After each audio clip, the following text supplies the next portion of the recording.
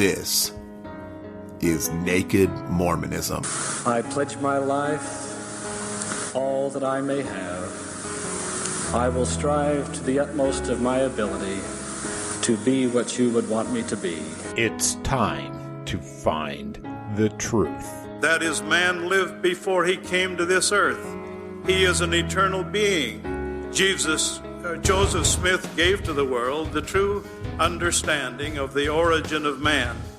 That man comes to earth with a divine and eternal purpose. Let's examine church doctrine. And through it, all who believe and obey the glorious gospel of God, all who are true and faithful and overcome the world, all who suffer for Christ and his word, All of it. all shall become as their Maker and sit with him on his throne and reign with him forever in everlasting glory. And see what it has to offer.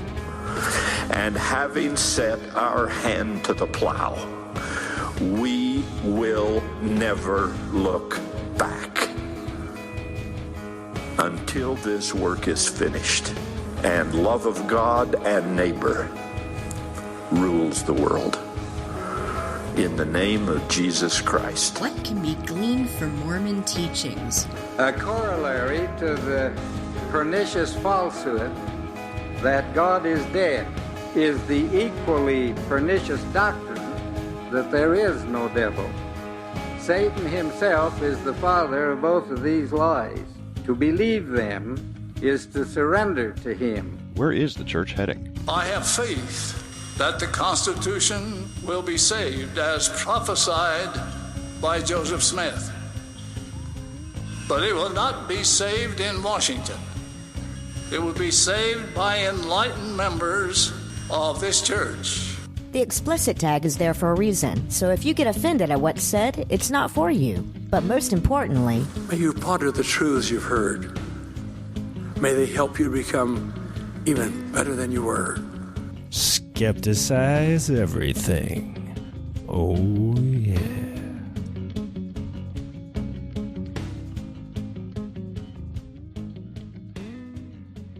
Welcome to this very special anniversary edition of the Naked Mormonism podcast. My name is Bryce Blankenagel, and thank you for joining me. Whatever is said on this podcast today, I want you to have an open mind about it. I spent many years of my life without ever opening my mind to some questions, but, it was because I was uncomfortable with being wrong. It's not that being wrong is bad, it's that societal constructs would have us believe that it's bad to be wrong. Well, after a lot of research, studying, and self-reflection, I've come to fall in love with being wrong. If I'm right about something, then that means I probably won't be able to learn anything new about it. But if I approach something with an open mind, hoping to be wrong, I'm given a great opportunity to learn something new and improve my life somehow. I tend to take the Matt Dillahunty perspective of wanting to believe as many true things and as few false things as possible, and I'm very happy in my day-to-day life by following this very simple tenet. That said, I welcome all criticism possible on today's episode. We're going to discuss the Book of Mormon, and I welcome any corrections or new avenues of research that I can walk down in order to learn more about this subject. Just to make my place of criticism and study clear, I'm not a scholar. I'm not a historian. I'm not an archaeologist. I'm just a practiced Googler and an armchair history enthusiast that works a 55-hour-per-week day job. But just because I haven't had the formal education that most have in any of these topics doesn't negate the accuracy of the work that I cite in this podcast, nor does it negate my arguments, especially if those arguments are based on legitimate peer-reviewed scholarship and research. That's what legitimate scholarly study is about.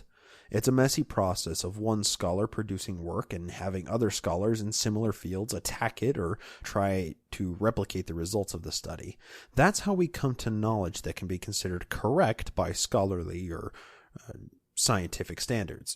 We don't cite one single person as the front runner of knowledge, like a prophet or something of, all things big and small. We appeal to experts in relevant fields. So that's what we're doing in today's episode. I will be presenting arguments that are made by a lot of different scholars, and I invite investigation and criticism on the points discussed. Strap in for a long haul, because we have a lot to cover today. When I was a senior in high school, I took a lot of classes that were probably above my level of brain power to be actually attending. I still attended those classes, though, and I feel like I graduated high school as a much more well-rounded individual for having learned at least some of the information in these classes.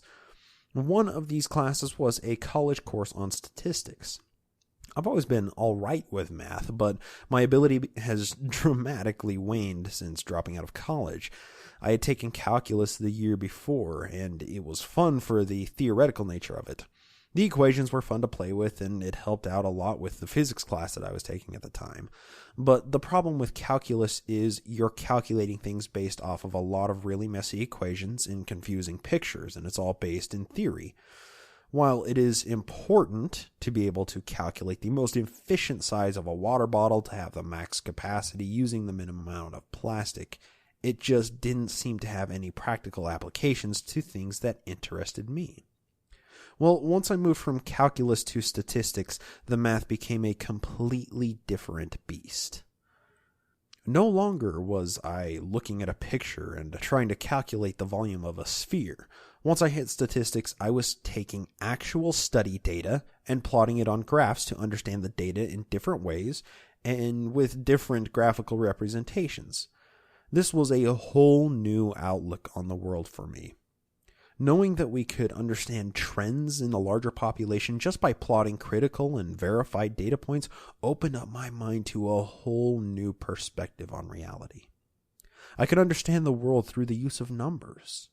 This has allowed me to enjoy hours on the Data is Beautiful subreddit, seeing different graphical representations of the reality that I inhabit and coming to grips with the real-life implications of being more intelligent or just having more knowledge based off of this data. The thing about it is, statistics are convincing. If somebody is making an argument to you and they introduce statistics that you don't have counter statistics to refute their argument with, they just pretty much won the argument. Statistics can be our best friend or our worst enemy. It all depends on if you like being wrong and changing your beliefs to conform with the statistics, or if you would rather stay mired in your old beliefs regardless of how right they actually are, or how much they align with reality. That leads us into today's episode, and we have a very special episode planned indeed. I want to start off by thanking all of the listeners for staying with me through a year of research, development, production, and listening. I have learned so much and have had some very memorable moments while producing this podcast for the last year. I know this isn't much of a milestone for anybody, but it feels significant to me. And I feel like having a small celebration, which will be presented in this special anniversary edition episode. Today, we aren't going to be taking on the historical timeline of Joseph Smith and the Mormon Church like we do in regular episodes. Rather, we will be focusing on one topic for the purpose of deconstructing it as logically as possible. The topic we'll be addressing on this episode is the Book of Mormon as a whole. Now, I know that a lot of people that listen to this show probably understand the history of the church up to this point and know the society that the Book of Mormon came out of. However, there are a lot of things in the Book of Mormon that I haven't directly addressed yet. In fact, I've been purposefully neglecting the entire topic of the Book of Mormon itself, only mentioning it in passing, for the purpose of compiling it all into one episode, which is what we're going to try and tackle today. There won't be any roundup, listener mail, or Patreon shoutouts on this episode. It's going to be just straight up analysis. We're going to try and focus on the facts as much as possible. This is going to be as objective as we possibly can make it, without any pro-Mormon or anti-Mormon slant. let's just talk about the Book of Mormon standalone and see how it holds up to a skeptical analysis. So let's just dive right in. For the sake of digestibility, this show will be broken up into 3 main portions or categories, and we'll examine the facts and discuss the pro and anti-Mormon arguments for each of the points. Now, I'm going to try and keep my own bias absent or disconnected from the analysis as much as possible, because we just want to talk about the facts of the Book of Mormon today. The 3 categories will break down as follows. First, the historical context the Book of Mormon came out of. Second, the authorship in general. And third, the content and claims that are in the pages of the Book of Mormon. We have a lot to talk about, and it's going to be confusing without laying some groundwork first. So let's begin with our first category of discussion tonight, the historical context. We won't be talking about the Book of Mormon itself for a minute here because we need to set the stage of the time frame and setting that it was produced in. When you consider the Book of Mormon and Joseph Smith, there's no way to fully understand them without understanding the burned over district in the state of New York, from whence the Book of Mormon came. This requires a little bit of a step back in time and some historical empathizing or walking in other people's shoes. The problem with any historical narrative is knowing where to pick up the story, because all history is so interconnected with itself. With the history of the church, you can start with publishing the Book of Mormon, but it would be remiss of us to ignore the first vision accounts. We can back it up further and say that the history of Mormonism starts with the birth of Joseph Smith on December 23rd, 1805, but that would be entirely negligent of the time frame and mindset that the Smith family was privy to in the burned-over district. If we go back further, we can talk about the Protestant religious revivals that were happening throughout the early American settlements, but that tells us nothing about how or why Protestantism exists or what drove people to start their own religions in the wake of the Catholic control over European nations. Like I said, it's really hard to decide where to pick up a historical narrative with everything so tightly intertwined and interdependent on each other. So, for the purposes of this episode, we're going to take a step back in time to the settling of America and how important religious liberty was to some very important individuals at the time. We can start off with talking about the puritanical expansion of Protestant Christians coming over the Atlantic Ocean seeking religious asylum. Most of the settlers in America, during the 17th century were European citizens that had been under the rule of governments that were deeply tied with Roman Catholicism. Most of these Protestant settlers hated the Catholic Church and called it an abomination with its authoritarian absolutist rule, especially with the Anglican Church that was established as the Church of England, which made it the church of the entire British Empire. Now, when we look at the United Kingdom today, it's vastly different than it was in the 17th and 18th centuries. Britain is comparatively a blip of land in comparison to what it used to be in terms of landmass, population, and controlled territories. We're talking about a time when most of Africa was under British rule, all of India, most of the European nations that we consider sovereign today, all of which were under the rule of the British monarchy. That's how people were able to get the ships and the funding necessary to brave the Atlantic Ocean and come settle the New World. The British Navy during these times was not to be trifled with. In fact, they had the absolute largest and most powerful navy in existence, bar none. They were one of the wealthiest empires, spanning thousands of miles and controlling most of the territory with naval superiority and advanced technology for the day.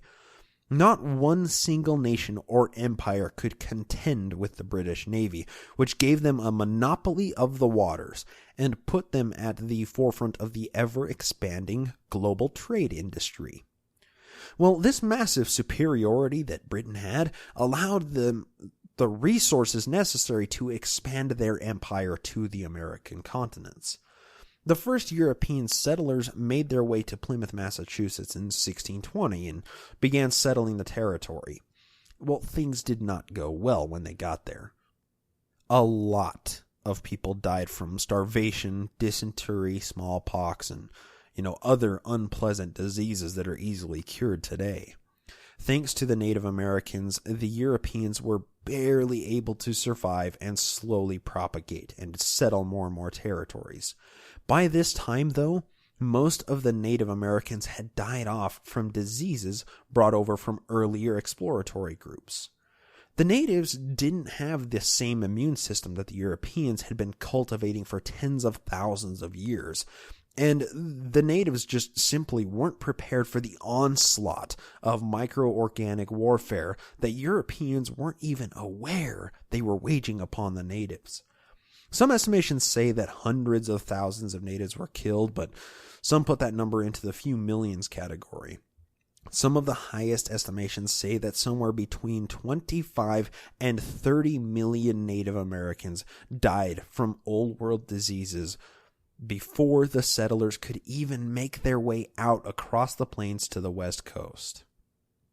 Wherever the number really lies doesn't really matter, because all that matters in our focus is the aftermath of these millions and millions of dead people.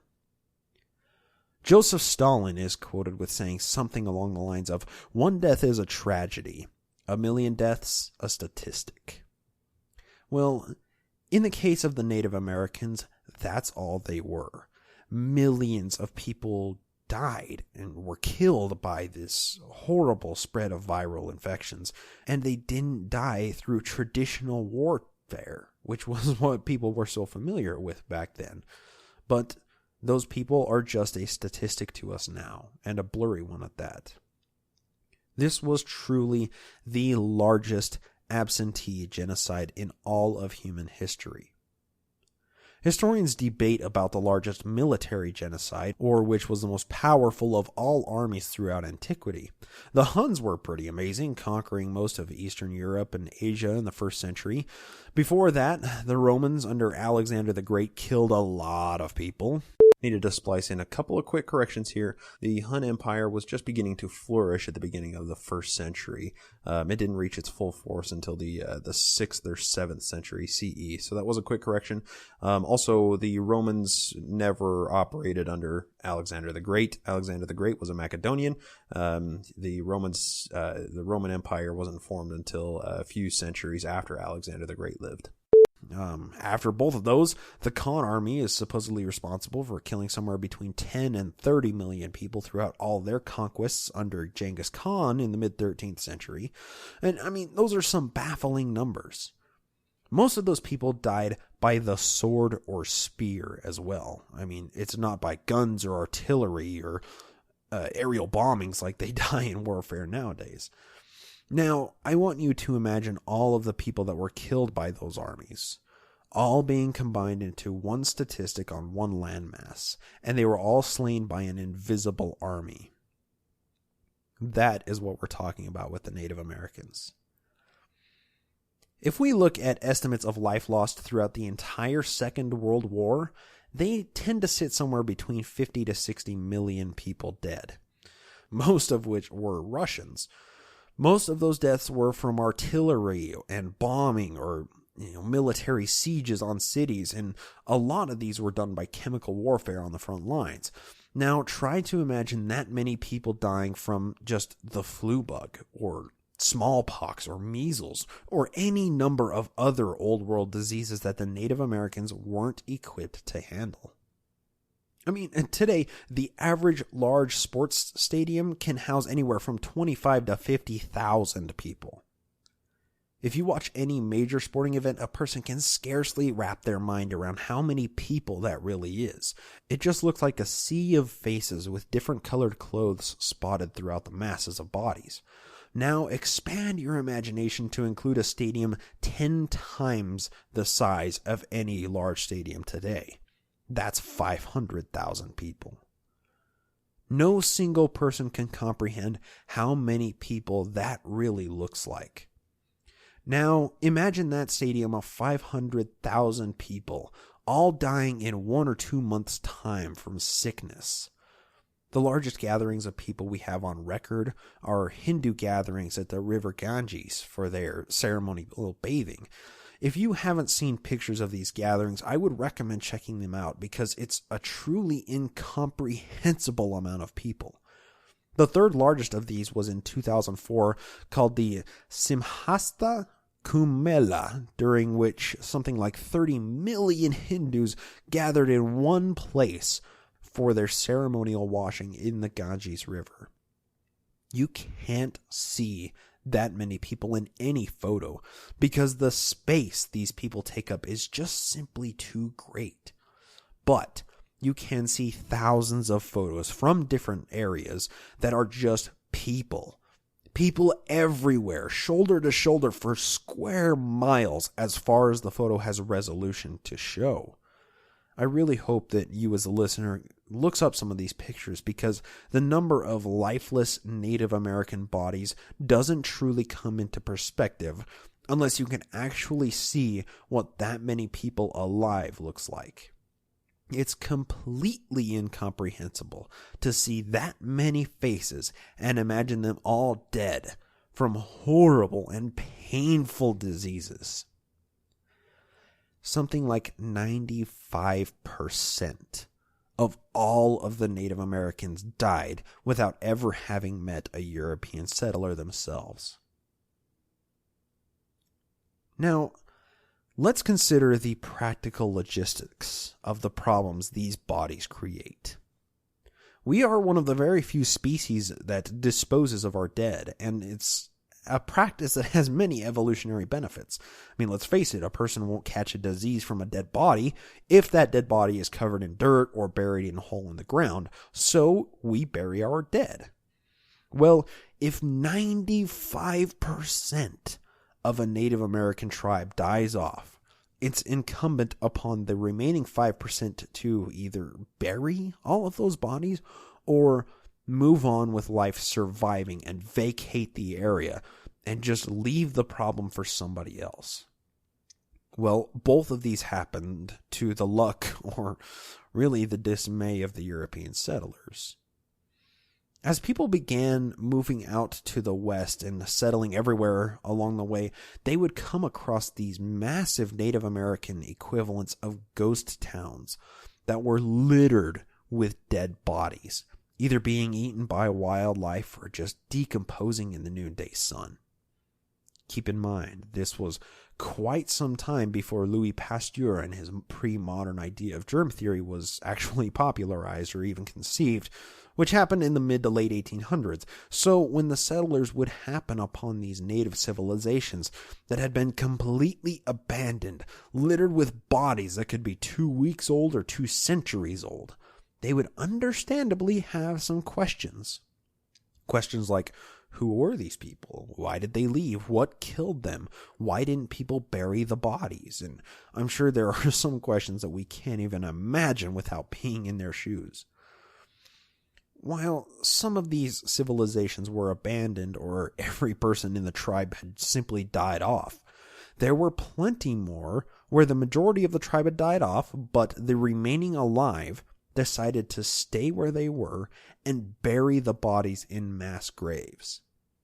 Now, throughout history, we've uncovered a lot of mass graves, in our time during recorded history anyway. Some of the more recent date back just a few years to Rwanda.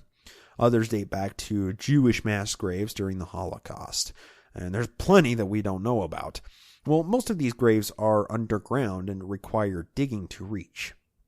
However, some are just thousands of human bodies piled on top of each other with a bunch of dirt thrown on top of them, making large mounds or hills filled with really cool stuff for archaeologists to find among all the dead bodies.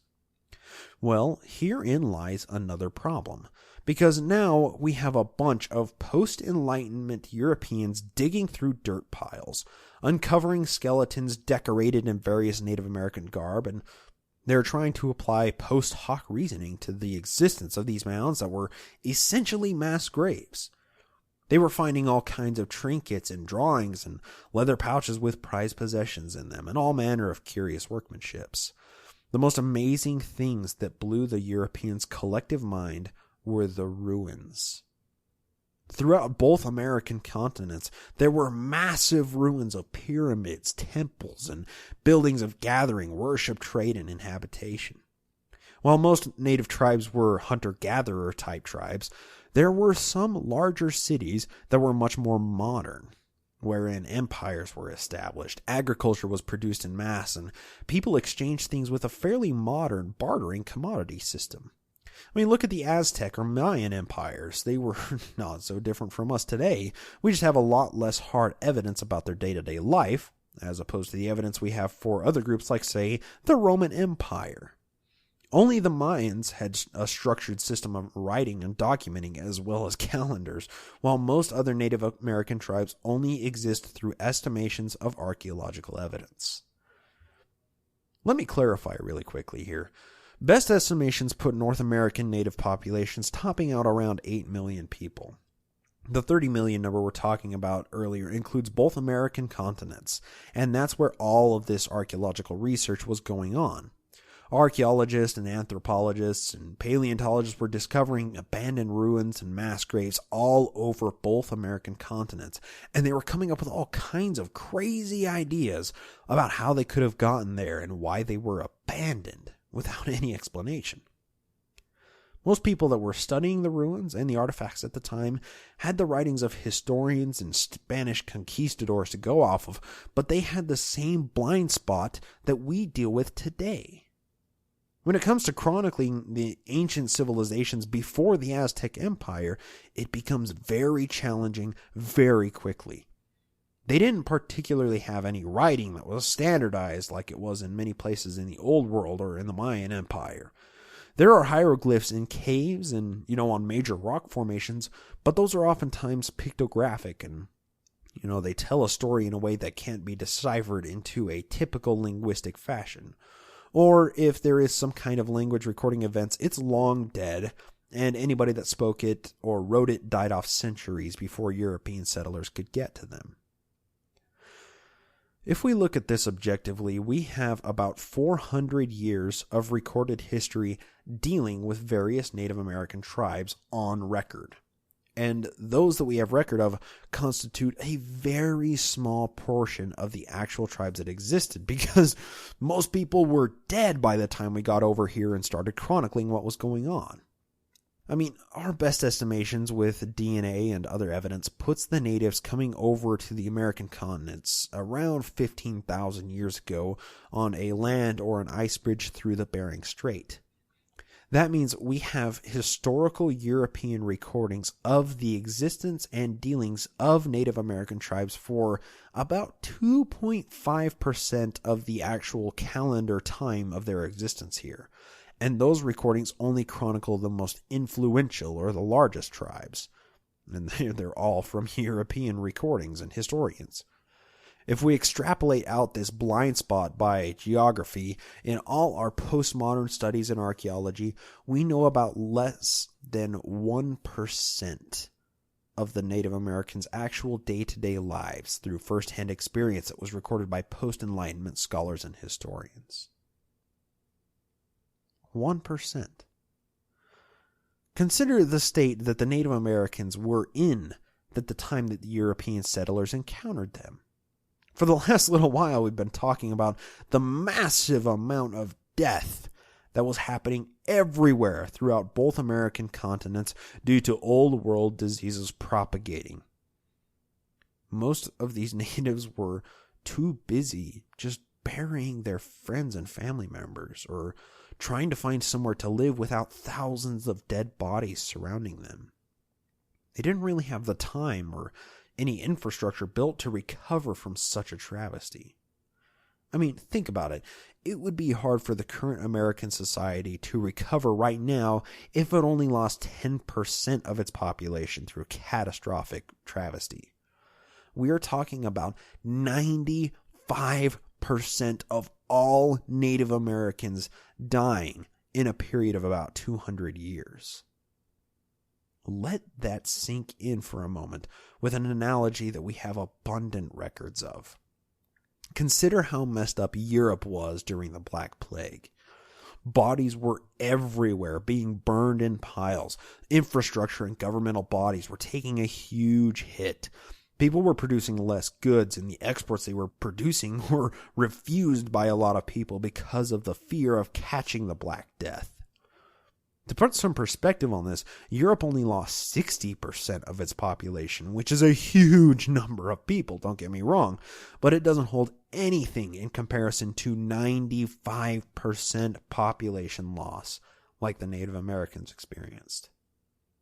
Imagine being an alien race and landing in Europe in 1355, a mere 2 years after the plague had wreaked most of its havoc. What would Europe look like? What would you think about it? I mean, would that really be a proper snapshot of what Europe was like before the plague? Or would everything be in a perpetual state of strife and unrest? I mean, piles of burned bodies would be everywhere. All buildings and infrastructure would just be in shambles. Education wouldn't be anywhere. It wouldn't be a priority for anybody. The entire place would be an utter mess.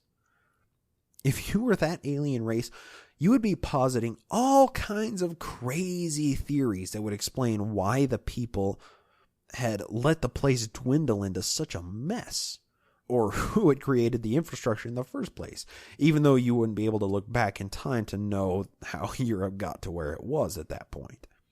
Well, when humans don't know something or can't look back in time somehow, they guess. And this hole in recorded American history that we're discussing, before European settlers got here, falls prey to that same human failing of estimations. Early American scientists and researchers were coming up with all kinds of crazy theories about how the natives got there, and who built the cities and the mounds, and what killed all of the people off. A lot of people sincerely believed that white people came over and ruled the natives and directed them to build everything that the European settlers were finding. They sincerely thought that the natives were far too savage and barbarous to actually be able to do all of this amazing work and build all these astounding buildings with exquisite architecture without the help of a single enlightened group of white people to direct them how to do it. Well, because that's all that they had been exposed to before, so they just inserted their own theories of what their reality should be and applied it to this new place that they were exploring. A compounding factor to these proposed theories is the belief structure that most of these new European settlers held. The people that settled the American continent were almost exclusively followers of Judeo-Christian religious sects, most being Protestant, escaping the Catholic regime that dominated Europe. Well, something that is pervasive in Judaism and Christianity is finding the lost tribes of Israel. A lot of Christian religions will spread to a new area and claim that the people there are descendants of the lost tribes of Israel. I mean, currently Mormonism is doing this with their proselyting campaigns to Asia and primarily Russian converts. But this phenomenon of applying existing knowledge to something new is a very old thing that humans have been doing for hundreds of thousands of years. So, with the settling of the American continents, we have a huge influx of Protestant Christians that were filling up boats and heading over to America to settle and expand their knowledge of the world as a whole. Well, American settlers eventually grew to dislike the British rule and revolted, resulting in the Revolutionary War. This was a monumental shift for the American population and their ideas on politics. They no longer wanted to be ruled by the British Empire, so they broke free as a sovereign nation, only to be forced to fight for their freedom again in a few decades' time. This leads us to the War of 1812, or what I like to refer to as World War .5. First, we have to back up and talk about Napoleon. Napoleon Bonaparte was a young Frenchman that grew up hating the British Empire, serving as a French legionnaire, and eventually coming to lead his own army at the age of 26. He quickly rose to leader of the French military with his unique and previously untried battle tactics. He was one of the most effective users of early artillery and gun firing lines. His tactics are still studied today just for the sheer ingenuity of them. This guy was a genius. Well, the British Army and Napoleon's French forces were engaged in heavy fighting all throughout the early 1800s. Napoleon rose to his point of ultimate power in 1807 and sort of went on a slow decline of bad decisions after that, much like Hitler did. Napoleon's invasion of Russia and push to Moscow ended in utter disaster for his troops that died of starvation and exposure to the elements. And the British forces on the other side of the French Empire were slowly beating down Napoleon's elite ground forces. Now enters the War of 1812, where Britain attempts to reacquire the American colonies to keep under their own control. While Britain was focusing on Napoleon and his shenanigans, they also decided to wage a war on American soil with the help of the Canadian British settlers attacking from the north. So, Britain was sending ships packed with ground forces over to anywhere they could land on American soil and waging invasionary wars on large cities of the early colonies. But Britain couldn't spend too many resources on the War of 1812 to retake the American colonies. So, they teamed up with the Native Americans to wage war on the colonies' western borders, all while invading other American ports and setting up a blockade, preventing any non-British ships from coming or going to or from America.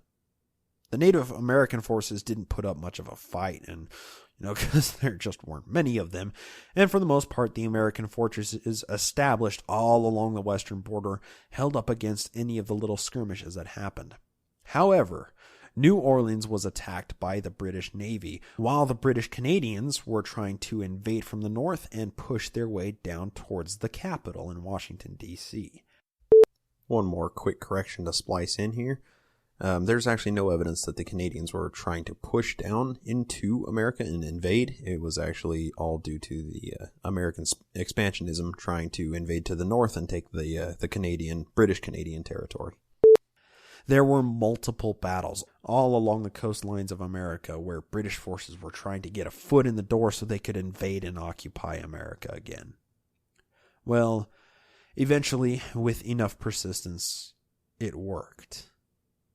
A lot of people don't know this, but in August of 1814, British forces were able to push all the way to Washington, D.C., take over the government buildings there, force everybody to flee and seek asylum in New York, and then they burned the city to the ground. The Capitol building, the White House, the post office, and any government building that the British forces could get a hold of burned. It was only after a successful repulsion of British and Canadian forces in the heavily fortified New York City that the scales began to tip back in American settlers' favor. General Andrew Jackson was the commanding officer for this battle in New York, and his success here became a selling point for his presidential election as the nation's 7th president. One more correction I needed to splice in real quick. The battle that Andrew Jackson is most well known for was actually the Battle of New Orleans, not New York. He had nothing to do with New York. And this Battle of New Orleans that Andrew Jackson commanded in and showed an exemplary effort in actually happened after the treaty was signed between the United States and the United Kingdom. So I just had to splice that correction in real quick. In the intervening years between the Revolutionary War and the War of 1812, never had any enemy forces gained a foothold on American soil. I mean, there had been skirmishes with British forces, but those were mostly on the water and just kind of served as warning shots leading up to the tipping point that was the War of 1812. Never after this war was over has there ever been an invading army with boots on the ground in America. This war was the most horrible thing that any person could experience as an early American citizen. And it was a common topic of discussion. The actual invasion and toppling of all government buildings in Washington, D.C. in 1814 must have shook every American to their very core. If they had ever felt secure with the American militia behind them, that false sense of security instantly evaporated as soon as British troops set foot in the front door of the White House. Think of how we would react if that happened now. Not with British forces, of course, because they're currently our allies, but with anybody that is less than an ally right now, like China or Russia or ISIS. If those invading forces were able to take over Washington, D.C., the average fat white American nowadays would completely lose their mind. Now, just keep these emotions and horrible thoughts in the back of your mind for now, and we'll come back to the War of 1812 later. Let's briefly introduce the Smith family into the scene here, because obviously it's pretty relevant to the historical context portion of the show. Joseph Smith was born in Sharon, Vermont in 1805, the fourth of 9 children that would eventually be born into the Smith family. Around 1810, Joseph Smith Sr., which was Joseph Smith Jr.'s father, had a little bit of money set aside and ended up falling prey to a snake oil salesman. This man proposed a business deal to Joseph Sr. involving ginseng that would apparently make him a lot of money. Well, the business deal unfortunately went awry, and Joseph Sr. lost all the family's savings. From then on, the family would be completely destitute, and Joseph Sr. would spend his days on a perpetual alcoholic binge, searching for buried treasure, and consequently, he would become Joseph Jr.'s role model. The family spent the rest of their remaining days doing quick jobs for not a lot of money, moving from town to town, barely scraping by a meager existence. Eventually, they settled in the Palmyra, Manchester area of New York, and this is where our story really gets into swing. Put a pin in the Smith family right now, because we'll be coming back to them soon. Think about what we talked about earlier when we opened up the episode. The new settlers to America were searching for all kinds of ways to try and explain where all these Native American ruins came from and all of these hills and mounds that had thousands of dead bodies in them. Well, when we study the books that were popular and circulating around, we can start to infer what some of the daily conversations were about. Well, when Christians came over and settled both American continents, a lot of them thought that these Native American people must be the lost tribes of Israel. This is made abundantly apparent by the books that were coming out of the colonies in reaction to the evidence that they were uncovering across the entire New World. These are some books that talk about theories of where the Native Americans came from, along with their date and place of publishing. We have James Adair, The History of the American Indians, published in London 1775. Each of these books that I list have a brief synopsis with them, and I'm going to read those as well, just to see if there's any underlying themes here. Adair's evidence for the Indian-Israelite theory consists of 23 parallels between Indian and Jewish customs. For example, he claims the Indians spoke a corrupt form of Hebrew, honored the Jewish Sabbath, performed circumcision, and offered animal sacrifice. Next, we have Elias Boudinot, A Star in the West, or a humble attempt to discover the long-lost 10 tribes of Israel, published in Trenton in 1816. He relies heavily on evidences compiled by James Adair. He also mentions the Indians' lost Book of God. Then we have David Cusick, Sketches of the Ancient History of the Six Nations, published in Lewiston, New York, 1827. He records Indian fables, which he believes support the mound builder myth. One fable, for example, speaks of the descendants of 2 brothers continually at war with the other until one group is finally destroyed in North America. Next we have Manasseh ben Israel, The Hope of Israel, published in London in 1652 and a republishing in 1792. This includes a story of a remnant of the 10 tribes of Israel being discovered in Peru. Next we have Josiah Priest, The Wonders of Nature and Providence Displayed, published in Albany 1825 and 1826 with a second edition. This is a compilation of many previously published works. It includes an extract from Francisco Claveyero's History of Mexico, recounting the ancient Mexican traditions of idolatry and human sacrifice, and a portion from Ethan Smith's View of the Hebrews, detailing evidence that Indians were of Hebrew origin. Next, we have Ethan Smith with View of the Hebrews, or the 10 Tribes of Israel in America, published in Pulteney, Vermont in 1823, with a second edition in 1825. Ethan Smith is by far the most important and interesting work dealing with the origin of the American Indians and the mound builders. He suggests that the first settlers of the New World were the lost 10 tribes of Israel, includes extracts from von Humboldt's description of Mexican antiquities, Atwater's description of the mounds, and evidence from Adair and Boudinot to connect Indians with the lost 10 tribes. He also mentions the Indian legend of the lost Book of God, which would one day be returned. Next, we have Thomas Thorogood, Jews in America, or Probabilities that the Americans are of that race, published in London in 1652. He mentions the notion that the gospel was anciently preached in America, emphasized the millennialistic nature of his Indian Israelite identification, and the importance of the Indians' conversion to Christianity. Next, we have John and Joseph Moulton Yates, with History of the State of New York, published in 1824. In it, they describe mounds and fortifications in their state and neighboring states, as well as the ruins of their ancient city near Palenque. According to them, these mounds, part of a great chain running down through Mexico and into South America, were built by a separate race of white-skinned people who were destroyed by the Indians. They mention the discovery of hieroglyphic writing and mammoth bones, and include reports that Indians in certain locales possessed the signs and tokens of Freemasonry.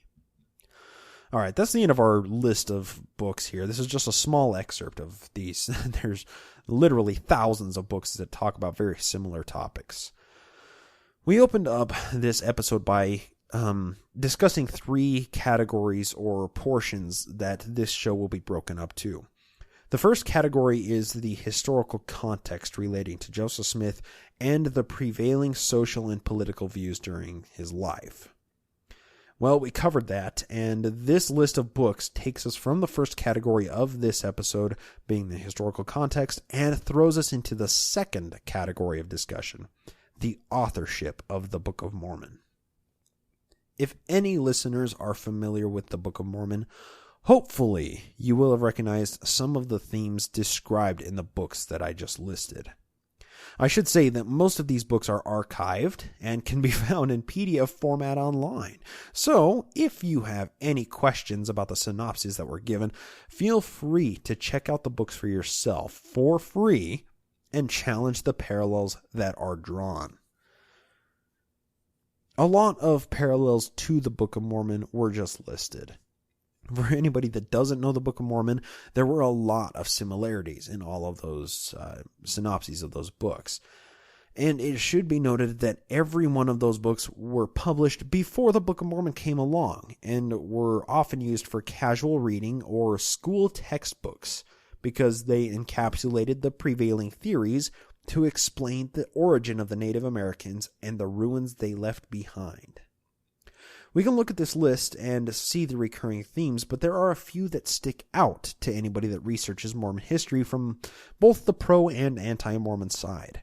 One that sticks out the most in this list of books is The View of the Hebrews, or The Tribes of Israel in America, written by Ethan Smith, published in Pulteney, Vermont, 1823. I'm going to read an excerpt from UTLM.org on an article that deconstructs the Book of Mormon quite well. This passage is in reference to Ethan Smith's book, and there will be a link to the entire article from UTLM in the show notes. I highly recommend looking at the entire thing because there's a lot of interesting information there. This is quoting from the article. LDS General Authority B.H. Roberts wrote extensively about the parallels between View of the Hebrews and the Book of Mormon. Reverend Robert Hullinger gave the following summary of B.H. Roberts' parallels. Now this is quoting Robert Hullinger. According to Robert's later studies, some features of View of the Hebrews are paralleled in the Book of Mormon. 1. Indians buried a book they could no longer read. 2. A Mr. Merrick found some dark yellow parchment leaves in Indian Hill. Those are a comparison to possibly the golden plates that Joseph found. Number 3, Native Americans had inspired prophets and charismatic gifts, as well as 4, their own kind of Urim and Thummim and breastplate. 5, Ethan Smith produced evidence to show that ancient Mexican citizens were no strangers to Egyptian hieroglyphics. 6, an overthrown civilization in America is to be seen from its ruined monuments and forts and mounds. 7, Chapter 1 of View of the Hebrews is a 32-page account of the historical destruction of Jerusalem. Number 8, there are many references to Israel scattering and being gathered in the last days. Number 9, Isaiah is quoted for 27 chapters to demonstrate the restoration of Israel. Number 10, the United States is asked to evangelize the Native Americans. Number 11, Ethan Smith cited Humboldt's New Spain to show the characteristics of Central American civilizations. The same are in the Book of Mormon. Number 12, the legends of Quetzalcoatl, the Mexican Messiah, are paralleled in the Book of Mormon by Christ's appearing in the Western Hemisphere. That's all of the parallels that it lists there. It goes on. Roberts came to recognize that, at least in the case of Ethan Smith's book, such works were widely available to Joseph Smith. The article finishes with, for more information, the similarities between the Book of Mormon and View of the Hebrews, see Joseph Smith and the Origins of the Book of Mormon by David Pursuit. End quote. If you happen to question that historian that conducted the study, I would just encourage you to look up B.H. Roberts. He was a believing member of the church, one of the quorum of the 12 apostles, and quite revered as a historian. This is an excerpt taken from Wikipedia about B.H. Roberts' scholarship related to the Book of Mormon and the View of the Hebrews. Quote, although Roberts continued to testify to the truth of the Book of Mormon, a foundational work of Mormonism, he also wrote 3 studies, unpublished until 1985, that wrestled with Book of Mormon problems. The first, titled Book of Mormon Difficulties, a Study, was a 141-page manuscript written in response to a series of questions by an inquirer referred to Roberts by Church President Heber J. Grant. When Roberts confessed that he had no answer for some of the difficulties, and the general authorities chose to ignore them, Roberts produced a Book of Mormon Study, which was a treatise of more than 400 pages. In this work, he compared the Book of Mormon to the earlier published View of the Hebrews written by Ethan Smith, and found significant similarities between them. Finally, Roberts wrote a parallel, which was a condensed version of his larger study, which demonstrated 18 points of similarity between the two books, and in which he reflected that the imaginative Joseph Smith might have written the Book of Mormon without divine assistance. End quote. Now, that was just from the Wikipedia article with citations. I would encourage anybody that is doubting Roberts, for any reason, for his scholarship, for his stance on the Book of Mormon, for his office that he held in the church, I would just encourage that you look up any of those 3 works that were listed in order to criticize his scholarship on its basis alone. He was one of the most renowned believing Mormon scholars out there, and what he writes about definitely needs to be wrestled with by any other believing Mormon. So let's talk about this View of the Hebrews and Ethan Smith. First thing to point out is the time and location of the publication of this book. It was published in Pulteney, Vermont in 1823. In order to understand this fully, we need to bring up our buddy Oliver Cowdery. Cowdery was living in Pulteney at the time the book was published. This was 6 years before him and Joseph would reportedly meet up to translate the Book of Mormon in April of 1829. While location doesn't necessarily imply correlation, there are some factors worth considering, like the fact that Ethan Smith was the pastor over Cowdery's church when he published the View of the Hebrews. It's hard to believe that Cowdery just didn't know about the View of the Hebrews while he was attending Ethan Smith's congregation. This leads a lot of people to believe that the View of the Hebrews was a source text for the Book of Mormon. Another connection that was only briefly touched on in the similarities was the extensive quoting from Isaiah in both books. that's present in Ethan Smith's book and the Book of Mormon in multiple places. Now, while these are fairly strong connections, the theory has one point where it fails.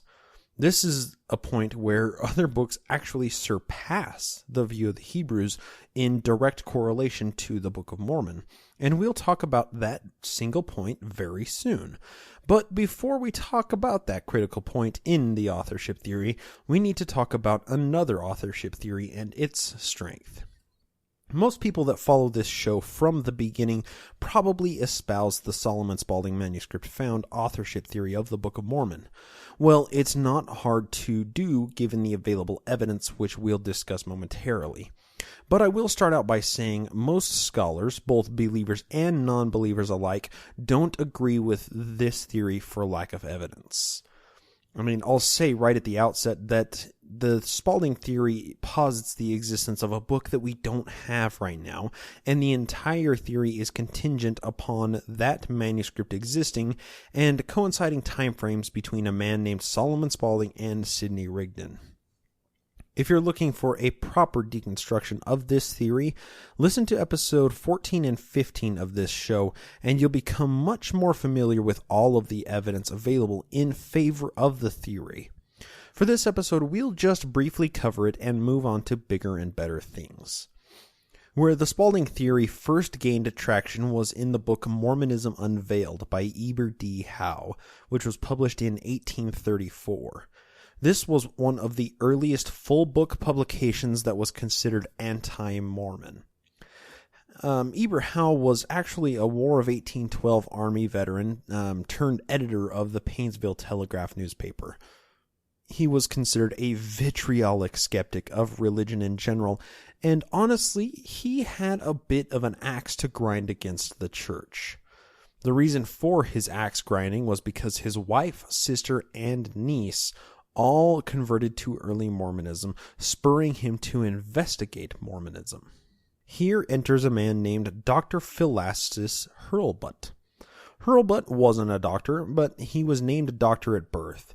It's not really like the title of doctor back then held much merit anyway, so Hurlbut converted to Mormonism in 1833 and was recruited as a missionary to proselyte in a town named Conneaut, Ohio.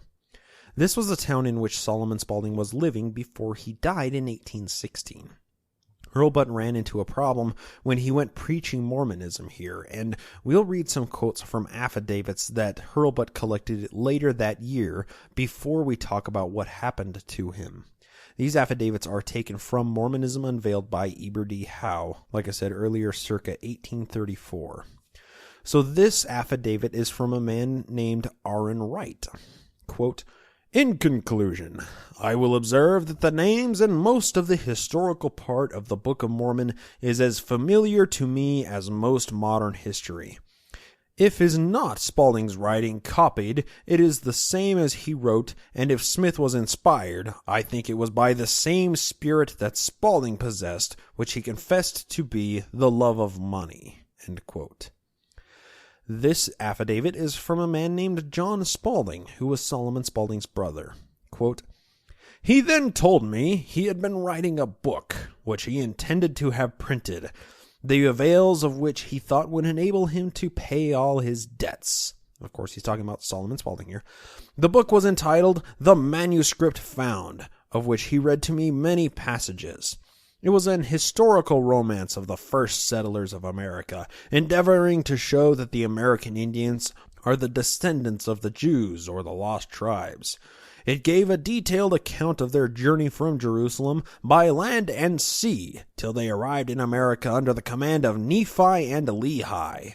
They afterwards had quarrels and contentions and separated into two distinct nations, one of which he denominated Nephites and the other Lamanites. Cruel and bloody wars ensued, in which great multitudes were slain. They buried their dead in large heaps, which caused the mounds so commonly in this country." End quote. Now, this is a quote from a man named Henry Lake, who was actually a close acquaintance of Spaulding, or you might call him a friend. Quote, "This book," meaning Manuscript Found, represented the American Indians as the descendants of the lost tribes, gave an account of their leaving Jerusalem, their contentions and wars, which were many and great. One time, when he was reading to me the tragic account of Laban, I pointed out to him what I considered an inconsistency, which he promised to correct. But by referring to the Book of Mormon, I find to my surprise that it stands there just as he read it to me then.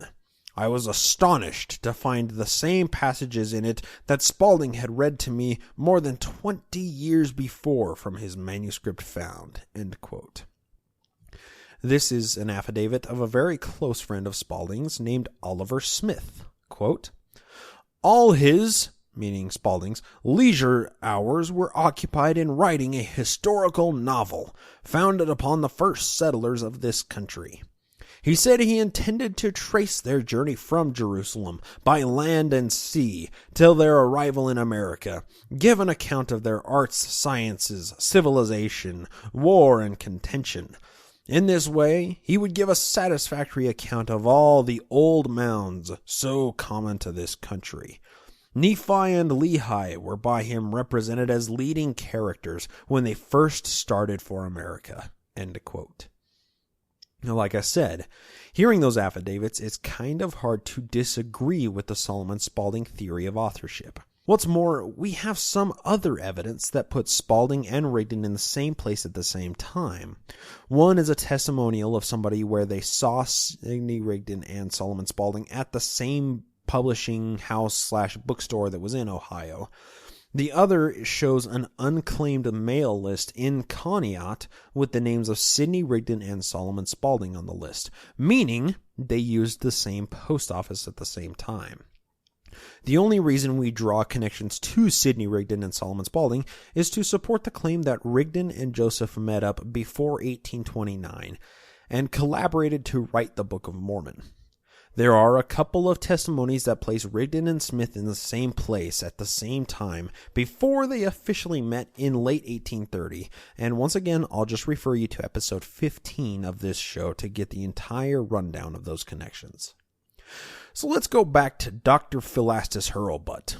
He was called as a missionary to Conneaut, where he preached the Book of Mormon, and repeatedly ran into people that would tell him they were familiar with what he was preaching. So, Hurlbut went back to Kirtland to confront Joseph with these problems and ask for an explanation as to why they were saying these damning things about the Book of Mormon. Joseph responded by excommunicating Hurlbut. And after that, Hurlbut took that as enough of a reason to investigate the problems further.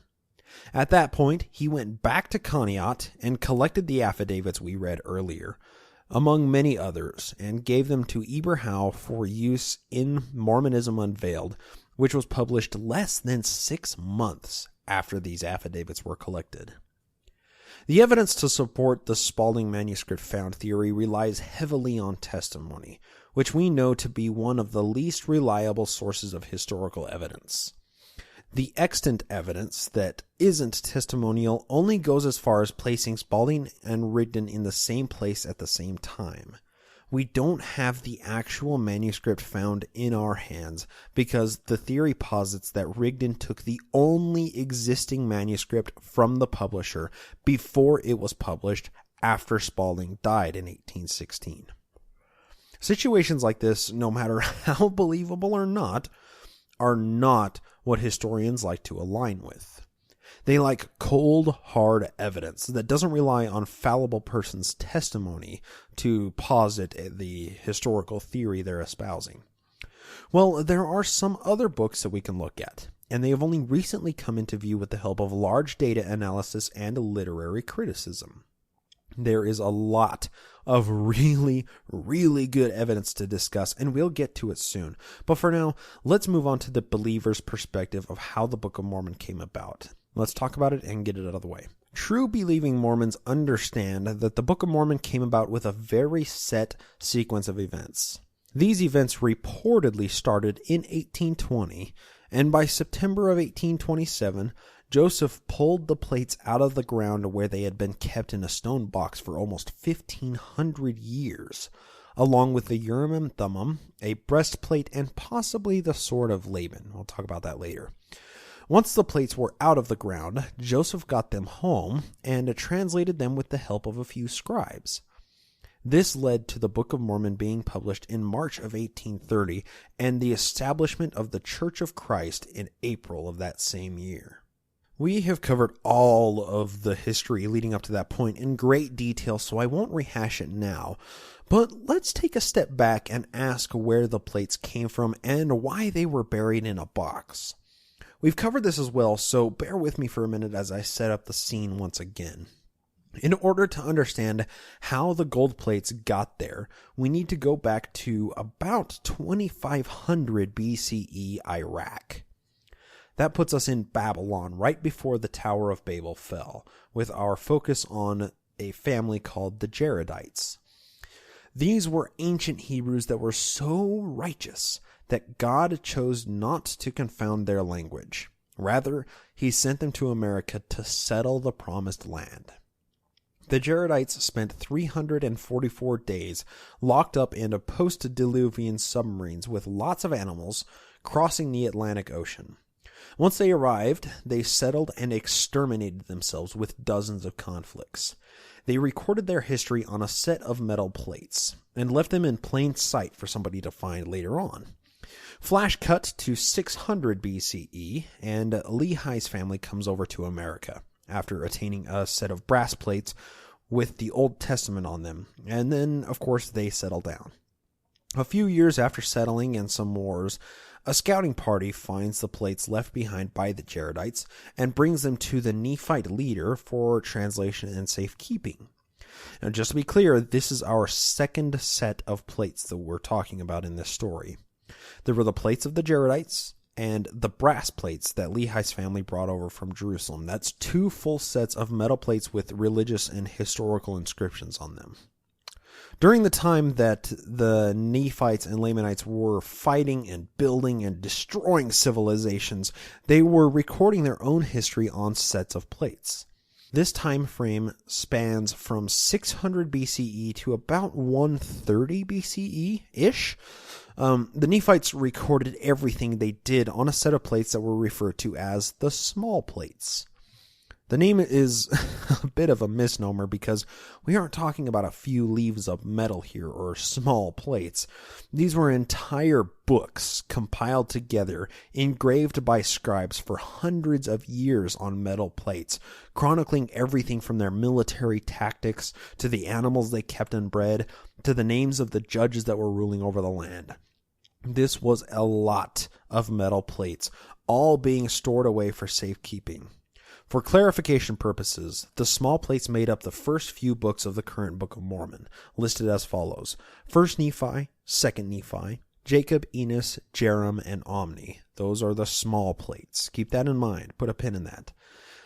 After this, in the Book of Mormon story, a man comes along named Mormon around 385 CE, and he is tasked with gathering all of the plates listed up to this point and abridging them into a single volume onto gold plates.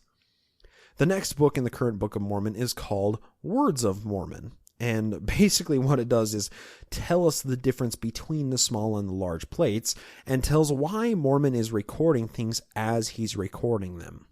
This is the transition period between the small and large plates in the abridging process for the historian Mormon. Then, the Book of Mormon moves into the abridgment of the large plates. So we have the small plates that were those 6 books we listed earlier, and then we have the large plates, which make up the books Mosiah, Alma, Helaman, 3rd and 4th Nephi.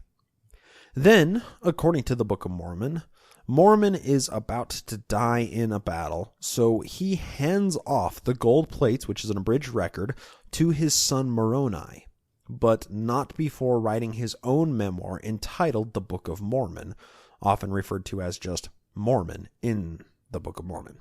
Now, this isn't the entire Book of Mormon that we're talking about. It's just a little 18-page book inside the Book of Mormon called Mormon. So Mormon writes this memoir and hands the entire work he's doing with the gold plates off to his son Moroni. At this point, Moroni takes the plates of the Jaredites from 2500 BC, that were almost 2900 years old by this point, and translates them into the second to last book in the Book of Mormon, called the Book of Ether. Then Moroni adds his own book, along with a promise about faith, to finish up the last 12 pages of the Book of Mormon. And then the entire tome of history, known as the Gold Plates, is done. Moroni takes the completed work to the Hill Cumorah, where some 2 million people have just died in a massive battle in current-day Manchester, New York, and he buries the golden plates in a stone box for Joseph to find a little over 1400 years later. This is where Joseph was led to dig the plates out of the ground, so he could begin the work that God had set out for him to perform in restoring the original gospel. Keep the idea of all of these plates in mind for when we move on to the third portion of the show, talking about the claims in the book. Remember, there were 5 sets. We had the golden plates, which Joseph Smith pulled out of the ground and supposedly translated the Book of Mormon from, and they were an abridgment of the large plates, the small plates, the brass plates, and then the plates left by the Jaredites 2,900 years before Moroni supposedly lived. So that's 5 full sets of metal plates with religious and historical inscriptions on them. Just keep that in mind for a while. For now, let's talk about the authorship from Joseph's perspective. In 1828, Martin Harris began scribing for Joseph, and after 3 months of hard work and 116 pages of completed first draft manuscript, Martin takes the manuscript home with him to show it to his wife and, possibly some of his friends or business partners. Martin reportedly loses the manuscript at this point, and the gift of translation is taken away from Joseph until Oliver Cowdery would come along in the spring of 1829. Once Cowdery arrives on scene, Martin Harris is cut out of the authorship process altogether, and everything kicks into high gear. In the time from May to August in 1829, Joseph and Oliver translate the entire text of the Book of Mormon and send it to the printer for publishing. Before talking about the printer's manuscript, we need to discuss the order that the books in the Book of Mormon were written in once Oliver and Joseph teamed up. They didn't just start at the beginning with the first book of Nephi and go straight through to the Book of Moroni and call it a day. What actually happened was the young men started out by writing Mosiah, or the first book in the large plates, and that was the first set of books written. Then they moved on and included the Book of Ether and the final Book of Moroni. Now the Book of Mormon was more than halfway completed, so Oliver and Joseph went back and authored from the beginning, which constitutes the small plates, starting with 1 Nephi and ending with the Book of Omni. At this point, the Book of Mormon was essentially done, but they still needed the transition book called the Words of Mormon in order to smooth the transition from the small plates to the large plates. After all this crazy authorship timeline, the Book of Mormon was done and sent off to the printer for publishing. Now, one may ask why the book was written in such an odd order. Well, from the believing Mormon side, this really isn't discussed much. Most believing members understand the translation process as being much more straightforward than that. Most believers understand that Martin Harris and Joseph translated and lost the 116 pages.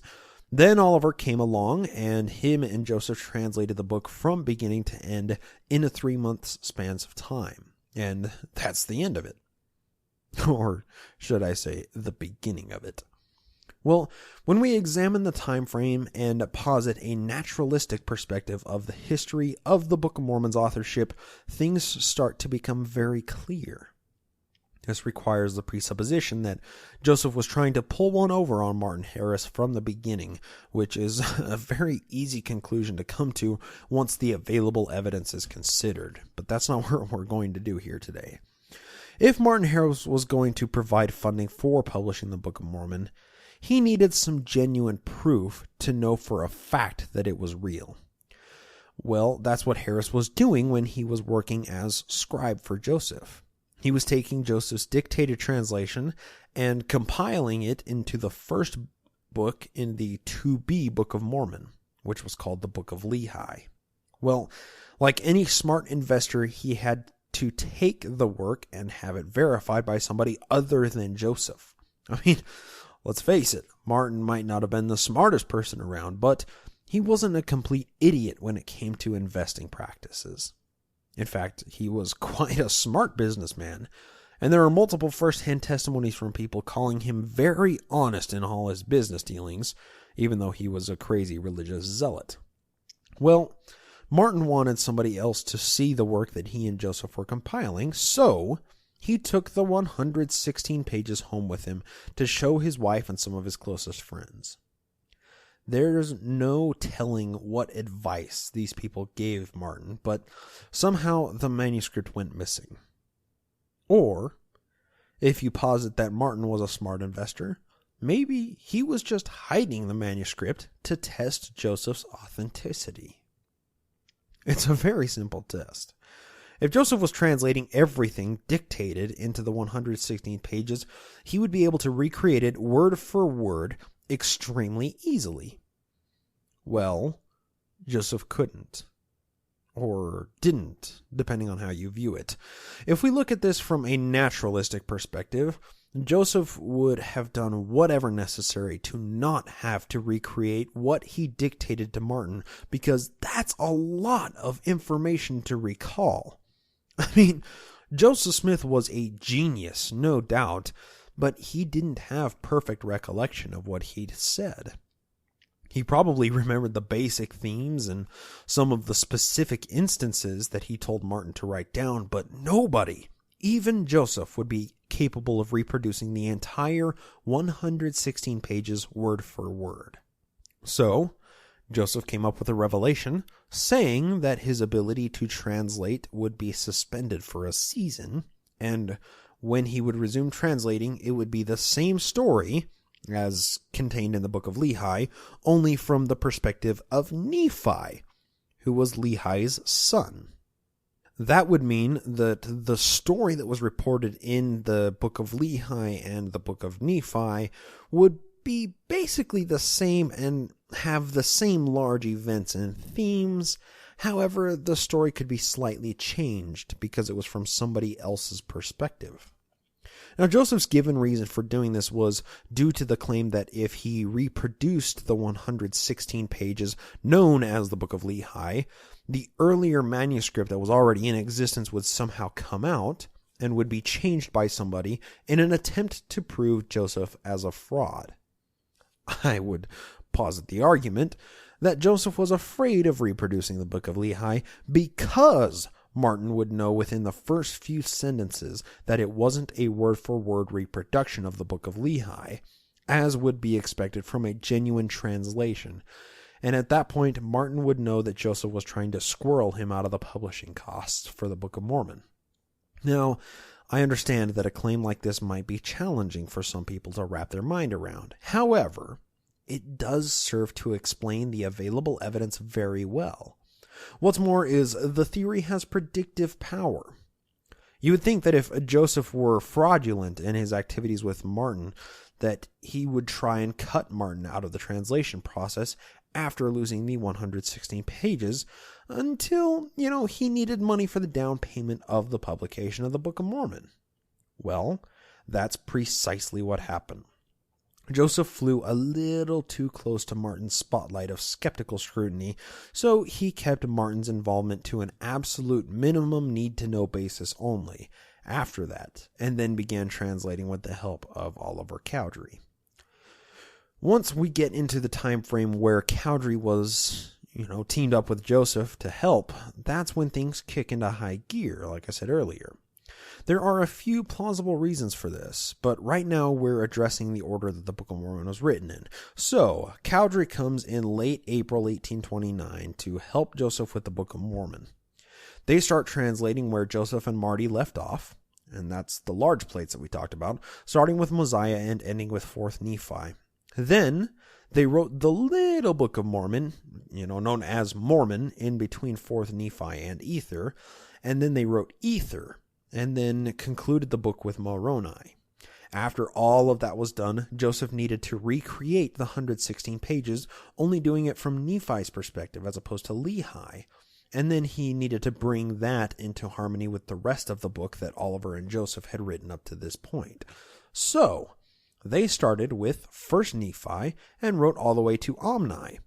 Later on, we'll talk about the autobiographical themes that are present in these books that aren't present so much in the other books. But let's finish talking about the small plates, 1st Nephi through Omni. Like I said earlier, these books were composed to reflect the same basic story as was recorded in the Book of Lehi that Joseph and Martin composed, only it was from a different perspective, the Book of Nephi, Lehi's son. As far as we can tell, they fall in line fairly well with what was written in the Book of Lehi, but we don't know for sure. We have it on good authority that Lucy Harris, Martin's wife, burned the Book of Lehi, meaning the only extant copy is nothing but scattered ashes today. But the first books that Oliver and Joseph produced did fall in line enough with how Martin understood the Book of Lehi because, well, obviously, Martin ended up funding the Book of Mormon. If the books were way too different to be harmonized, Martin probably would have called it quits with funding the Book of Mormon, and we wouldn't be talking about this right now. Well, after Joseph and Oliver authored the small plates worth of book up to Omni, they needed a bridging book that would bring the small plates and the large plates, or the two halves of the book, into harmony with each other. Here enters the Words of Mormon.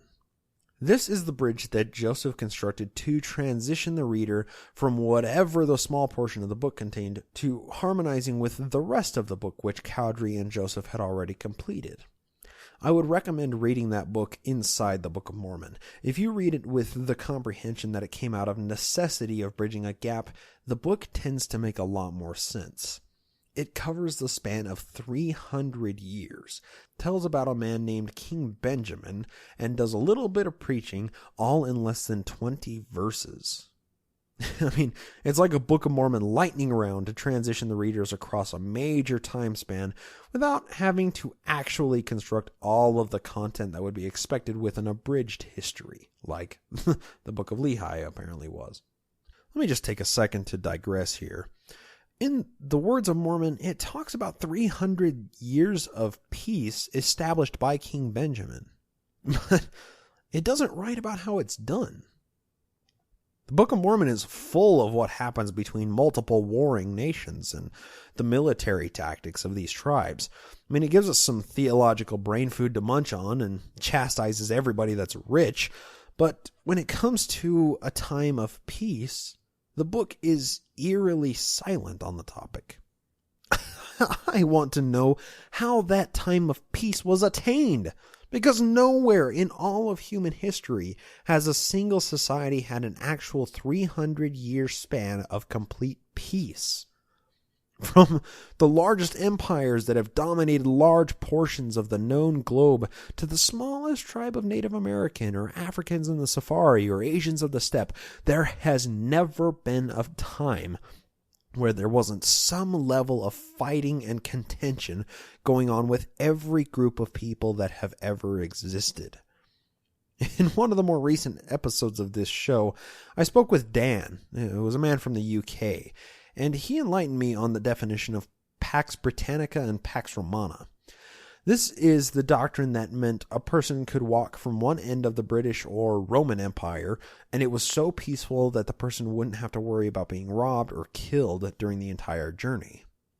Well, this level of security was only attained through decades or centuries of military conquest, and only existed in the heart of the empire.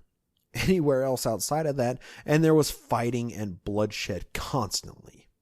What's more, these Pax doctrines never lasted more than a century or two maximum, never for the space of 300 years, without being preceded and ended by military empire establishment.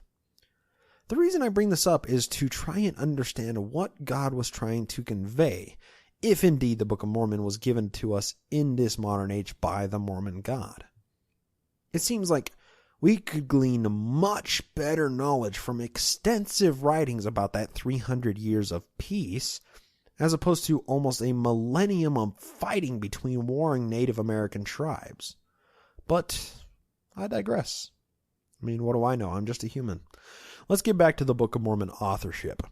Earlier, I mentioned that the first half of the Book of Mormon is filled with the most autobiographical themes. And we'll get to that in a minute, but for now, let's talk about Oliver Cowdery and why the authorship of the Book of Mormon rocketed to Godspeed once he and Joseph teamed up. In order to understand the connection with Oliver and Joseph here, we need to understand Cowdery's profession before becoming the first apostle to Joseph in the early church. Oliver was a school teacher. For a short time, he even taught Joseph Smith Sr. in what category of study we don't really know. This is how Oliver came to know about Joseph's little project. I mean, reportedly, that is. Well, the practices of teachers back then is a little bit different than it is now. Some professional teachers wouldn't go to a schoolhouse and teach a group of children like we picture it nowadays. Sometimes they would go live with a family and teach all of the kids, or even sometimes teach the father or mother of the household how to read or do basic arithmetic. This required those teachers to take their school supplies with them wherever they went. Cowdery was one of these teachers that probably had a fair amount of materials with him, school books, paper, quill, you name it, anything. While textbooks nowadays are somewhat standardized across multiple school districts, across multiple states, those regulations didn't exist back in the 1800s. Basically, if a roaming teacher like Cowdery happened upon a book that was full of a lot of good information, then he would just carry it with him and teach people from that book. That being said, there were some books that were more popular than others.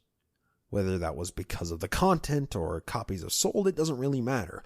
We just know this by a few simple criteria. If a lot of copies of one book are sold, then more than likely a lot of copies of it still exist today, of course, proportionally to its relative age. Beyond that, if a book does really, really well, it will often go through multiple editions of print, and there will be a lot of copies of multiple editions that still exist. Depending on how old the book is, of course. One of the books that fills these criteria is The View of the Hebrews by Ethan Smith. We addressed this book earlier and listed off some parallels, but we still need to cement the connection between that book and Joseph Smith's Book of Mormon. How did that book get into Joseph Smith's hands?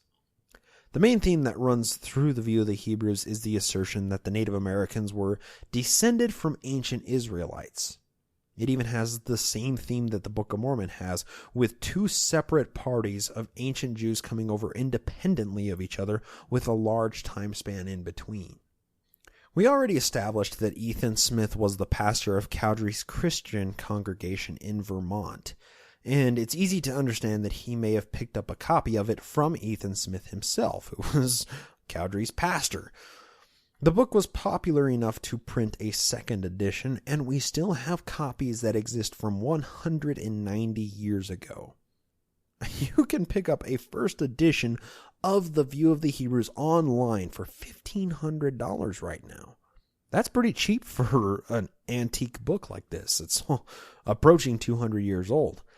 This was a widely read book in the burned over district.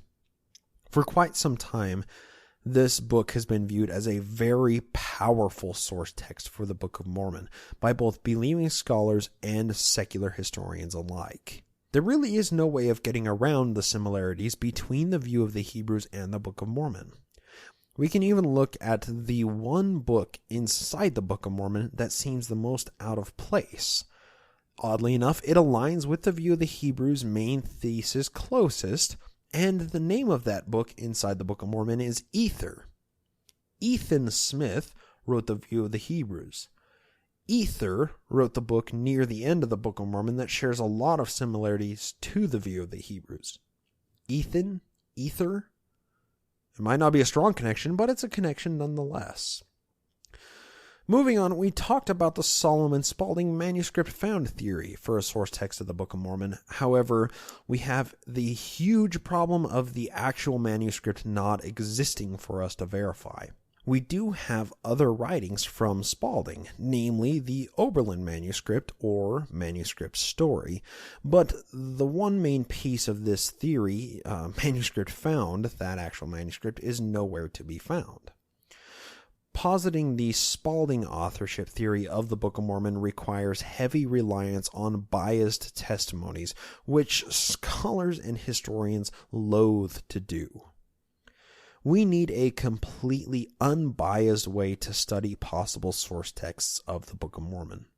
We don't want something that draws connections between similar ideas. We don't want to rely on biased testimony. We want something testable, with the ability to replicate the study, with predictive power and the ability to replicate the study.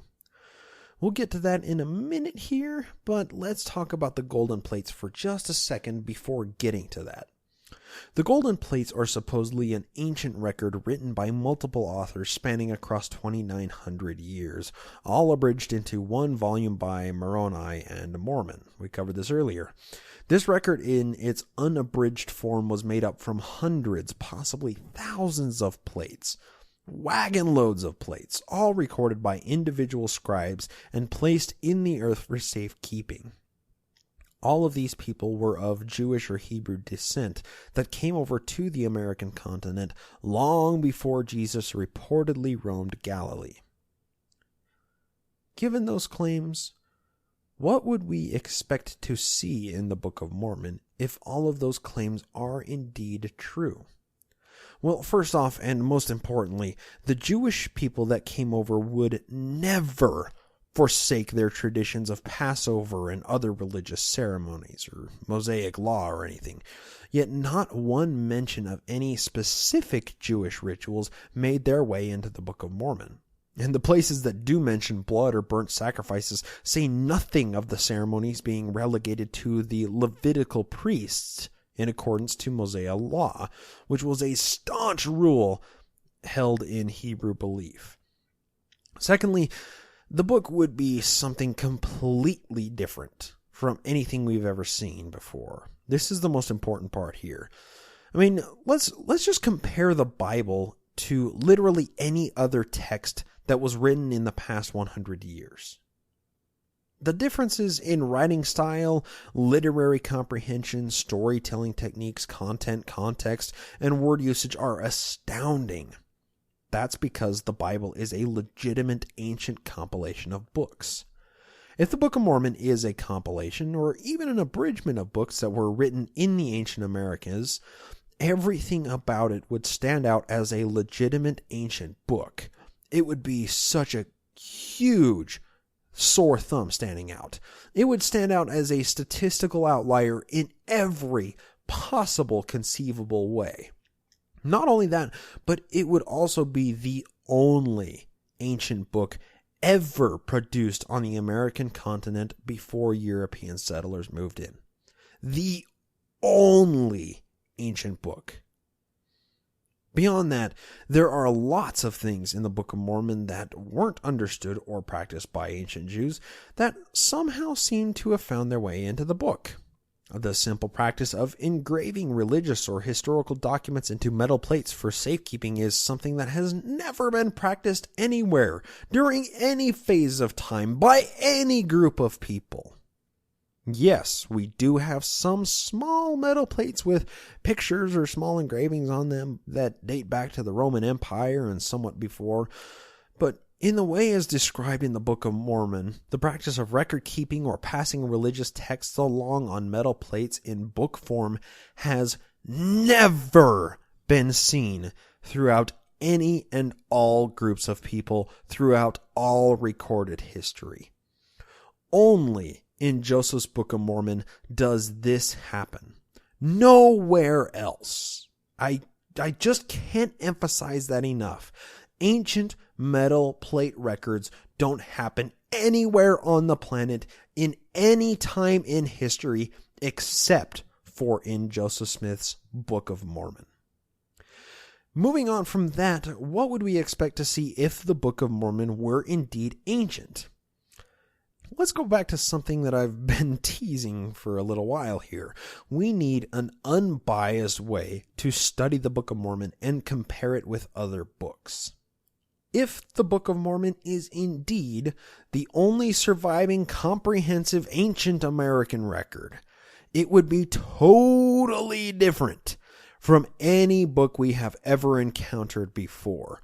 It would be unbelievably unique in every way, shape, and form, in every sense, every line, every piece of linguistics. It would all be extremely unique. We wouldn't expect it to sound like any other book printed before 1830, right?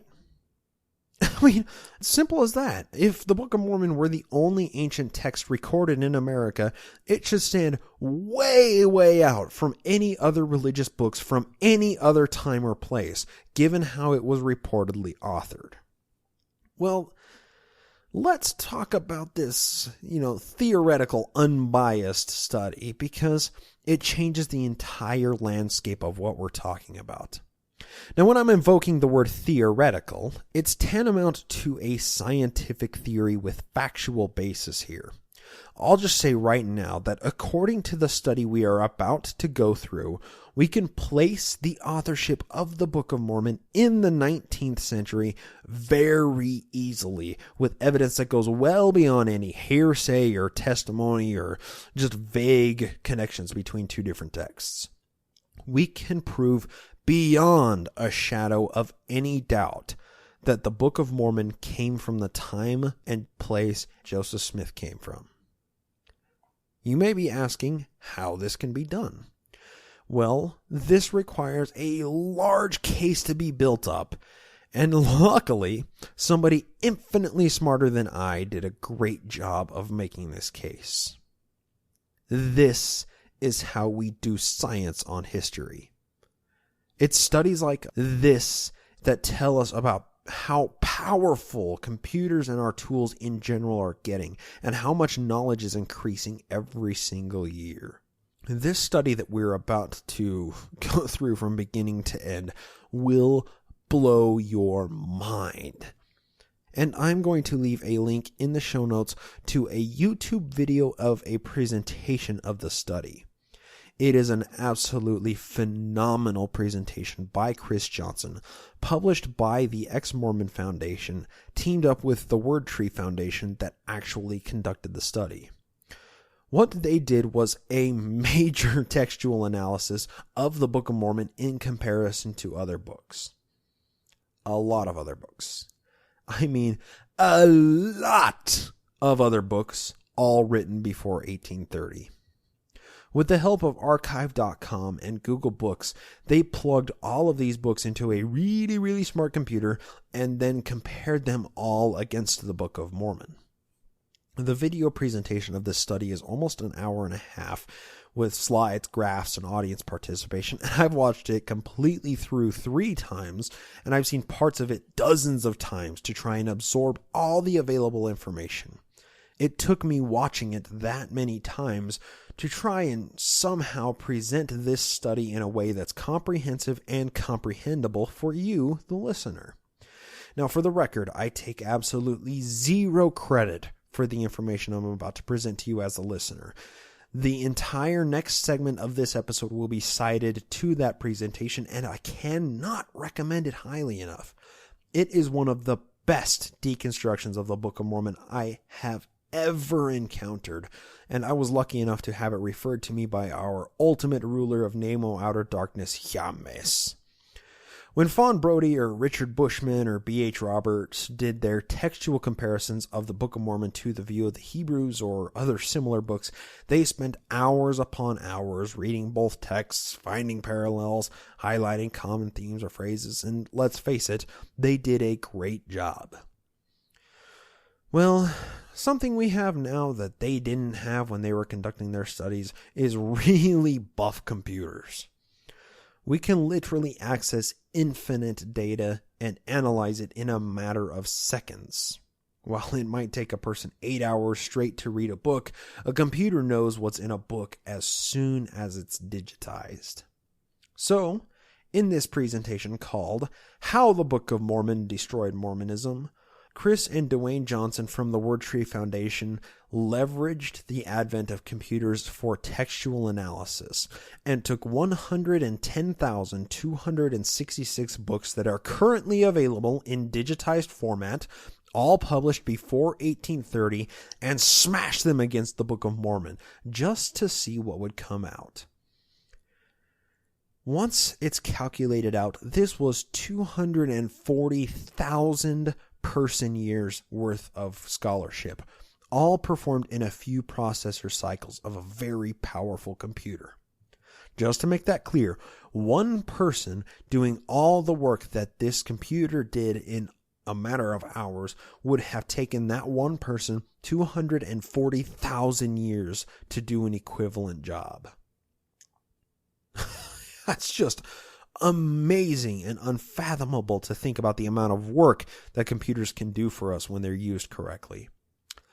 Before the WordTree Foundation conducted this massive amount of processing, they had a few books in mind that were the prevailing theories, including The View of the Hebrews and Manuscript Story, and maybe some others. But once the computer spit out some of the results, they found some surprising information, to say the least. Before talking about the results of this study, we need to discuss what criteria they were using in order to study the Book of Mormon. We need to understand that to see if the study is actually valid and see if the criteria that they were using was actually rigorous enough to produce any usable results. Understanding this study requires a basic comprehension of the scholarly practice of textual criticism. To understand this textual criticism, let's talk about authorship. When a person is writing a book, they tend to follow a pattern that they develop known as their own personal writing style. It's like a fingerprint in textual analysis. It's pretty easy to determine a writing style of anybody when you compare one of that person's publications against another one from that same author. You can study the minor differences and the major amount of similarities between the two publishings of this same author and see that it was actually indeed written by the same person. Studying textual criticism of writing style like this is how we know that less than half of the epistles in the Bible that are attributed to Paul were actually written by Paul. It's also how a person could find out if all the Harry Potters were indeed written by J.K. Rowling or if there were multiple authors.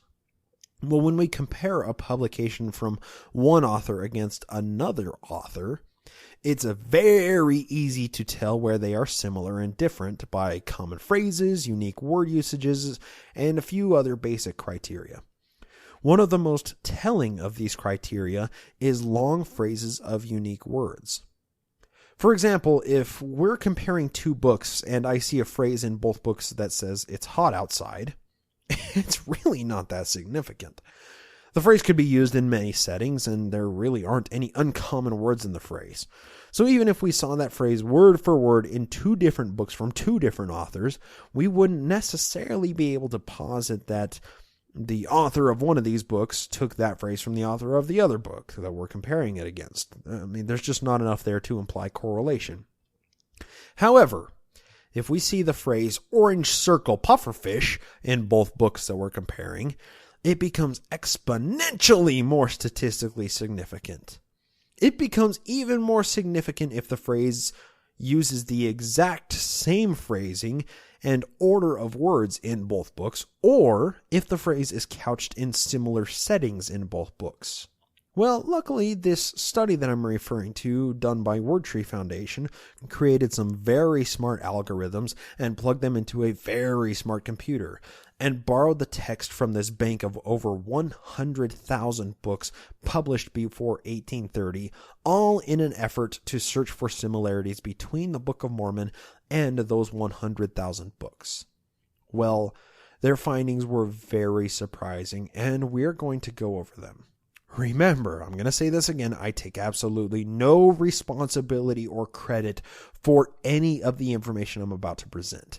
This is the fruit of thousands of hours of work conducted by people much smarter than I, and I implore you, I defy you to watch the YouTube video I'm pulling this information from. There will be a link to the video in the show notes, or just search on YouTube for the video by Chris Johnson, How the Book of Mormon Destroyed Mormonism. It's an hour and 21 minutes long, and you will not regret a single second of it. So, let's talk about our pet theory on this show to see if we can try and bolster it or declare it moot to our study. Let's talk about Solomon Spaulding and his book, The Manuscript Found. Just to clarify, Manuscript Found is lost and probably will never be recovered. However, we do have the Oberlin manuscript titled Manuscript Story, which we believe Manuscript Found to be based off of, given the content of both. Well, let's list off some of the parallels between Manuscript Found and the Book of Mormon. This is taken from an unpublished paper written by a student of BYU in the 1930s named M.D. Bown. The paper is entitled 100 Similarities Between the Book of Mormon and the Spaulding Manuscript. We'll just cover a few significant similarities that are listed. Both books have similar names, including Nephi and Lehi. They both talk about events that occur over several hundred years. Both are abridgments of reported original records. Both were records deposited by the historian for safekeeping. Both records were found in a box buried in the ground. Both records required translation. Both books contain the account of people coming over to the Americas from the Old World. Both had people crossing the ocean in a sailing vessel. Both books had very similar fortifications, cities, and borders. Both books had people practicing communal living. Both contained people making tools forged from steel ore. Both talked about coins made from metal. I mean, that was only 12 parallels, and the list goes on and on with very strongly coinciding themes and situations. Well, what did the WordTree Foundation study come up with for the parallels between the Book of Mormon and Manuscript Story by Solomon Spaulding? Keep in mind, the study didn't look for common themes or situations. This study focused on nothing but common phrases and words. At the beginning of this episode, we discussed the prevailing theories that were rife throughout the early American colonies concerning the Native Americans and where they came from. There are literally thousands of books out there that talk about the Native Americans being descendants from Israelites or some other Eurasian people. Manuscript Found, the Book of Mormon, the View of the Hebrews, they were all a dime a dozen when it came to positing this early mound builder myth. When we're talking about this study, it focuses on strong evidence of direct plagiarism, specifically words, unique words. When somebody is reading a book and they want to include the information contained in their own work, an honest person cites the work honestly, but a dishonest person that's plagiarizing tends to use a lot of similar words and phrases. They just will change one or two of the words around or exchanging them for similar words. That's just how plagiarism works in general. Whoever is doing the plagiarizing is generally pretty lazy with what they're doing and doesn't often cover up their tracks very well. So we're looking for unique phrases, not just 3-word phrases that are like, it's hot outside. We're looking for unique things like orange circle pufferfish. We're looking for commonalities that are demonstrable by statistical analysis of the two different texts. Well, what did the study find when they plugged in Manuscript Story and smashed it against the Book of Mormon? It turns out that Manuscript Story has very little influence on the Book of Mormon. You could say, well, Manuscript Story isn't the Manuscript Found that the Solomon Spaulding theory is contingent upon. We need the actual text from Manuscript Found in order to put this theory to rest. Well, not when it comes to common phrases. You see, authors tend to use similar words and phrases in their various publications. There is a little bit of stylistic drift, but for the most part, the books a prolific writer produces tend to stay relatively the same throughout the person's life, with phrases or word usage or whatever. Manuscript Story was written a very, very short time before Manuscript Found, and the study would be able to see the commonalities between phrases in Manuscript Story and the Book of Mormon, without even needing the actual text of Manuscript Found that the Spalding authorship theory is contingent upon. So, given this WordTree study, we can pretty much put the Solomon Spalding theory to rest. I mean, unless there is some kind of amazing revelation sometime soon, like the actual manuscript, this theory can continue to sit on the fringes of Book of Mormon studies. I mean, without drawing much attention or following.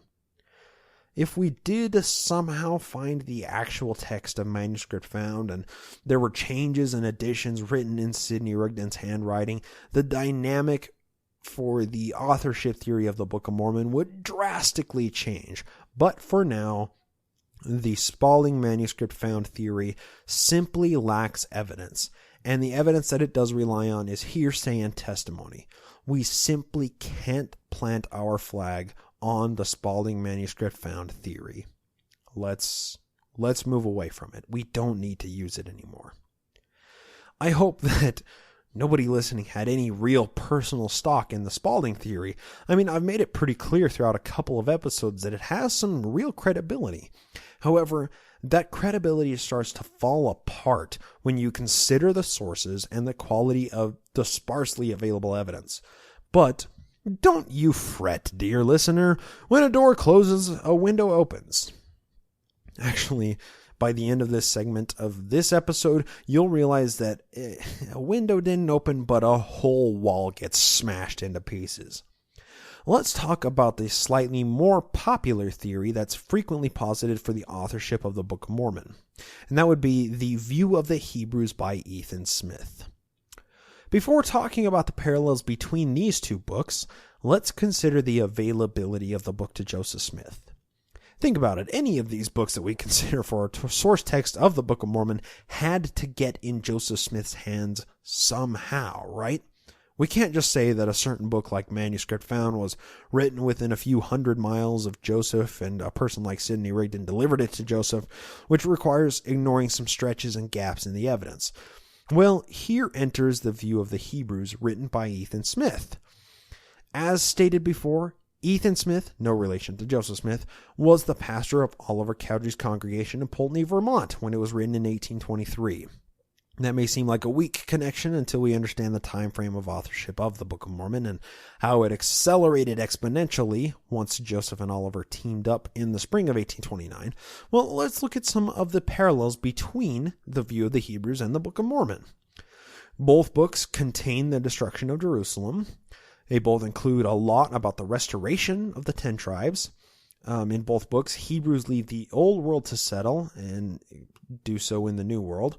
Both books include the Hebrews encountering the Americas as an uninhabited land.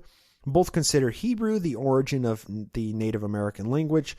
Both talk about a breastplate and Urim and Thummim. Both talk about a Messiah visiting the Americas. In the view of the Hebrews, it was Quetzalcoatl. In the Book of Mormon, it's Jesus. Both books encourage charity and denounce pride and wealth, which is a theme replete throughout the pages of the Book of Mormon. Both talk about Egyptian hieroglyphics. Both quote heavily from Isaiah. Both books talk about the division of the Hebrew tribes between the civilized and the barbarous tribes. That's the Nephites versus the Lamanites. Both cover lots of wars and battles and specifically talk about military fortifications. Now, that was only 12 commonalities between the view of the Hebrews and the Book of Mormon. The similarities in content seem to be quite convincing when it comes to considering a source text for the Book of Mormon. I mean, this was only 12. There are hundreds and hundreds of these commonalities. I mean, not only do these similarities seem to stand out as extremely strong correlations, but we can also make a very plausible connection as to how the view of the Hebrews reached Joseph Smith through Oliver Cowdery. And it explains why the authorship of the Book of Mormon accelerated so much once Oliver Cowdery and Joseph Smith teamed up. Maybe Oliver was just carrying around a copy of the second edition of View of the Hebrews. One more piece of evidence is something that's incredibly damning when you posit the View of the Hebrews authorship claim. This is something we haven't talked about before on this show, but it's something that is really, really astounding when you consider the implications of it. Joseph Smith cited the view of the Hebrews in the Times and Seasons, Volume 3, page 813. This is a direct quote dictated by Joseph Smith himself. Quote, "If such may have been the fact, that a part of the 10 tribes came over to America in the way we have supposed, leaving the cold regions of Asareth behind them in a quest for a milder climate, it would be natural to look for tokens of the presence of Jews of some sort, along countries adjacent to the Atlantic. In order to do this, we shall here make an extract from an able work, written exclusively on the subject of the 10 tribes having come from Asia by the way of Bering Straits, by the Reverend Ethan Smith, Pulteney, Vermont, who relates as follows." And at that point, Joseph Smith quotes directly from the view of the Hebrews. So not only are there tons and tons of connections between the view of the Hebrews and the Book of Mormon, but Joseph Smith knew about the view of the Hebrews and quoted it as a citation that bolstered the claims of the Book of Mormon. I mean, that evidence doesn't get much better than that. That was direct evidence that strongly supports the view of the Hebrews' authorship theory of the Book of Mormon. And Joseph Smith quoted directly from a possible source text of the Book of Mormon in order to prove the authenticity of his own book. It's madness. This is very, very, very strong evidence. I can't emphasize it enough. And it simply can't be ignored by believers or non-believers alike. Well, like we've discussed before, the themes present in both books were fairly common to people that were studying the Native Americans in the late 18th century to the early 19th century. So, even with these similar themes and a direct citation from Joseph Smith himself, does the view of the Hebrews' authorship theory hold any water in the WordTree Foundation statistical study?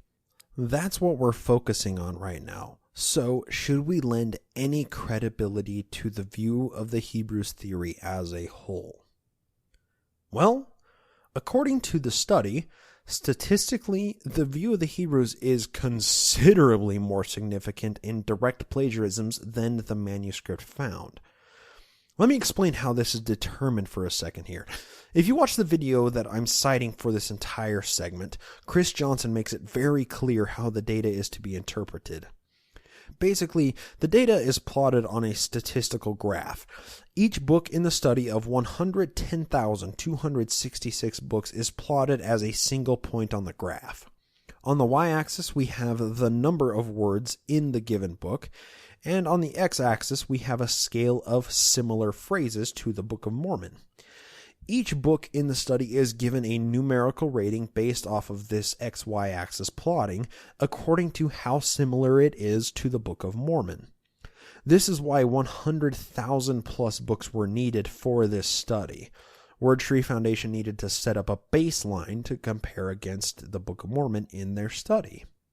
Now, when we're talking statistics, nothing is completely for certain. I mean, that's the burden of being a scientist or, somebody that studies statistics like this. You can't be 100% certain about anything.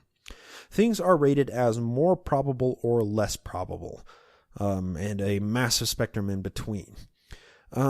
With huge statistical studies like this, you never actually get a black and white answer. Things are always judged with a level of more probable or less probable, applied against a massive scale to place them on this probability spectrum.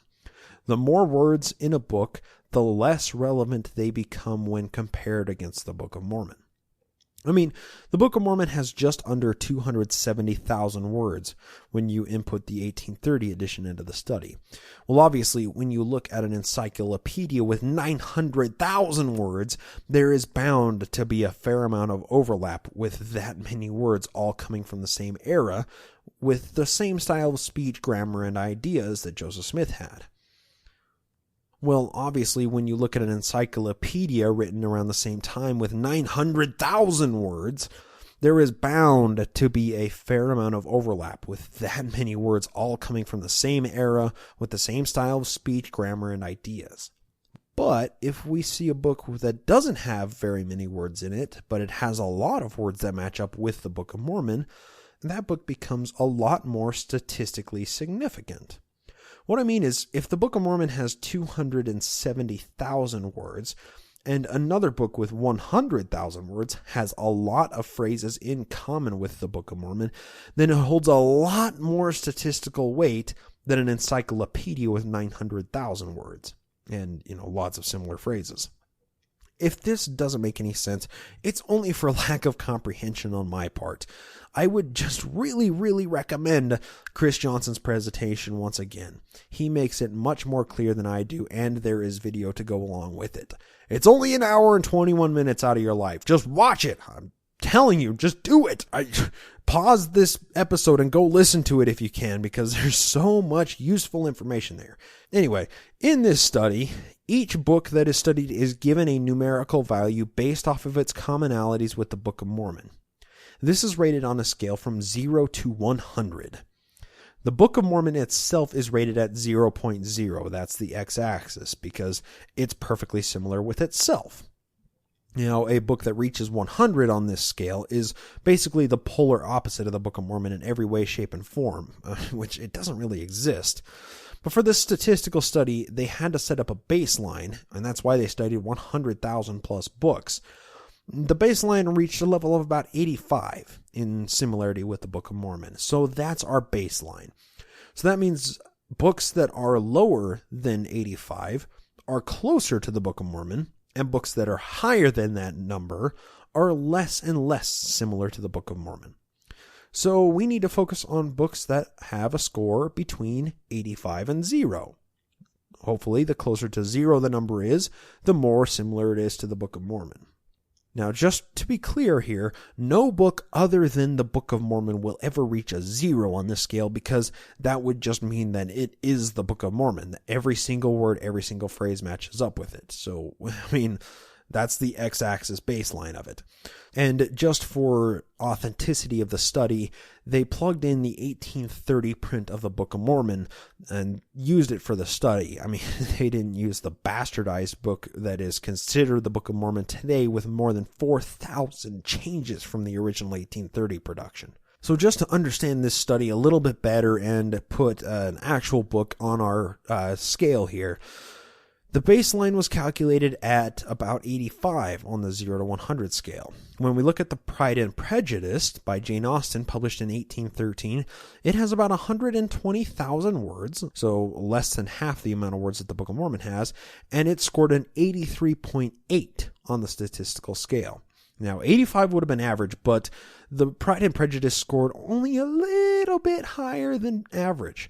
On the opposite end of the scale, we have the Book of Commandments, written and published by Joseph Smith in 1833, and the Book of Abraham, that was written and published by Joseph in 1835, and of course, the Book of Moses, written and published by Joseph in 1831.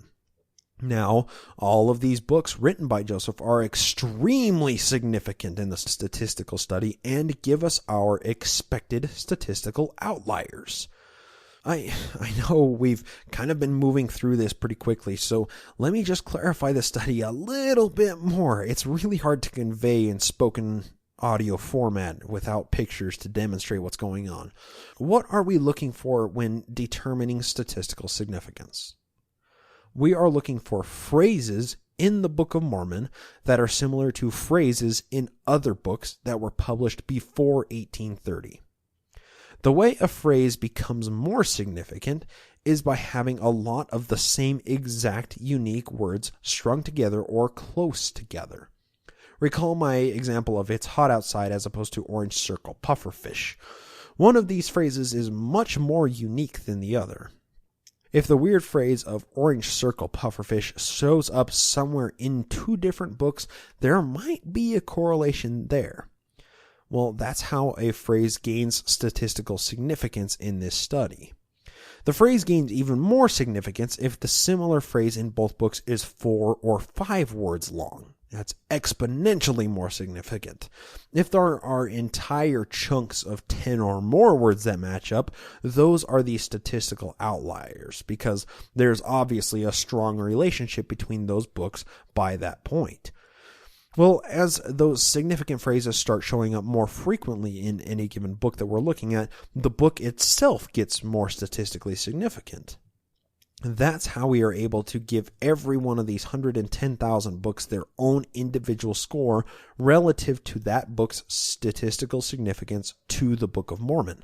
That is our operative phrase, is significance. In order to get their expected statistical outliers, the WordTree Foundation plugged the other 3 books that Joseph Smith is known for. We talked about those earlier. If Joseph Smith did write them, then they would score very, very similarly with the Book of Mormon. So they plugged in the Book of Abraham, Book of Moses, and the Book of Commandments into the study to see how they scored compared to the Book of Mormon. The 3 other books were statistical outliers, and that was to be expected, and there's a couple of reasons for that.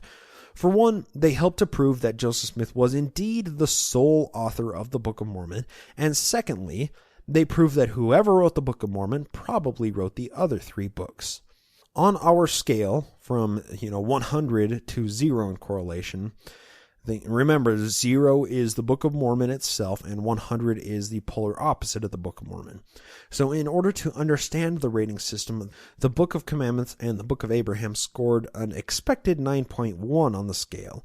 And even more significantly, the Book of Moses, published in 1831, scored a pretty impressive 2.8 on the scale, meaning that whoever wrote those 3 books definitely wrote the Book of Mormon. With these 3 extra books plugged into the study, the WordTree Foundation had the statistical outliers they expected to see with these books, proving predictive power by the parameters of the study. They set up the study to look for these common phrases, and they predicted that any book that was written by whoever wrote the Book of Mormon would be very, very, very highly statistically significant, and the prediction proved true when they plugged these other 3 books into it. This was literally the best way to study these texts and place them on a single graph. The visuals for this video presentation make the whole thing much more clear. Please just go watch it. In audio format, all we need to remember is the fact that as each book rating gets closer to 0, it gets closer in similarity to the Book of Mormon.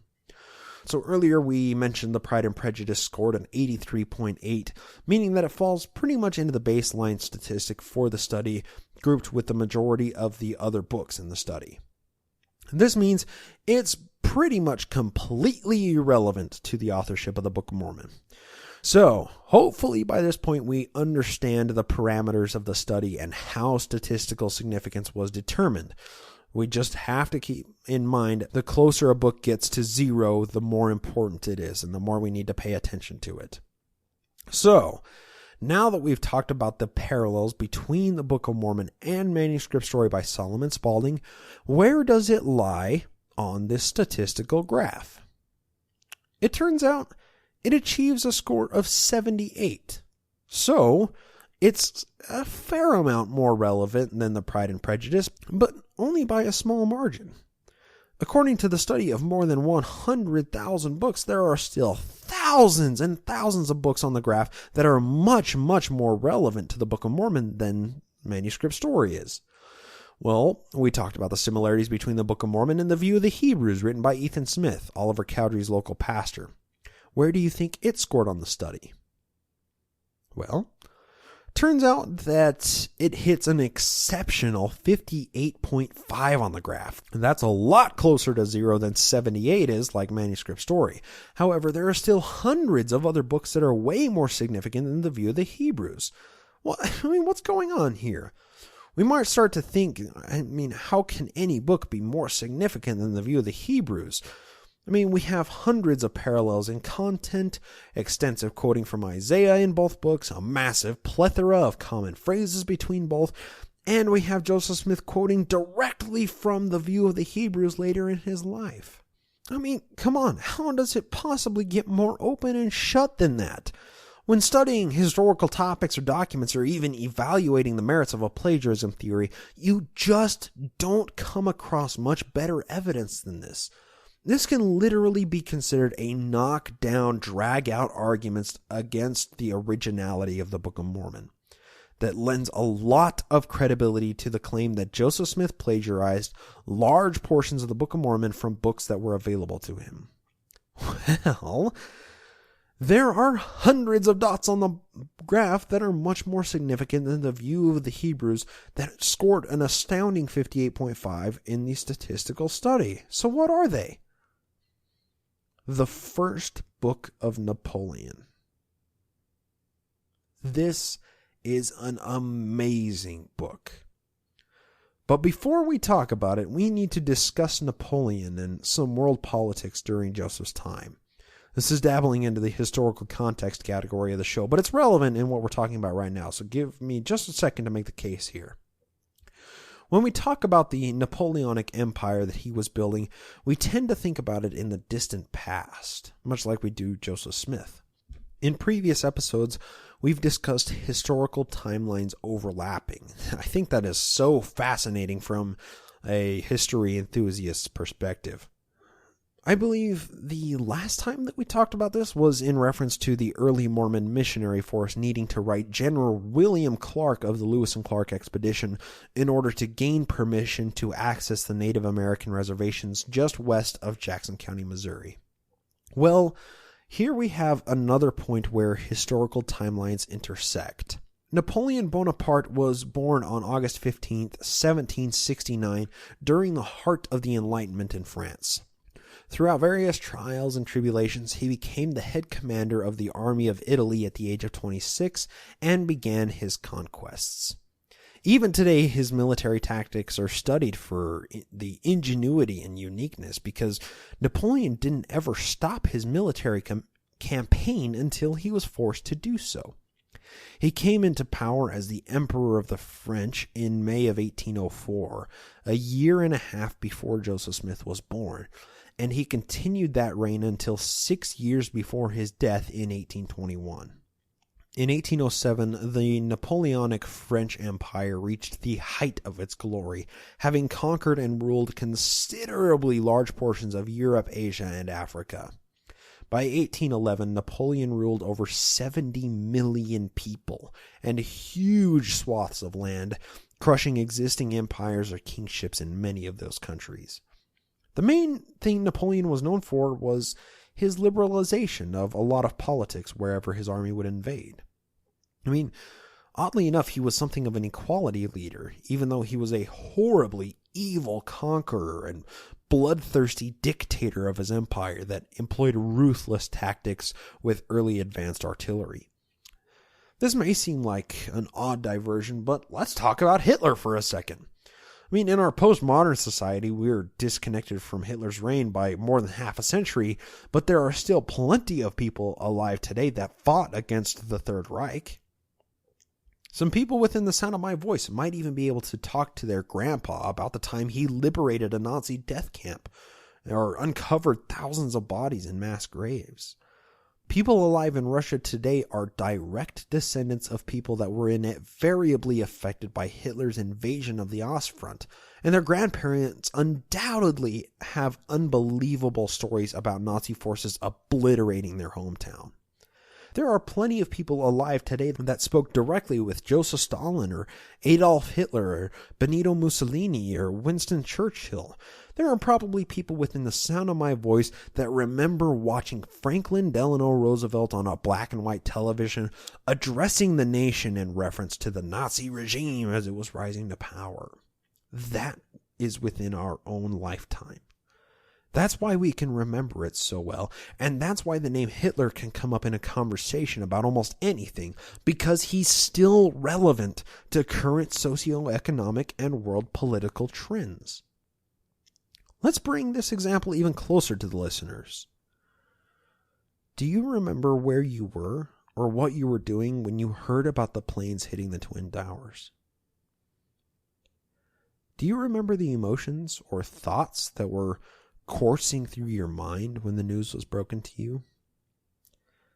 Personally, I remember I was in 6th grade when it happened, and I remember hearing about it and not thinking anything special of it until I saw the news.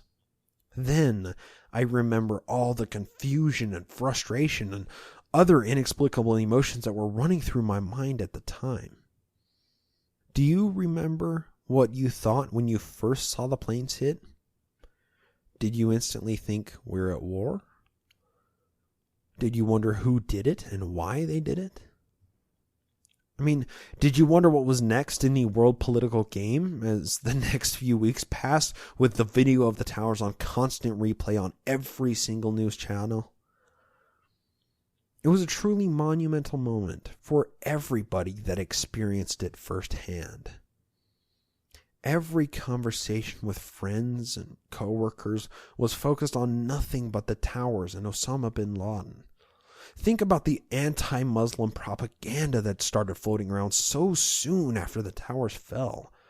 There was still smoldering at ground zero as we were mobilizing military forces to invade any country that we could label as harboring terrorists or WMDs.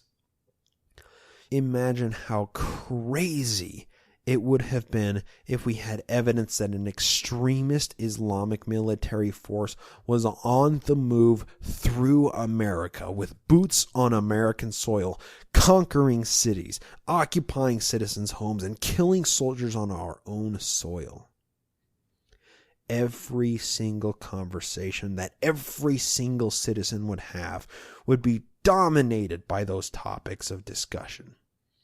Every person would be wondering if it might be their own town next that the extremists started invading or sieging, with their fears being uncontrollably fueled by ignorance to reality. What if they hit DC? Think of how you would act if that happened today.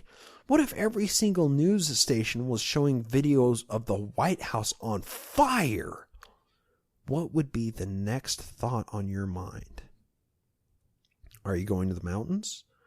Is it even worth trying to find an ATM right now because so soon dollars might not even matter? What would you do? Think about how crazy of a world that would be. Would you have the mental fortitude to not get hysterically riled up about the state of affairs?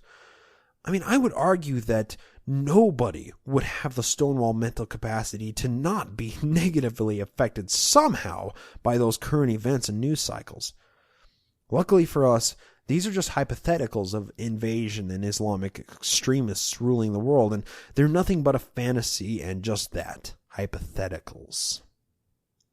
Well, for Joseph Smith, these discussions were a reality. On August 24th, 1814, when Joseph Smith was a mere 8 years old, British forces landed in Chesapeake Bay and invaded far enough to take over Washington, D.C., and burn multiple buildings, including the Capitol and the White House. If you were living in that time, having those discussions, imagine how insane things would be everywhere. I mean, we have a sense of security here and now, false or otherwise. American forces are currently waging or influencing wars, but they're nowhere near actual American soil. It's all across oceans and great land masses, usually, under the guise of helping our allies. Today, we're so disconnected from foreign wars, even though people are being killed by American troops every day under the supposed guise of peacekeeping or spreading democracy. Put yourself in Joseph Smith's shoes. At the fragile age of 8 years old, young Joseph Smith was hearing everybody around him talk about the invading British forces that just took over the nation's capital and burned it to the ground. Think if that were ISIS or Russia or China today. How would we as Americans react if KGB forces were able to paratroop into Washington, D.C., take over the Capitol, kill hundreds of military and Secret Service officers, and take the president as hostage? Think about the discussions you would have with your neighbors or best friends if that all happened tomorrow. There's simply no way for us to empathize with those emotions or understand what Joseph was going through, because no American citizen alive today has ever had to deal with that as a reality. Hopefully we can stand in Joseph Smith's shoes for just a second here and feel what he felt when this news was breaking. In hindsight, the only reason that British forces weren't able to take completely over the country and subdue it as another British colony was due to Britain being so occupied dealing with Napoleon. In this sense, Britain was kind of like Russia when Hitler invaded, only for the Britons in 1814, it was Napoleon instead of Hitler. I mean, how many books have been written about World War II or Iraq? Hundreds of thousands, maybe millions? I mean, how many news articles have been written about our current military affiliation in the Middle East? Multiple millions, maybe even more? In Joseph Smith's time, information transition was different, but the people were largely the same. Hundreds of books were being published about the War of 1812, or deconstructing Napoleon, or talking about military or scientific advancements in that day. The book name I listed earlier, the first book of Napoleon, was to Joseph like a book about Adolf Hitler or the Iraq War is to us today. Napoleon was Joseph's Hitler, the War of 1812 was Joseph's Iraq, and the burning down of Washington, D.C. was Joseph's 9/11. They were all relevant, exciting, and anxiety-inducing to Joseph and his friends, neighbors, family members, and religious leaders alike. This is the only way I can think to describe the emotions and conversations that Joseph was experiencing during these very influential years of his young boyhood. All of that to say, let's discuss the first book of Napoleon. With the WordTree Foundation's statistical analysis, the closer to zero any given book scores, the more influence it had on the Book of Mormon. The View of the Hebrews scored an amazing 58.5. That is extremely significant when considering the parameters of this rigorous statistical study. Well, the first book of Napoleon scored 22.3. That is an absolutely astonishing and almost unbelievably strong connection between the Book of Mormon and the first book of Napoleon. In order to get us in the mood for examining this book, I would like to briefly invite on the sultry voice of Mr. David Michael from the My Book of Mormon podcast to read us the first few verses of the first book of Napoleon. Don't worry, he'll be back soon, but we're just going to borrow that buttery smooth voice for this small excerpt. And behold, it came to pass in these latter days that an evil spirit arose on the face of the earth, and greatly troubled the sons of men. And this spirit seized upon, and spread amongst the people who dwell in the land of Gaul. Now in this people the fear of the Lord had not been for many generations, and they had become a corrupt and perverse people, and their chief priests, and the nobles of the land, and they learned men thereof, had become wicked in the imaginations of their hearts, and in the practices of their lives. And the evil spirit went abroad amongst the people, and they raged like unto the heathen, and they rose up against the lawful king, and slew him, and his queen also, and the prince their son, yea, verily, with a cruel and bloody death. Thank you for that reading, David Michael. I look forward to speaking with you soon.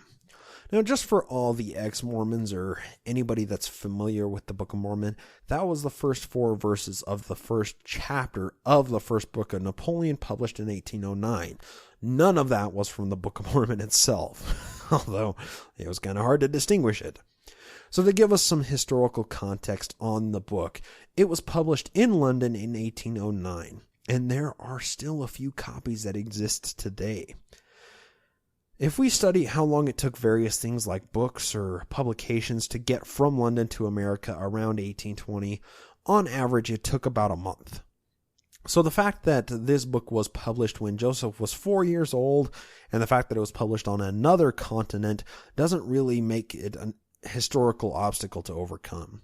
It's perfectly logical to think that this book could have been given to Joseph by a friend, or he might have picked it up from a bargain bin at the Grandin bookstore, or, there's any number of ways that this book could have fallen into Joseph Smith's hands.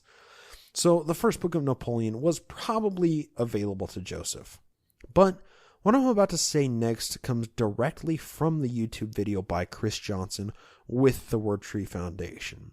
So I'm giving this disclaimer. I don't really know how they acquired these facts or any of what went on behind the scenes of this specific piece of the research at their institute. Regardless, the research they've found on the author of the first book of Napoleon is remarkable to say the least. As far as they can tell, the author of the first book of Napoleon was named Modus Growell, and he was 14 years old.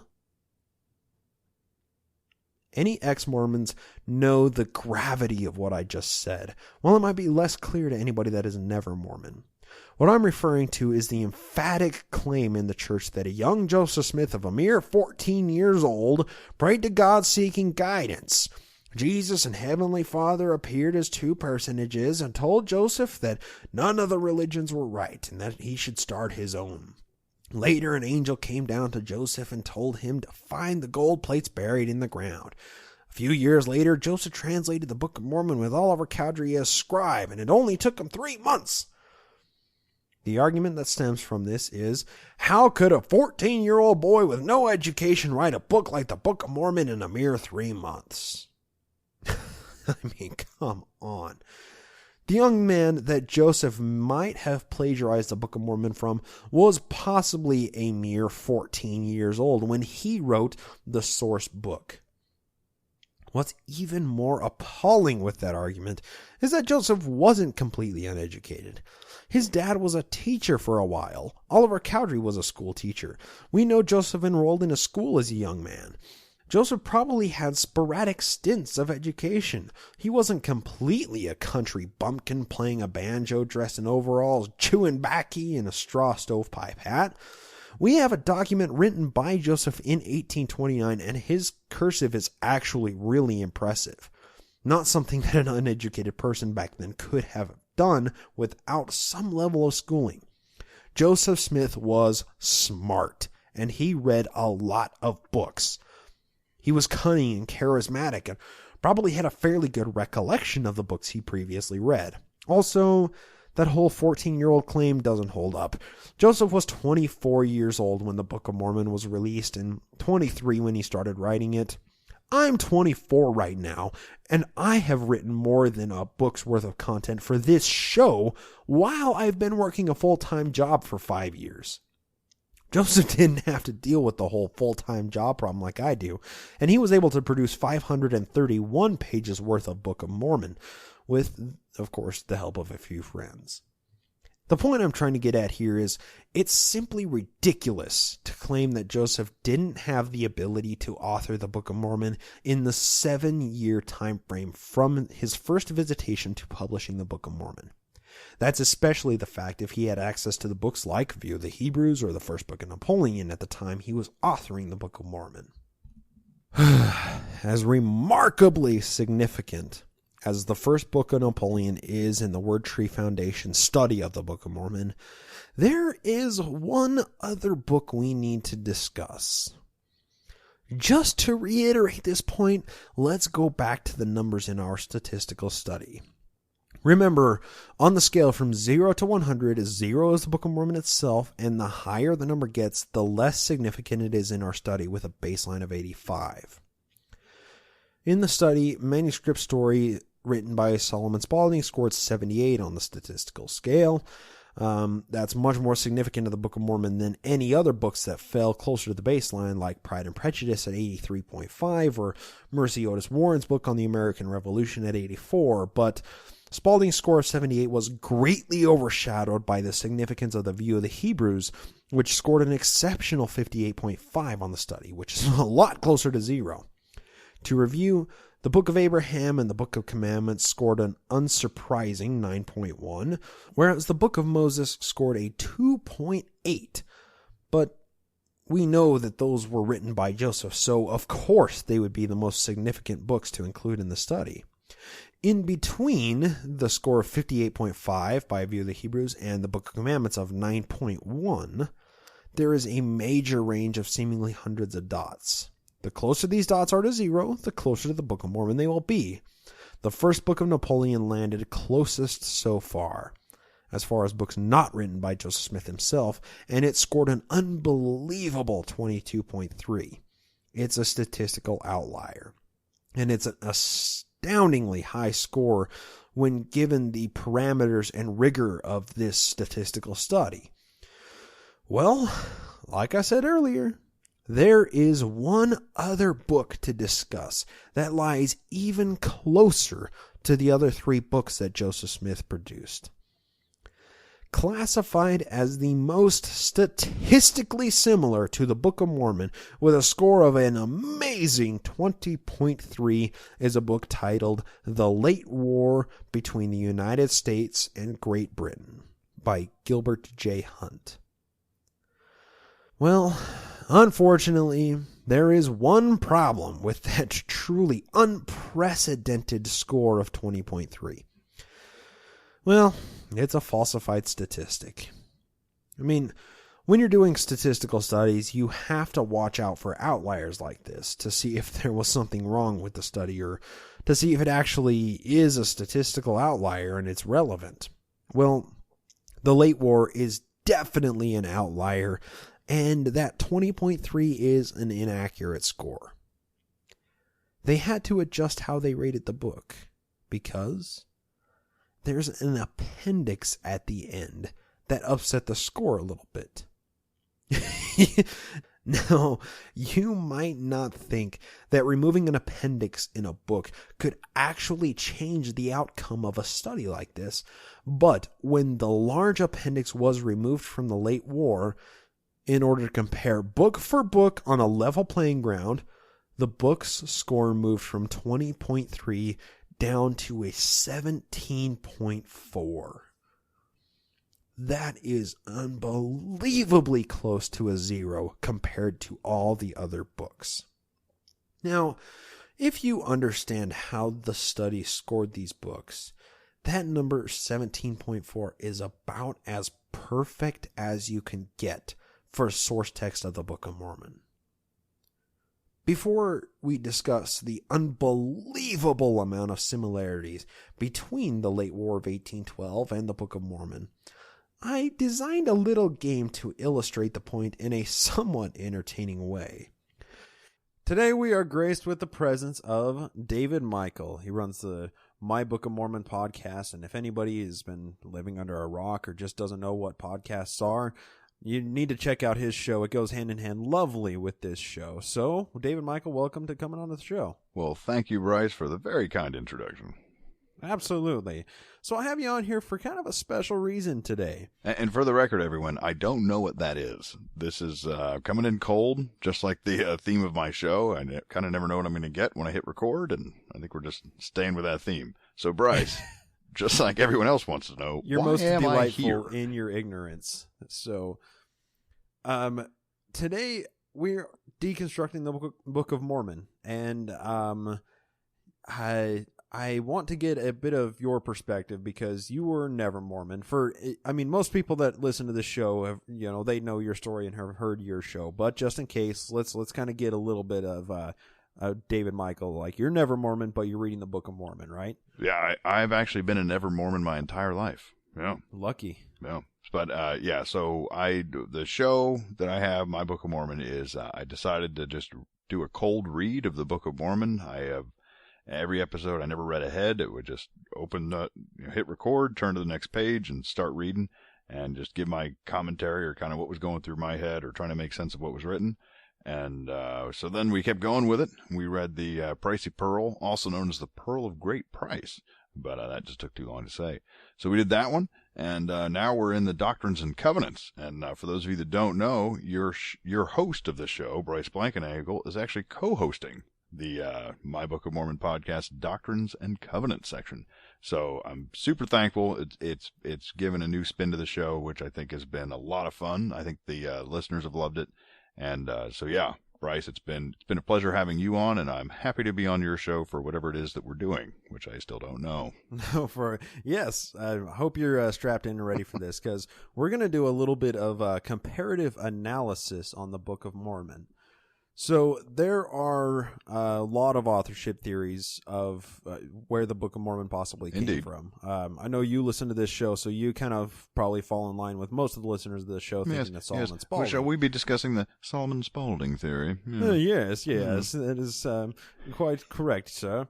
So yes, I do listen to this show. Big fan. I think I was your first fan, Bryce, actually, for the record. I think you were. According to iTunes reviews, yes, you are the official first fan. That's right. Yeah, and nobody can take that away from you. Feather in the cap. So today we are going to compare it with some interesting phrases. But those phrases aren't going to be from Manuscript Found, because obviously we don't have Manuscript Found that was written by Solomon Spaulding. But the Ex-Mormon Foundation ran a huge textual analysis of 100,000 books that were authored before 1830, just to look for phrases that were similar between the Book of Mormon and other books. And there were a couple of them that stood out. One of them is entitled The Late War of 1812. So if anybody wants to know about the Solomon Spaulding Manuscript Found theory, you can listen to episode 14 and 15 of this show. That's where I kind of introduce the idea and introduce Sidney Rigdon and the connections between him and Joseph pre-1830. However, this is a completely new idea. I haven't talked about this a lot on the show because there is, there's a lot of nuance to it, and there is a lot more actual evidence that supports this theory as opposed to the Solomon Spaulding manuscript theory, because primarily the Manuscript Found doesn't exist, but this text does exist. All right. And the title page. I want to make sure I'm following along. And sorry if everybody else is on board and I'm the one holding it back. Sorry, apologize to everyone. Cut all this out if you want, Bryce. But okay, so this is not. We're not discussing the Solomon Spaulding theory right now. We're discussing the War of 1812 theory. Yes, what is that exactly? Like I thought the. So I mean, it kind of sounded like to me that the most plausible explanation that it was a mismatch of several sources, and this is just one of those sources, right? That is correct, but we're not going to talk about Manuscript Found. This is all about the late war. The title page of this book is actually really fascinating with what it reads. It says, The Historical Reader, which was a book series made for school children in New York City. And the title page says, The Late War Between the United States and Great Britain from June 1812 to February 1815. So far, that sounds accurate. Yeah. Yes. So that was like Joseph's 9/11, right? So everybody nowadays living thinks about 9/11 and they know like where they were when it happened and everything. Well, that was Joseph's war. That's what he was, he was a kid when this was happening, and everybody around everywhere was talking about this war because it was, it was basically the United States' second attempt or, second fight against Britain for sovereignty, basically. Well, I believe it was the first and only time that the United States was successfully invaded. I don't know about that. That sounds about right, though. I believe it is. Where a foreign army they burned down Washington, D.C. They burned down the White House. A lot of it was involved with the Navy as well, right? Because the British had such an intensely strong naval force that the United States was just so lacking at the time. So they were able to blockade us forever and... and we did, however, we defended that Mississippi hardcore, so that helped, and that's also where Andrew Jackson got his name, because he did. You know what? Let's not get into 1812. We're going to nerd out on history, but fascinating war, and I agree with you. If I was living a mere what were we talking? Decade later, 20, 30 years later. That would be even that far away, right? You'd still feel the impact of that. But I think when the story first starts, we're talking like not even 10 years later, probably. Yeah, well, people were talking about it. I mean, it was something that was on everybody's mind, like the Iraq War is now. I mean, and Joseph was 7 years old at the time that it started. So, I mean, people were talking about it while he was in his most formative years of his youth. Yeah, so as far as they knew, when is the British Navy going to come back for another round?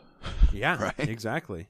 Yeah, it was the nuclear scare of the 1950s because nobody was, everybody was worried what was going to happen, who was going to set off the first nuke, right? Okay, so this was a very popular, well-read book then? Well, more than that, it was actually, let me finish reading the title page of it here. It says, in quotes, in the scriptural style. So it means that it's written in like the King James type of style of the book. Right. So, and they did that so children that were learning from this would read the book and think of the Bible while they were reading it, and it would motivate them to read the Bible, of course. So that's your theory, right? It didn't say that. No, it says that at the beginning of the book. It didn't say they were doing it so kids would think of the Bible, though. No, it was as a proselyting campaign, and it was adopted by a lot of New York schools. It says right here, altered and adapted for the use of schools throughout the United States by G.J. Hunt. Oh, okay. Never mind. Yeah. I thought you were just speculating. No. That's what it was. Comes right out and admits for. It. Yeah. So it's a hell of a book, and like I said, the Ex-Mormon Foundation found it has a very high level of correlation with the Book of Mormon. So have you found a few excerpts that are like comparable, and we're going to do a little analysis? We are going to play a drinking game, actually. Oh, even more. So I was already like, this sounds fun, and now you threw in drinking game, and it's like, well, now it can't not be fun. So I am going to read a phrase, and you, from your perspective, are going to decide if it came out of the late war or if it came from the Book of Mormon. Oh. And if you get it right, I drink. If you don't get it right, then you drink. All right. So statistically, even if I'm flipping a coin on this, we're both drinking. Probably. We're probably okay. Yeah. I have a full beer ready to go for this too. All right. So my goal is to achieve more than 50% correct answers. I'll call this. This isn't. I'm not shooting for an A. I'm shooting for make Bryce drink more than me. We're looking for an F+ here. All right, always up for the challenge. I mean, come on. I read the book. I should know it, right? But a little caveat though here. I can't give it like there's a lot of things in it in the phrases that are going to be a dead giveaway, like names of places. So I'm going to cut those out. I'll just say blank or just not say them. But we're just going to compare phrases and a lot of operative words. All right. Are you ready? I feel like you just weighted the deck a little in your favor, but all right. We'll find out. We'll see. Not making it easy on me. Drunk at the end of this. Right. All right. So first phrase, they had an abundance of curious workmanship therein, such as surpassed the comprehension of all the wise men of the East from the beginning to this day. Late War or Book of Mormon? I don't remember. You had me. I was like, that's totally Book of Mormon until all the wise men of the East. I don't recall that phrase, so my final answer, I'm going with Late War. That is the Late War. Right. Drink up, Bryce. I'll take a drink. If only you'd stopped like 3 words short, then I would have gone the other way. That was the first one. That's the warm-up. All right. That was just wait. That was my softball. All right. Let's keep going. For the blank put the burning brand to the houses from which they could not flee, and burnt them alive therein. And the flames and the smoke arose, and their cries and their groans reached the high chancery of heaven, where they will stand recorded until the coming of that day for which all other days were made. Wow. If I read that in the Book of Mormon, I might have blocked it from my memory because I feel a little sick just hearing it. Well, there were a lot of like crazy scenes of the war that happened in the Book of Mormon. Yeah, but talking about burnings and I mean that almost sounded like the whole women and children being burned. And wasn't it Alma? No, it wasn't Alma. Sure, you know it better than I do. Who was it? The two that just like, no, we can't help them. We have to let that happen. And then they tore down the prison they were in. with their Was god that powers. Alma?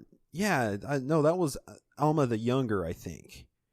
Was it Alma Jr.? It might have been. I'm mixing them up, man. It was during the time of Ammon. I know they were like friends, and he kind of stole the spotlight because he was so just so awesome. But anyway, sorry.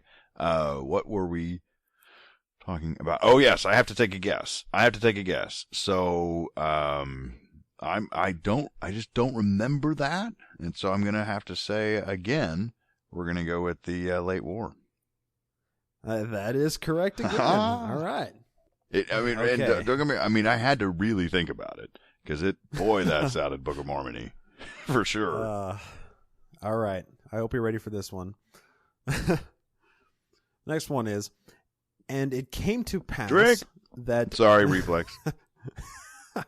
that one other ship also did sail forth, and whither she did go we know not. And it came to pass that in this year there were many people who went forth into the land northward. Okay, that was totally Book of Mormon. That was the I never forgot about them because we never found out about them, and that's kind of like, you know, when you like go back and watch Lost, and you're like, yeah, we never really found out about that part. What the hell? And you're kind of mad about it. Yeah, I feel that way about whoever they were. If you said his name, I'd thank you after this. But whoever it was, that dude. They just took a bunch of boats and they went north, and that was that. And they were gone. Yeah, so I'm going with Book of Mormon on this one. All right, again. Aha, however, that is. Let me drink real quick. Can I make you take a bonus drink if I can remember his name? No. All right. That was not a rule. Then just give it away. Give it away. What was his name? All right, but I can't remember, dude. Oh shit! You know it better than I do. I'm telling you. What was his name? He was pretty famous. All right. Doesn't matter. All right. But anyway, so yeah, the verse that was reflected against in the late war said, it came to pass, so that was in there, that one of the strong ships of the king had approached the country of the south. Oh, all he did was switch south to north? Yeah, pretty much. You should have said, the blank, and then it would have been a trick question. Of the blank. I should have, yep. Can't give it away. Yep. All right. So, you ready for the next one? I'm always ready. And thus we did go forth with all our might against the blank, who were in the city of blank. Okay, that was said about 5,000 times in adding different blanks into the blanks in the Book of Mormon. So that's Book of Mormon. Ah, that is a Book of Come Mormon. on, man. These are all. That was the easiest one yet. That phrase. You could have thrown in Nephite in the beginning or Lamanite, and then you could have picked any two random cities and thrown them at the end. So let me read the phrase in the same way that came from the late war that was derived from. All right. Lo, we are stronger than the host of blank. Therefore, let us go with all our might against their chief city and make capture thereof. All right. I look, I'm with you, but I'm sorry, you picked something that I had read so many times. It's burned into my memory verbatim. So I was underestimating your recollection for this, apparently. Seriously, I really think that if Joseph Smith had any superpower, it's like he figured out Control-C, Control-V before any of us, right? Like that man could copy and paste things verbatim. So many times in the same book. Exactly. And that's why so many people that are like trying to examine all the authorship theories just come up with like I don't know where it came from because there's tons of places that it came from. Well, Joseph read a lot. He had access to libraries. He read stuff. That's what happens.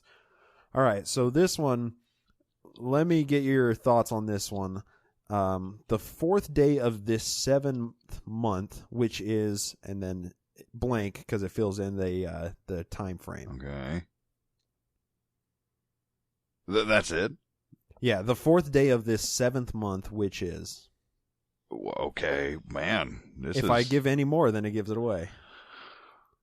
Oh, I remember that. I'll go Book of Mormon. That sounds. I think that. Well, no. Think about the day that is the fourth day of the 7th month. Oh, I'm sorry. That is 4th of July.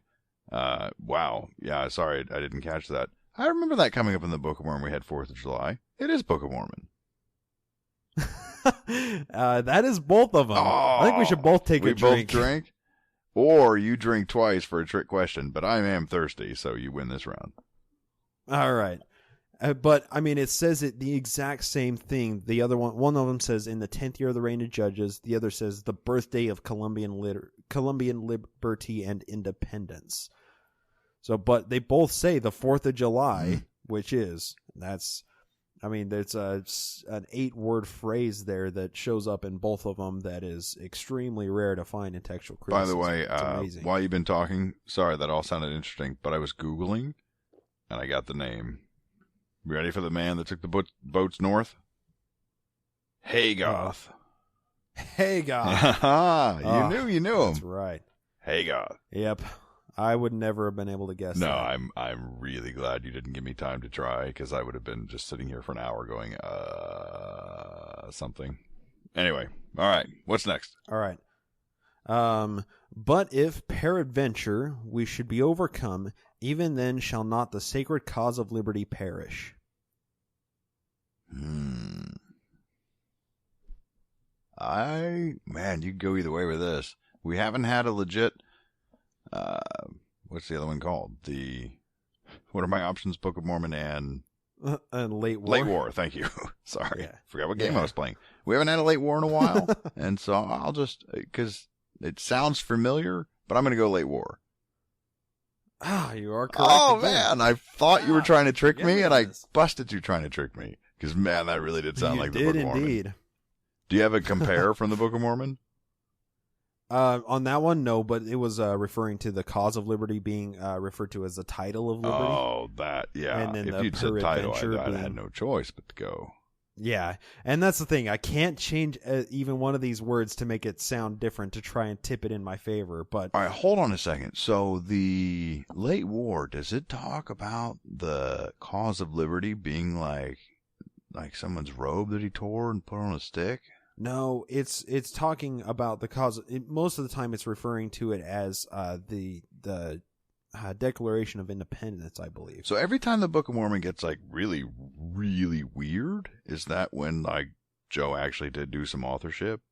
Maybe, because he was smashing in his own thoughts. You know what I mean? Like, where do you have source material for some old, like some captain in the field tearing his clothes up and writing stuff on them and putting them on a stick, and suddenly everyone's it's like what's happening right now? This got super weird. I'm trying to remember that. I think that was based off of another captain in the Civil War that happened to. Really? Yeah.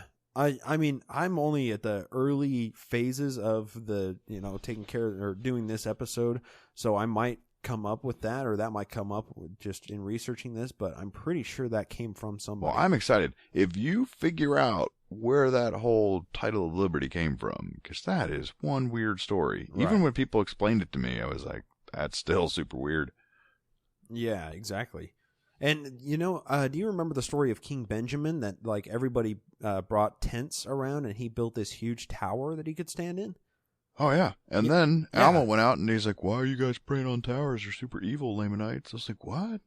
I don't get it. Mm-hmm. But anyway, sorry. Yes, I do recall. That was based off of, a pastor that everybody loved in the Burned Over district. And there was this huge revival that came around, and then he died right after the revival. So that has a direct analog to something that was happening during Joe's time at a revival that he probably went to. Whoa. Yeah, I mean, there's tons of those connections. Yeah, just like all the names he picked happen to like exist very similarly geographically. Yeah, 12 of the names that he used were actually names in Japan. I mean, there's tons of places where all the names came from. Oh yeah. Yeah, and it never even occurred to me. Like, I actually, my family is in northern central Pennsylvania area, right? Like, that's where my parents live. Okay. And so I know that area.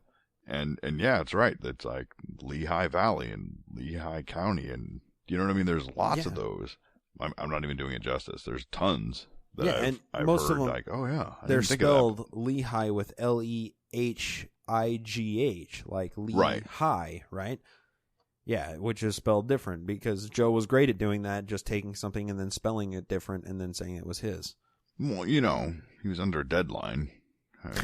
You just spell it quicker. Right. There you go. Marty's money wasn't going to be around forever.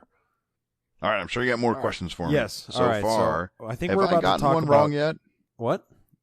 No, I you haven't lost one yet. I have 100% right now. I know, this is horrible. So we're going to talk about your favorite thing here in a second. Winning? Because I'm crushing it right now. I have a feeling like you're going to really get this one, but I'm still going to read it. Like, you're going to get this easy, but I'm going to read it just to illustrate the differences. All right. Now these wonderful blank were made partly of brass and were cunningly contrived with curious works, like unto a clock, and as it were a large ball. I don't remember clock being in the Book of Mormon. I mean, they're clearly talking about the magic brass ball, which later became the Liahona, much later in the book. Suddenly, we were just like supposed to know that's what it was called. Seriously, nowhere in the first half of the Book of Mormon does the word Liahona get mentioned. And there's a whole thing about it. It goes from just like the brass ball, and then it becomes a compass when they're on the water. And you're like, well, that's interesting. But yeah, Liahona comes up later. But anyway, it sounds like that's what they're describing. But I don't remember it saying it was like a clock. And so I'm going to go with the late war. Yes, that is. 100%. You're killing me here. Was it the clock? Was that the part? The clock. That was the giveaway, right? Yeah. But in the Book of Mormon, it says round ball with curious workmanship used with brass, and it says the ball, when within the ball were two spindles, like every clock has two spindles. So in that one phrase... There was a magic brass ball in the late war? Actually, it was talking about their underwater torpedoes. Whoa. Yeah, now these wonderful torpedoes were made partly of brass. Yeah. That is wild. In 1812, they had underwater torpedoes. How crazy is that? Seriously, Bryce, this is why I am such a fan of your show. I'm like, my jaw's open right now. I love this. It's fantastic. How crazy is it? Oh, I love it. Okay, are you ready for this one? The magic brass ball is a torpedo. And they had submarines in the Book of Mormon. It's all coming together now.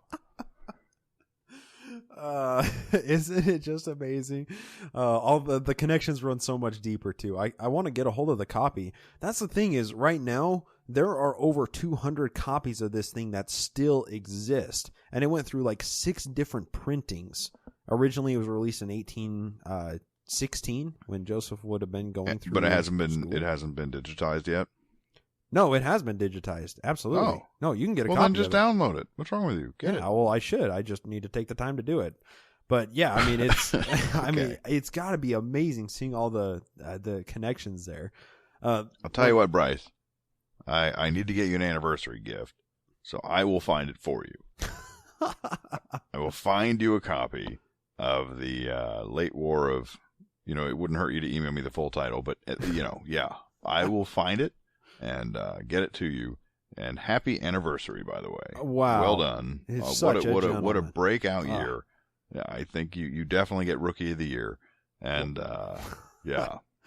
Well, I'm glad I get an award from somebody, It's got to be nice to be an award-winning show, and now I know what it feels like. Rookie of the Year. Feels great.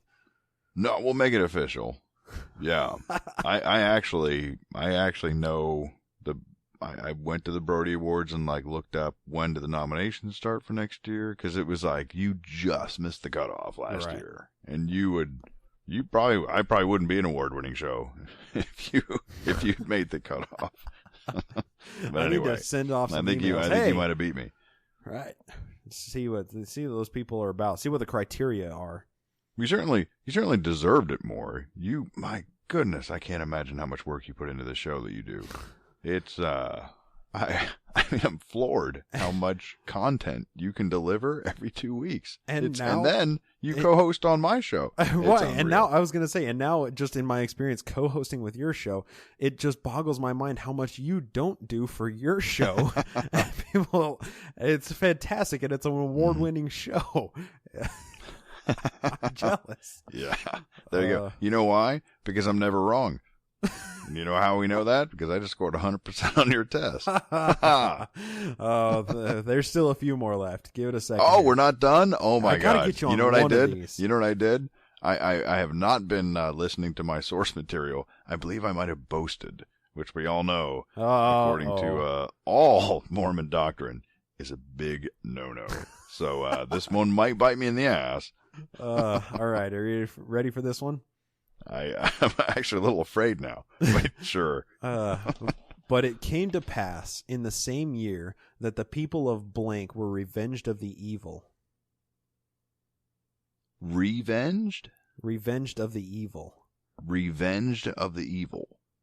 Yes. Late war. God damn it. Yeah, I was like, I don't remember. Revenge. I don't remember that word coming up. If you'd have said, like, venged, or not venged, that's not a word. But vengeful or smote, that certainly would have qualified. Right? But that I can't change what the text is there. I got to read it verbatim. All right. But to clarify that, though, what this study did was they tried to run matches of large phrases together between the two books, and for the record, that verse had a 12 word match to that same sentence in the late war. Like there were, out of the 18 words in that verse and in those sentences, 12 of them matched each other in the same exact order. Oh, trust me, the only reason that I'm getting these right is because there's one word that stands out that's different. Yep. You know what I mean? Like everything else about all of these phrases, it's like very identical. And it's usually at the end. So you'll like start reading and I'm going, don't know. And then at the very end you say, revenged. I'm like, I don't remember that. And that happened earlier where there's like one or two words that don't add up. But yeah, for the most part, if I was doing this and I didn't want it to sound like plagiarism, that's exactly what I'd do. Just change one word? I'd change one word. You know what I mean? Everything else can stay the same. Screw it. Right. I've done book reports off of Cliff Notes before. I know how this works.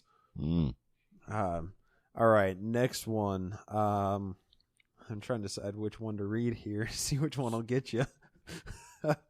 Which, by the way, I don't know what this says about me. Like, am I now a Book of Mormon expert? When did that happen? How do I know even every last phrase and word? You've gotten close to the church, man. You're starting to speak Mormonese, and like the best way to understand a fraud is to study all the real ones, right? So when you spot out non-Mormonese in a Mormonese sentence, you're like, oh, I see it. That's a problem. All right, so let's get on to the next phrase here. And so the judgment of the Lord fell upon them for their unrighteousness. Huh. That has to be Book of Mormon? Because, I mean, yeah, that's the whole theme of the book.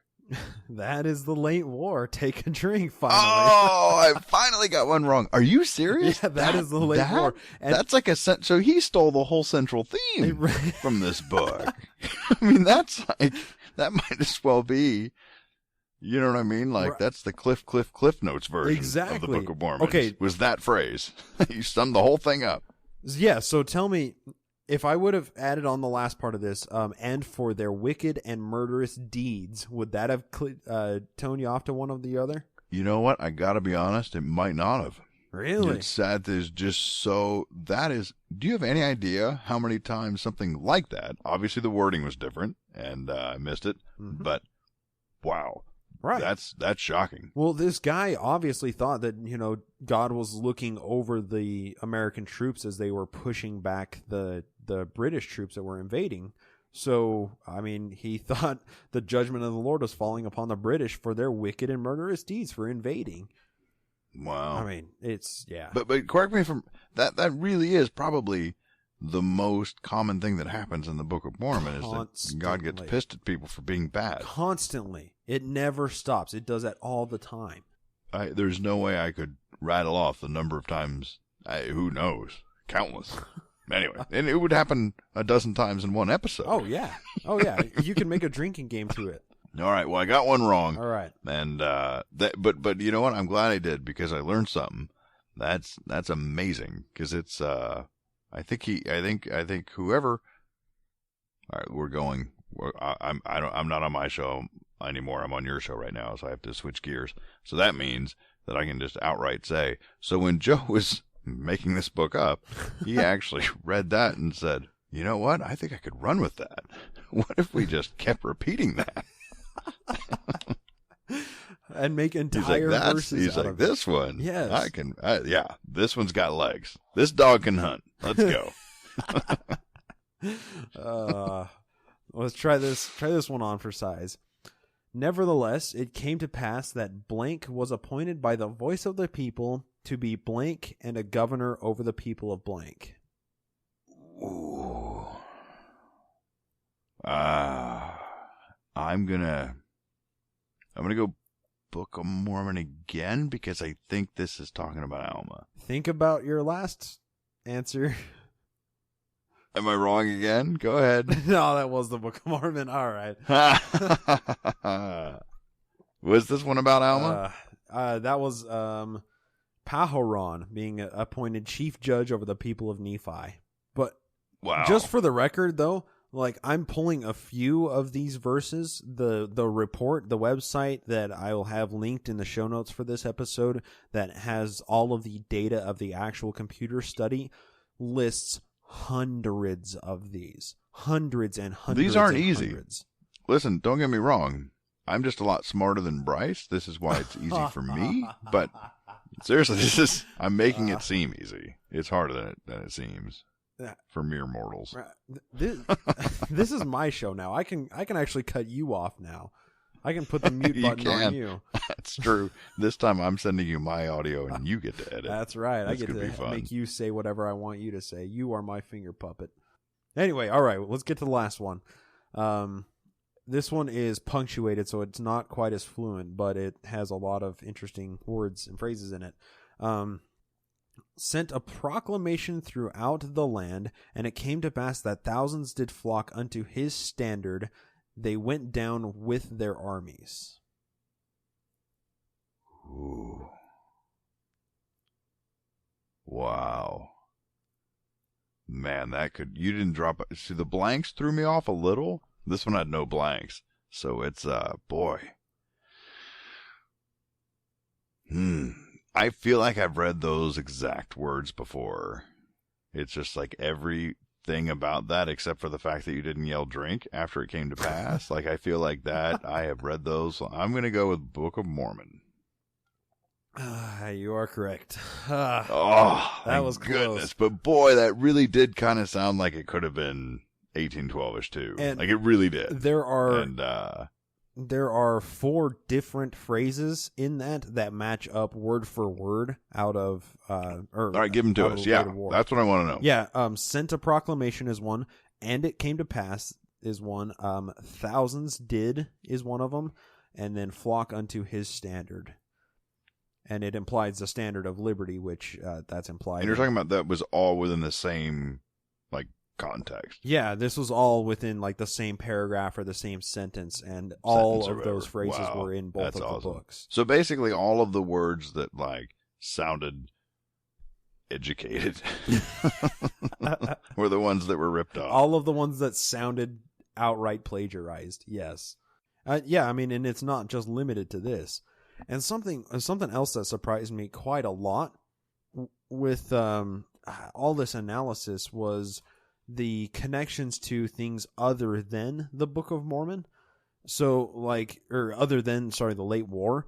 So the Bible is, this study factored out all of the similarities between the Book of Mormon and the Bible, with all of the late war and all the other books that it studied, because there were so many direct plagiarisms from the book or from the Bible. It was throwing off their statistics. Like, they have to ignore the thing that was plagiarized most from in order to create the Book of Mormon, just so it keeps their statistics relevant, because it's so far of a positive outlier. Wow. And even more than that, there's almost more parallels between an 1822 print of the Quran than there is the Bible. Really? Yeah, so there is almost more of the Book of Mormon plagiarized from the Book of Mormon from the Quran than there is from the Bible. Wow. Yeah. Okay. I hope you're getting into that later in your show. Yeah, we'll talk about that a lot on this episode. Okay. I haven't recorded that was, it yet. I don't know what to make of that. That's like, what now? Yeah. Joseph Wow. probably had an 1822 print of the Quran and was reading it. It's crazy.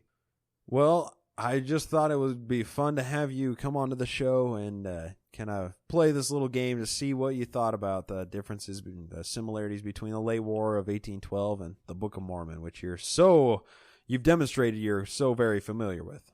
Well, Bryce, it was certainly fun for me. I hope it was fun for everyone else.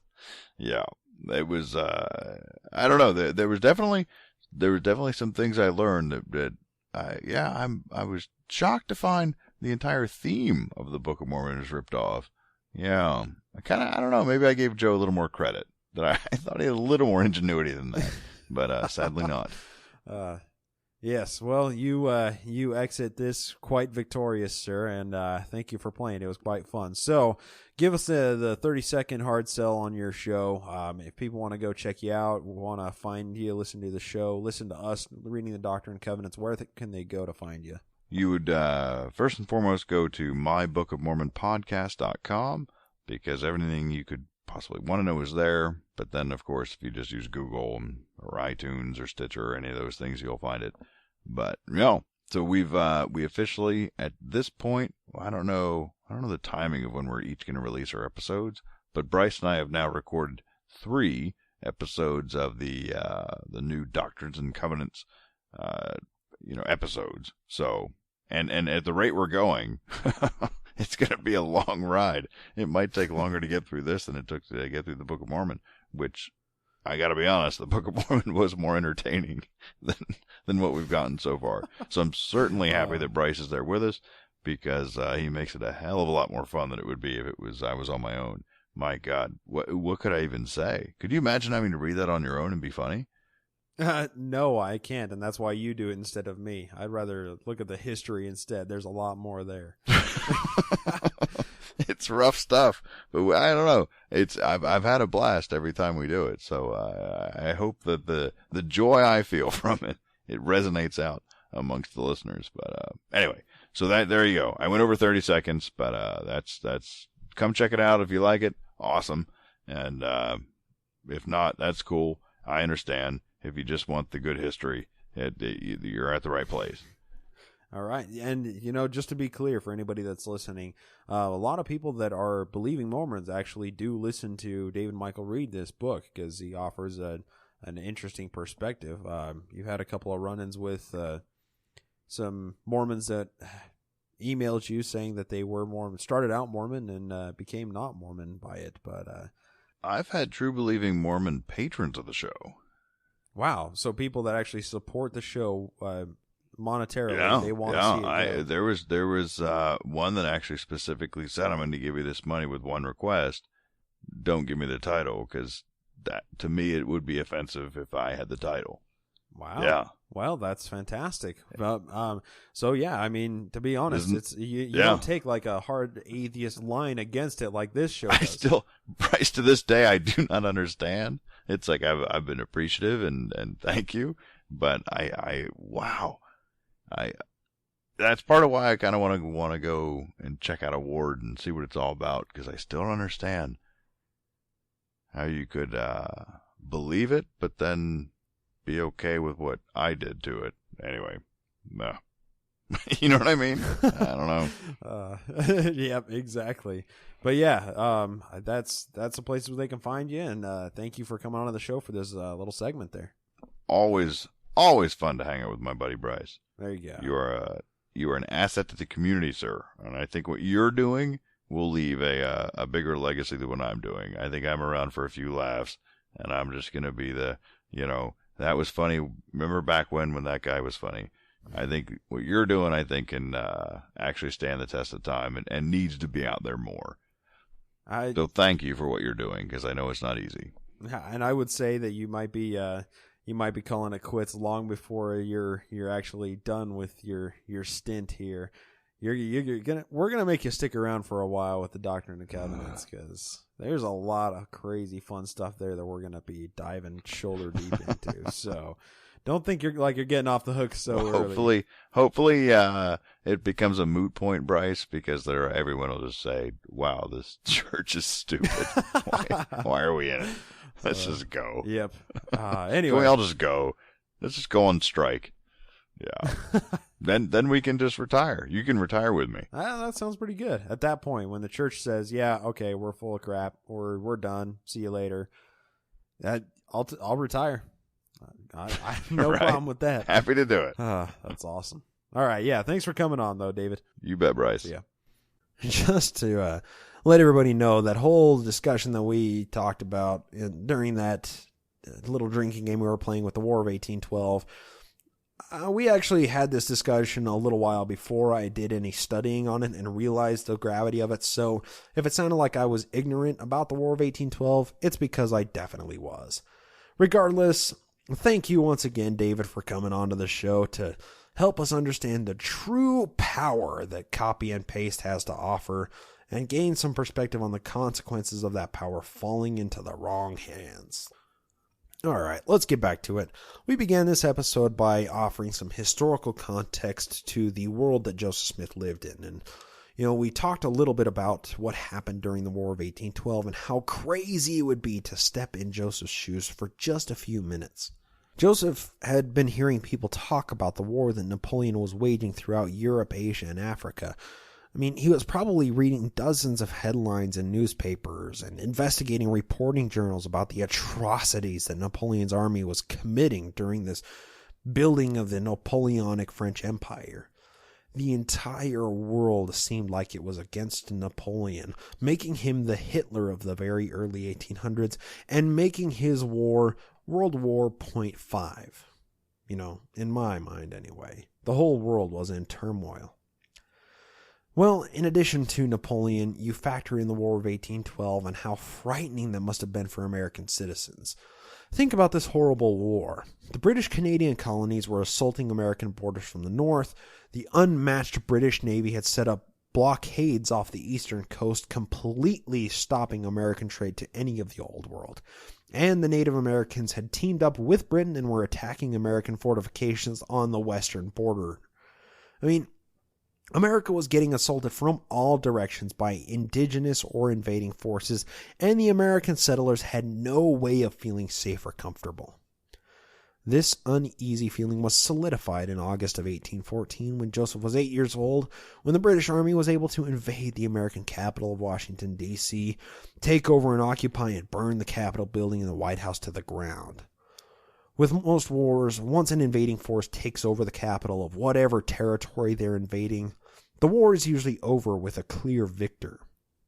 In Joseph's mind, like the minds of almost every other American citizen, they probably felt like they were beaten by the Redcoats, and the American colonies had fallen back under the control of the British Empire. I mean, once the capital falls, what else do you have? The phrase, "the enemy of my enemy is my friend," starts to come to mind at this point. In World War II, when Hitler invaded Russia on the Ostfront, the Allies couldn't have been happier about it. Don't get me wrong, most people hated Joseph Stalin, but if he was the biggest threat to the equally evil Hitler, suddenly Stalin just didn't seem so bad. That's why, as the war was nearing closure, Soviet troops were riding around in American jeeps and shooting American bullets at the Nazis. Stalin may not have been an ally, but he was the enemy of Hitler, and that made him an overall positive force. Now, if you were somebody living in Poland or Belgium or France or any of the other countries that were railroaded by the Nazis, or conversely by the Soviets once they pushed the Nazis back, you probably wouldn't particularly like either of these militaries or heads of state. But for a third-party actor like America, Stalin was great because he posed the biggest threat to Hitler. The same situation happened with Napoleon. The early American colonies were at war with Britain as it was trying to reestablish its control over the early American settlements. Well, Britain was also waging a vicious war against Napoleon and devoting a lot of troops and resources to that fight.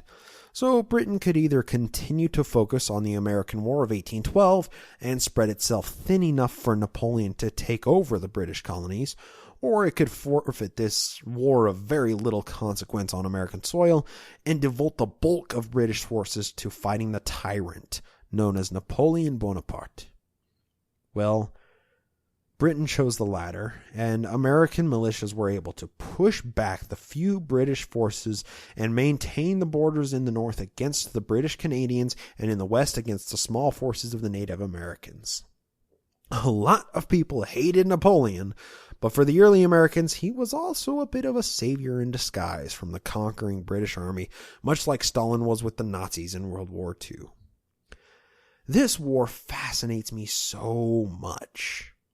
I mean, we're more than 200 years disconnected from it, but it can be seen as almost the predecessor to the First World War.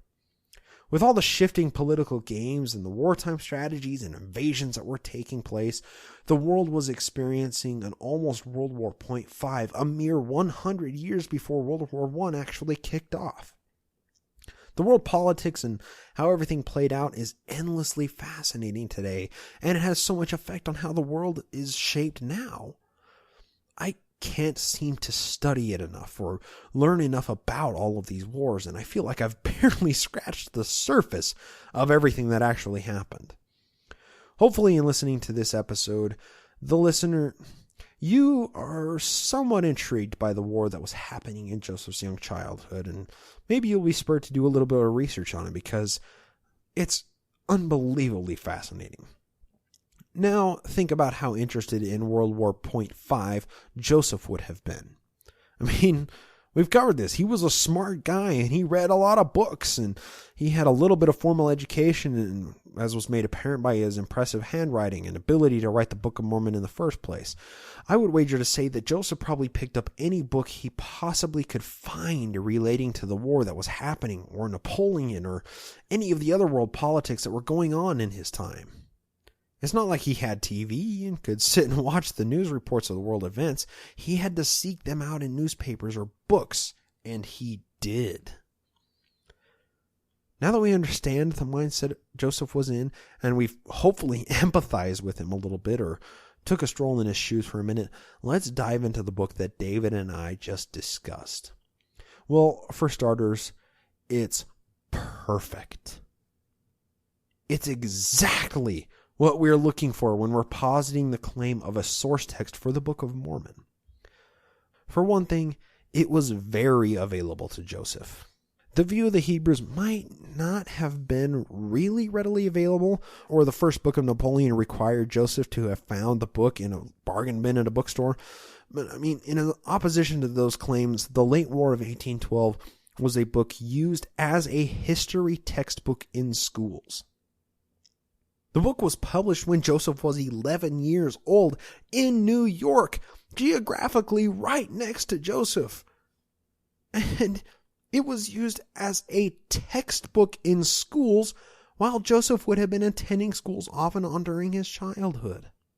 I mean, a lot of books were published back then that didn't sell very well, and a lot of copies remain today in fairly good condition due to the lack of use. Well, this is not the case with the late war. We have a lot of copies of it, but most of them have bindings that aren't secure any longer, or they're missing lots of pages, or they have doodles in the margin or notes written on the pages, which means that these books were widely distributed and used by school children. And they were used a lot, opened and closed a lot, read and talked about and discussed and made notes on a lot. I mean, Joseph would have had very, very ready access to the late war during his early years as a dreamer and young prophet. Now, to understand this book, let's read the title page of it and see if we can glean any more exciting information about the book. I'm reading this from the archive.org scanned photocopy of the book, and a link for it will be in the show notes. The link includes the entire book for free, and I would recommend that anybody who's interested give it a read and let me know what you think about it. This is the title page of the late war, It's called The Historical Reader, containing the late war between the United States and Great Britain from June 1812 to February 1815. Subtitled In the Scriptural Style, altered and adapted for the use of schools throughout the United States.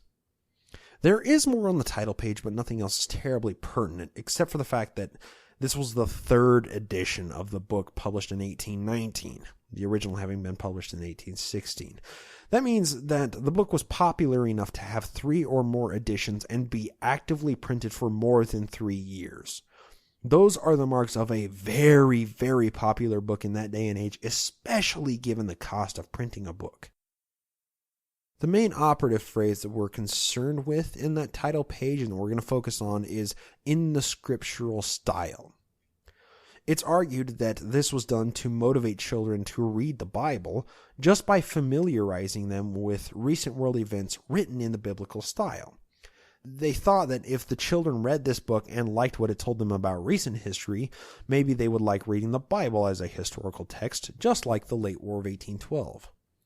It even says on the title page that it is altered for the use of schools, so the author had a motivation behind writing the book with yeas and it came to passes and other Elizabethan English phrases and words, just like the Book of Mormon. Well, the Book of Mormon also has some things in it that are somewhat confusing. Well, there are a lot of those, and we'll talk about them soon. But some things are written in there, and it's like, why is that in there? One of these odd features is the Isaiah chapters, where there are extensive quotes from Isaiah, almost in apropos of nothing. Well, another of these confusing things is the war chapters. It seems like the book is offering some insights into the history of the people of the continent, then it just takes this weird turn for a few chapters, talking about war after battle after slaughter, and it seems so out of place. I mean, a believer might wonder why God thought it was necessary to include those parts. Well, if we look at the late war, we read about battle accounts of the Battle of New Orleans or the Battle of New York or the takeover of Washington, D.C., and how there were certain individuals that distinguished themselves during those battles. One of the most distinguished individuals was Andrew Jackson, who would later become the 7th president of the U.S. During the war chapters of the Book of Mormon, we read about a mighty leader named Captain Moroni and his conquests and battles. We read about the fortifications he built up to defend his cities and how he was fighting for the title of liberty, like the Constitution. And all of these seem to have some real-world analogs to some of the things Jackson is described as doing in the late war. Why would we see a parallel between the late war and the Book of Mormon with this Captain Moroni and Andrew Jackson? Well, this is one of many, many, many parallels that run deeper than just similar phrases that the statistical study pointed out, and they go as far as exposing similar ideas and content between the two books.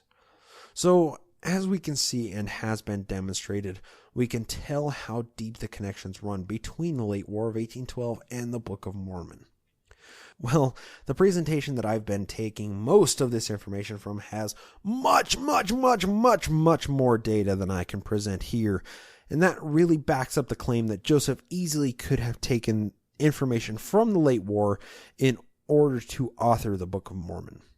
I really want to thank Chris and Dwayne Johnson for going to the trouble of conducting these studies under the umbrella of the WordTree Foundation.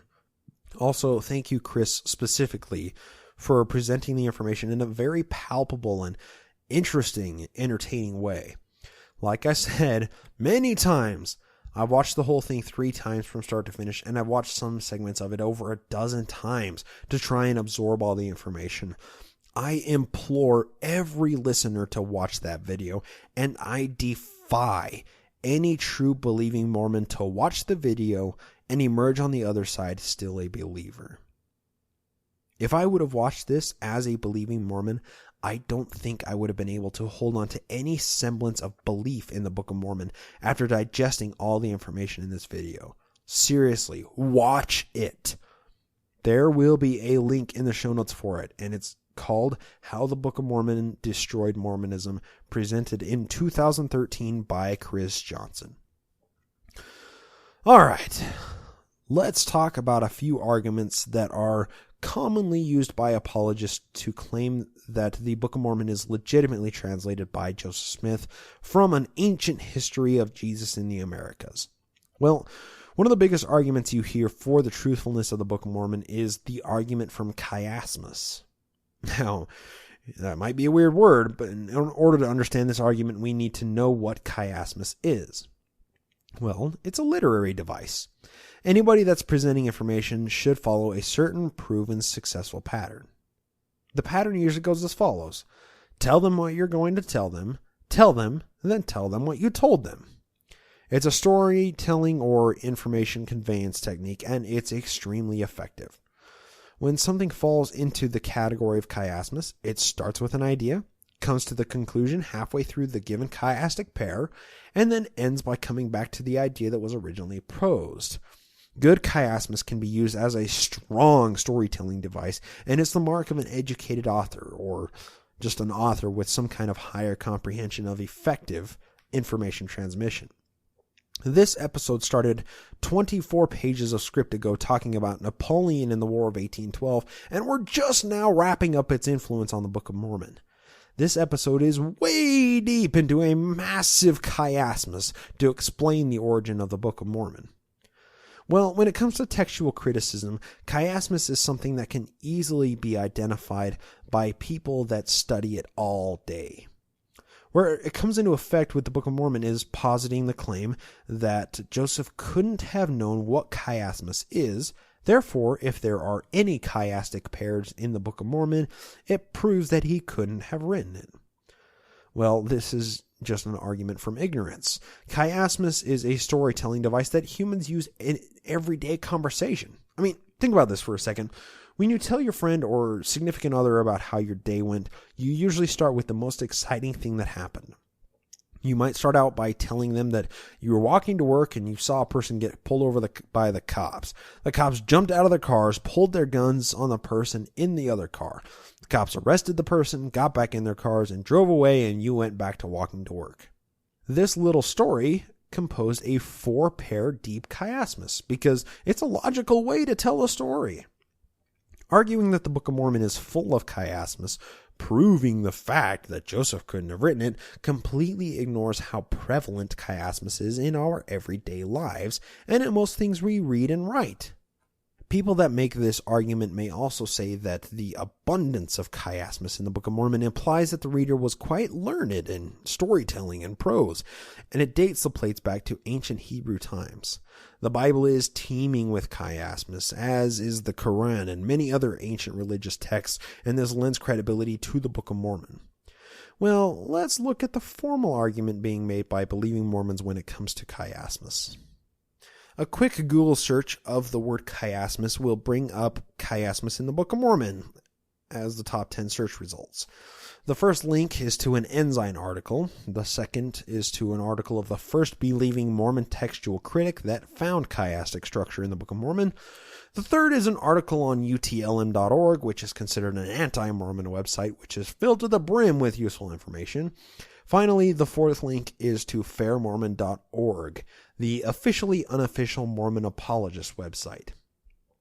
I like to take a lot of information from this website because I like to see proper refutations of any common anti-Mormon arguments to see which side has the most merit or which argument makes the most sense.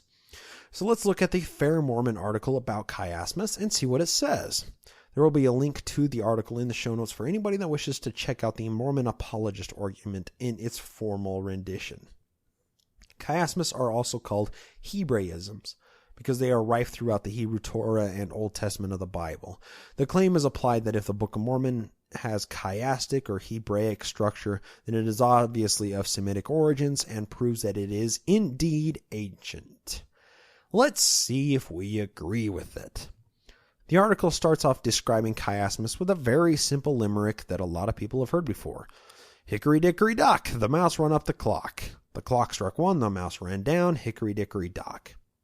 That was a very, very simple 2-pair chiasmus, and it's easy to understand what is meant by chiasmus, so we can identify the literary structure and compare it to other texts like the Book of Mormon.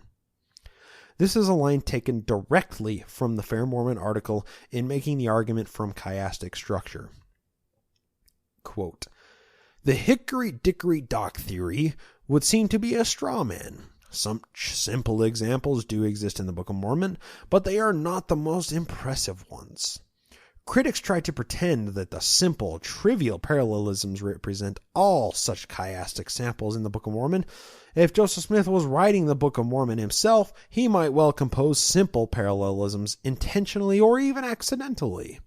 Small, trivial chiastic structures containing only a few elements might well arise through chance or English rhetoric, especially when other elements within the text are not considered in the analysis. However, critics ignore numerous, complex, subtle, and meaningful chiasmus when they assume that all of the Book of Mormon's inverted parallel structures are so simple. On the other hand, more work needs to be done to evaluate the hundreds of proposed chiastic readings of the Book of Mormon. Some of them will inevitably end up as less likely than others, though statistical analysis has sustained the presence of some Book of Mormon chiasmus and failed to support it in some of Joseph's modern writings. And for LDS members, the value of these readings is less about demonstrating historicity in the text and more about interpreting the text with the intentions of the authors in mind, as viewed through their use of rhetorical figures." End quote. So, let's try and decipher this because it's quite fascinating. The closing line of that excerpt even says that chiastic studies of the Book of Mormon are not used to demonstrate the historicity of the text, and are more about interpreting the text through the eyes of the various authors. We'll talk about the authorship and stylistic drift soon, but let's wrap up talking about chiasmus in the Book of Mormon first. As we can tell, creating a chiasmus is not hard. I mean, it can be done with a limerick of 20 words like Hickory Dickory Dock, or it can be used as a major storytelling device that spans 26 pages worth of podcasting script. It merely implies sophistication of authorship, not ancient origin. If chiasmus can be used as an argument for sophisticated authorship of the Book of Mormon, we would expect the book to be overflowing with deep and impressive chiastic pairs that span entire chapters or even multiple books. Well, we just don't find that in the Book of Mormon. In fact, the Fair Mormon article only cites 6 blatant chiastic pairs or Hebraisms that are accepted by most literary scholars, believers or otherwise. The article claims that there are hundreds, but it fails to provide these examples with any level of detail or scholarship. Well, if the Book of Mormon was written by a sophisticated author that employed chiasmus heavily for compelling storytelling, we would expect it to stand out by sheer number or depth of chiastic pairs. Well, let's compare it to the first book of Napoleon for fun. Now remember, as far as we can tell, the first book of Napoleon was written by a 14-year-old that hated Napoleon. The foreword of the book basically tells everybody how horrible Napoleon is. The author used a pseudonym called Eliakim, kind of similar to Elohim if you ask me, but the foreword is addressed to various people that might read the book. One of the subsections is addressed to Napoleon himself and goes as follows, quote, "Napoleon, if peradventure this little volume should ever reach thee, may its truths sink deep into thine heart, and remember in the midst of the torrents of blood thy guilty ambition is shedding, and the ruin and desolation it is spreading far and wide, that thou art a mortal man, and one day, perhaps ere long, thy soul shall be required of thee, and an account of all thy deeds, by that omnipotent, unerring and upright being, who, as he made and governeth, so in like all manner shall he judge the world." End quote. I mean, the writing is fairly impressive. I mean, especially for a 14-year-old. It's fairly sophisticated, but let's examine it. Are there any chiastic pairs in the first book of Napoleon? Well, it turns out that there are. In fact, a 14-pair deep chiasmus is found spanning chapters 20 and 21. But that's just a minor example. There's a 21-pair deep chiasmus that spans chapters 10 and 11 that convey a very impressive and sophisticated idea talking about naval battles. Nothing like this is presented in the Book of Mormon. This 14-year-old author of the first book of Napoleon is more literarily sophisticated than Joseph Smith by simple criterion of chiastic structure. It's not just the first book of Napoleon that has this chiasmus. It's present at some level in almost all books that undergo scrupulous literary study. In fact, if we compare chiasmus in the Book of Mormon to a bunch of other books that were popular during the time, it scores quite low on the scale. Very low, actually. These are all books that have a remarkable amount more chiasmus than the Book of Mormon, and only a few of them are actually of Semitic origins. This is a list of books. Warren's History of the Revolutionary War, Manuscript Story, The View of the Hebrews, Late War of 1812, Common Sense, Alice in Wonderland, Adventures of Sherlock Holmes, Sense and Sensibility, A Tale of Two Cities, The Iliad of Homer, Antiquities of the Jews by Flavius Josephus, the Apocryphal Books of the Bible. The list goes on, and every one of those books has a considerable amount more chiasmus than the Book of Mormon, rendering the argument posited by Fair Mormon that chiasmus proves the Book of Mormon true completely absurd. All right, now that we've put the chiasmus argument to sleep forever, let's talk about stylistic drift. It is often argued that the writing style spanning across the books inside the Book of Mormon prove that it was written by multiple different authors. Well, this is an argument from ignorance, and I'm going to have to construct it from the Mormon perspective before we can refute or substantiate the argument. Let's talk about the Bible for a second. It's claimed that the book was written by 43 authors over the span of almost 1,500 years, recorded in 3 different languages, all about the same topic, so that means it's true. While the number of authors, as well as the actual dates of the manuscripts, can be argued endlessly, it is true that the Bible is indeed an ancient book, with a significant amount of history contained in the text.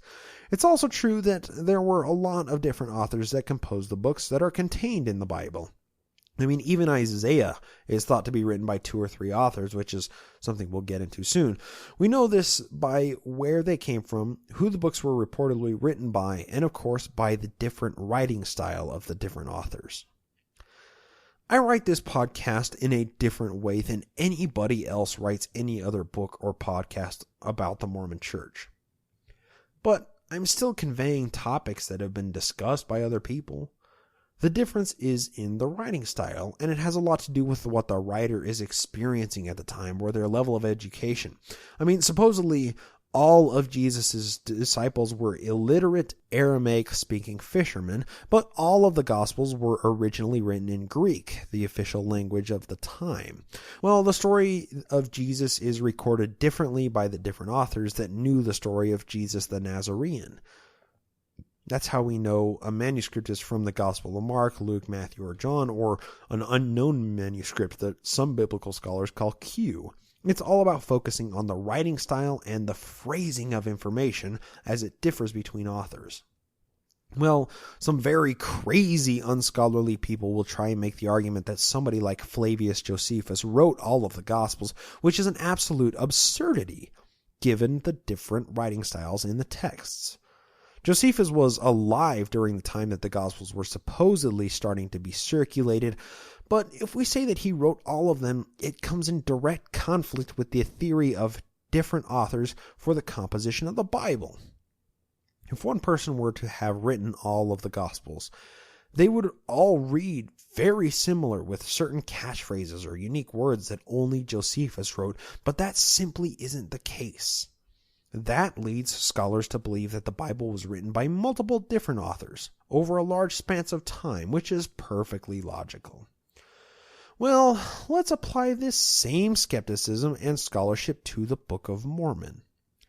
As it is claimed, the Book of Mormon is an abridgment of multiple books written on thousands of different metal plates by multiple historians over a span of 2,900 years. Even being abridged by the same author, we should be able to pick up some major differences between the books in the Book of Mormon regarding phrasing or terminology. Abridged doesn't mean rewritten. Abridged merely means shortened without losing the content or main themes. The original writers of the books in the Book of Mormon should show through the abridgment. What's more than that, in the books written by the abridgers themselves, which were namely the Words of Mormon and Mormon, they're both very, very small books inside the larger Book of Mormon, we should be able to see a noticeable and marked difference between the writers of those two little books, as opposed to the larger books inside the Book of Mormon that were merely abridged by Moroni or Mormon. Now, given what we understand about the difference in authorship of books inside the Book of Mormon, how does it stand up to actual textual criticism based on this criterion? Well, it does stand up. That's what's so remarkable about it. When we look at the difference in authorship style from 1 Nephi to Omni and from Mosiah to Ether to Mormon, it looks almost as if the Book of Mormon was indeed written by different authors when we examine it cover to cover like this. Well, the problem with that is the operative phrase cover to cover. When we look at the writing style in the Book of Mormon from front cover to back cover, there are some significant differences in the authorship, but that doesn't take into account the actual authorship timeline chronologically, which puts different books in the Book of Mormon as being written by Joseph in a completely different order than they are set in the Book of Mormon. We covered this earlier, but let's put a pin in it for a second. Let's put this idea of different authorship in the Book of Mormon on the back burner, and we'll bring it back in just a second. But before we continue talking about how the Book of Mormon rates in this statistical study, we need to discuss stylistic drift. If you listen back to the first episodes of this podcast, you will notice a drastic change in comparison to this episode. Most podcasters hate listening to their first episodes because they don't want to know how bad those episodes were in comparison to their more current episodes. Well, that's because the longer that podcasters write or broadcast, the more we drift away from the first few episodes.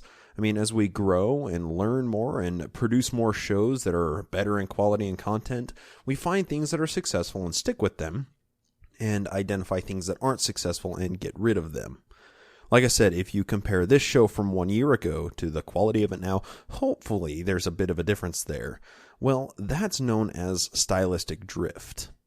All authors or reporters or storytellers experience this same phenomenon the longer they continually produce writings, or in this case, of course, podcasts. The thing about stylistic drift is it's a fairly newly studied thing in textual criticism. The idea has prevailed for a long time, but only with large statistical studies are we able to identify the drifting and, of course, graph its presence on a statistical plane. So how does stylistic drift factor into different authors of the Book of Mormon? We said that we were going to put that on the back burner, but let's bring it back to the front. And, let's try and stir it around a little bit with the pan that we just made full of stylistic drift. Well, for the most of the time that the Book of Mormon has been around, scholars have understood it to have been written in the same order as the books are presently in.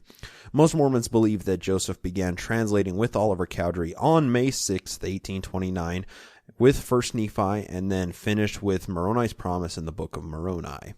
Well, that chronology of authorship is just wrong. We went through the authorship timeline earlier. When Oliver Cowdery showed up, they wrote from Mosiah to 4th Nephi, wrote the interim Book of Mormon, which is a small book inside the actual Book of Mormon, that's written after 4th Nephi. Then they moved on to Ether and Moroni. Then they went all the way back to 1st Nephi and wrote all the books up to Omni. Then they finally wrote the books called Words of Mormon to bridge the gap between Omni and Mosiah. Just a little bit of a refresher there. When the books are put into the statistical study in the correct order to look for authorship as opposed to stylistic drift, guess what? It comes out of the computer just like we expect it to. It turns out the naturalistic authorship theory of Joseph Smith's Book of Mormon predicted the stylistic drift, and when it's put into the computer in the right order of authorship, it does exactly as expected.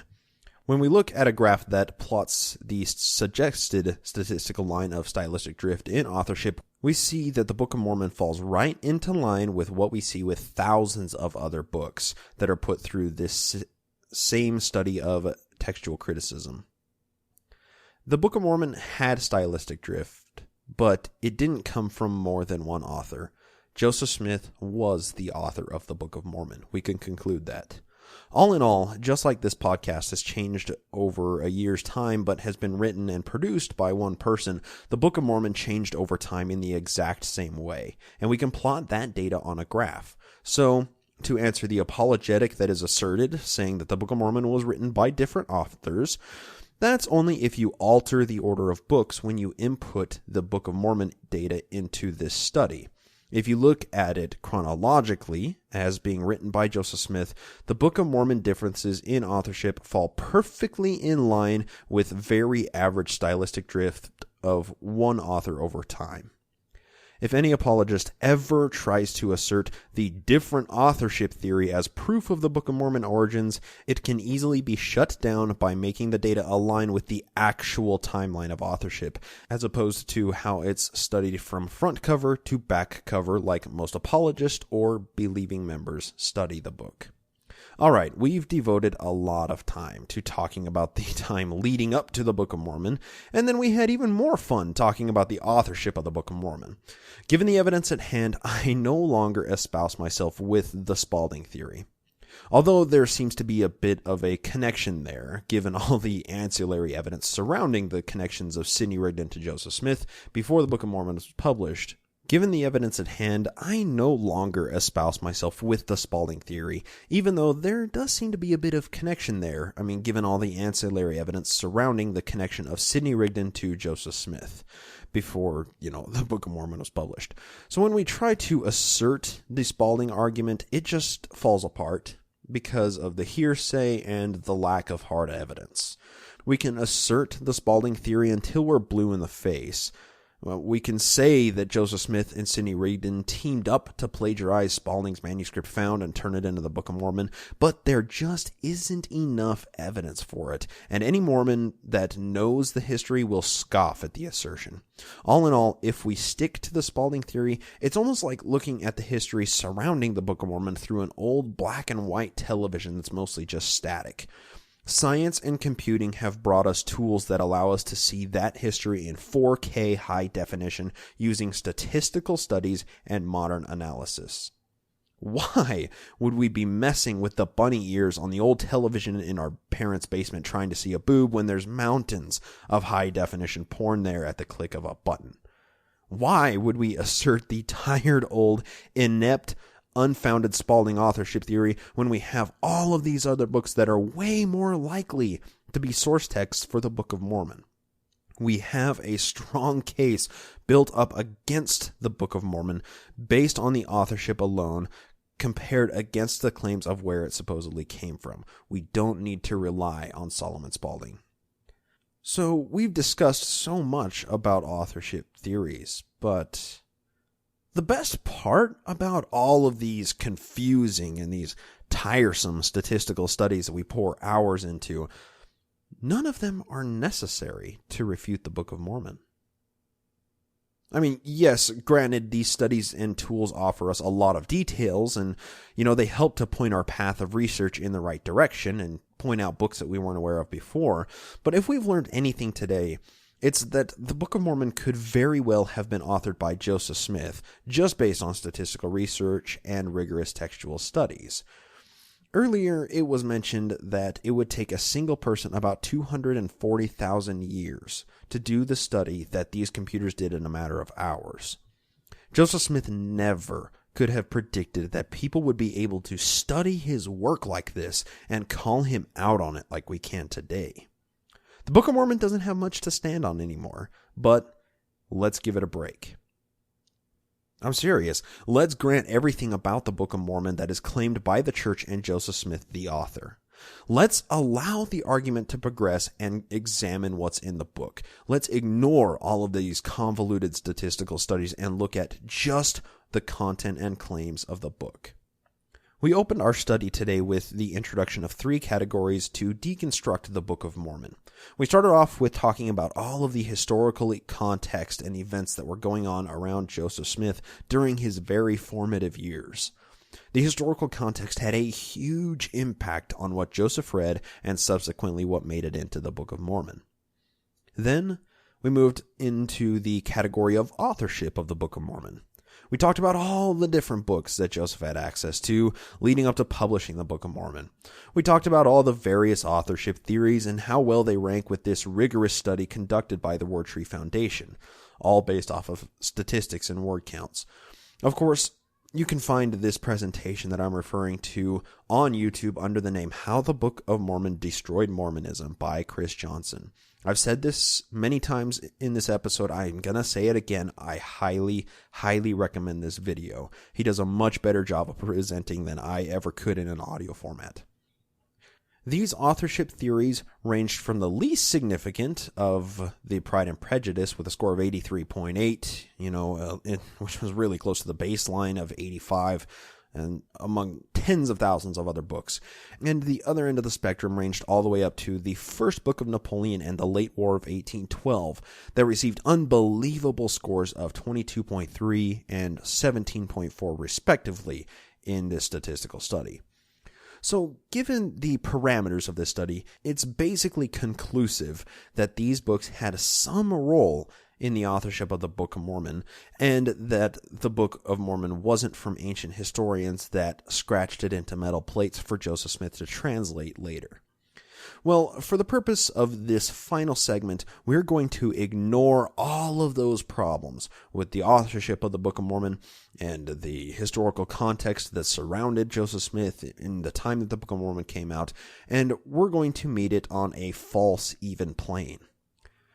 We're going to move into the third category that divides up our show today, and that's the content and claims category. So, for the purpose of this point of argumentation, let's grant everything that the Mormon Church and Joseph Smith claimed about the Book of Mormon itself. Let's just talk about what's inside the Book of Mormon. Before starting this segment of Book of Mormon analysis, we need to understand the term anachronism. A lot of people know what this means, a lot of people think they know what this means, and many more don't have a single clue about this word. An anachronism is a criteria used in textual or historical studies to date a certain work. For example, if a person claims that a book is written in 1950, yet we see the phrase Millennium Falcon in the text, we have a problem. The Millennium Falcon, as we know it, didn't exist until George Lucas conceptualized it in 1977, which dates that book to being written sometime after 1977. So there's an anachronistic dating of 27-year difference there. Let's take that word anachronism to an extreme. If we're studying ancient hieroglyphics in Egypt and we see engraved in the mural a McDonald's logo, and the pharaohs are worshiping it, it's going to raise some suspicion as to how it got there. Did the Egyptians know about the rise of the McDonald's empire, or did somebody come in and create that mural at a much later date and merely claim that it's authentic? Well, anachronisms are going to play into our study a lot, but for now we need to talk about Joseph Smith. Nephi. This ties into the authorship of the Book of Mormon, but we're going to focus on the content that's in it. Earlier I said that the small plates, which are 1 Nephi up to Omni, had the most occurrences of autobiographical tendencies. Well, when a person is writing a fictional story, they tend to include things they've experienced in their own lives and put their protagonist through similar situations that they've experienced, especially if they're really inexperienced authors. If Joseph Smith indeed wrote the Book of Mormon, we might expect to see these autobiographical tendencies occasionally peppered throughout the text. If the book is genuinely ancient, as it is claimed, we would never ever see anything like this. Well, what do the facts say? Listen to some rapid-fire examples and think about it. Maybe there's a connection here, maybe not. You be the judge. Like I said, we're meeting the Book of Mormon on a false even plane here. In the Book of Mormon, the first few books focus on the hero of our story, Nephi, who is the son of Lehi. They are a Hebrew family that flees Jerusalem around 650 BCE, and Nephi is the fourth son of Lehi, just as Joseph Smith Jr. is the fourth son of Joseph Smith Sr. And Joseph had a sibling named Samuel, and Nephi had a sibling named Samuel. This is 1 Nephi chapter 2, verse 5, quote, "And he came down by the borders near the shore of the Red Sea, and he traveled in the wilderness in the borders which are nearer the Red Sea. And he did travel in the wilderness with his family, which consisted of my mother Sariah, and my elder brothers who were Laman, Lemuel, and Sam." End quote. Now, we also have that one of Lehi's sons was named Joseph, and one of Joseph Smith Jr.'s sons is named Joseph. Both were born in the woods. This is 1 Nephi 18, verse 7. Quote, "And now my father had begat 2 sons in the wilderness. The elder was called Jacob, and the younger Joseph." End quote. Next, we have Joseph claims to have been visited by the Lord as a teenager, and of course, Mormon claims to be visited by the Lord at age 15. Beyond that, the connection is also made that Mormon is called to remove the plates from the ground at the age 24, and Joseph Smith published the Book of Mormon at the age 24. This is Mormon chapter 1, verse 3 through 4. Quote, "Therefore, when ye are about 24 years old, I would that ye should remember that the things which ye have observed concerning this people. And when ye are of that age, go to the land Antum, unto a hill which shall be called Shim. And there have I deposited unto the Lord all the sacred engravings concerning this people." Kind of sounds similar to what happened with Joseph. "And behold, ye shall take the plates of Nephi unto yourself. And the remainder shall ye leave in the place where they are, and ye shall engrave on the plates of Nephi all the things that ye have observed concerning this people." End quote. Next off, we have Joseph Smith is looking for things that are hidden in the earth, but he can't obtain them because they keep slipping away. And the ancient inhabitants, of course, in Joseph Smith's book, start hiding treasures in the earth. Also, there's a connection made between Gadianton robbers, which are basically a gang or a fraternity, and of course, to Joseph Smith, the Freemasons were basically a gang or a fraternity. This is Mormon chapter 1, verse 18. Quote, "And these Gadianton robbers, who were among the Lamanites, did infest the land, insomuch that the inhabitants thereof began to hide up their treasures in the earth. And they became slippery, because the Lord had cursed the land, that they could not hold them or retain them again." End quote. Seriously, if you've listened to this show, there's been plenty of examples of Joseph Smith digging for treasure where the treasure just sunk into the ground, or the ground gnomes took him further away from him, so he couldn't obtain the treasure. Next connection is we have Ethan Smith is an author of a book that precedes the Book of Mormon, which was The View of the Hebrews. And then, of course, Ether is the author of some plates that precede the golden plates. This is taken from Ether chapter 1, verse 1 through 3. Quote, "And now I, Moroni, proceed to give an account of those ancient inhabitants who were destroyed by the hand of the Lord upon the face of this north country.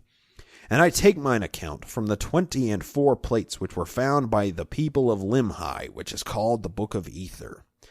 And as I suppose that the first part of this record, which speaks concerning the creation of this world, and also of Adam, and an account from that time even to the great tower, and whatsoever things transpired among the children of men until that time, is had among the Jews." End quote. The next parallel we have, Joseph Smith Jr. and Joseph Smith Sr. were the primary participants in the Smith family when it came to magic and folklore.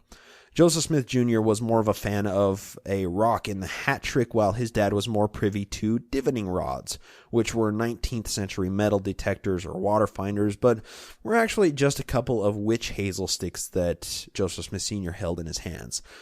This is the person that Joseph learned folk practices from, his father. Well, Joseph Jr. liked having his spherical rock that led him to whatever he desired most, and of course it only worked based on how much he believes in the rock and is faithful to it. Well, one morning in the wilderness, Lehi, who was Nephi's father, walks out of his tent and finds a ball of brass with spindles on it that point to where they need to go.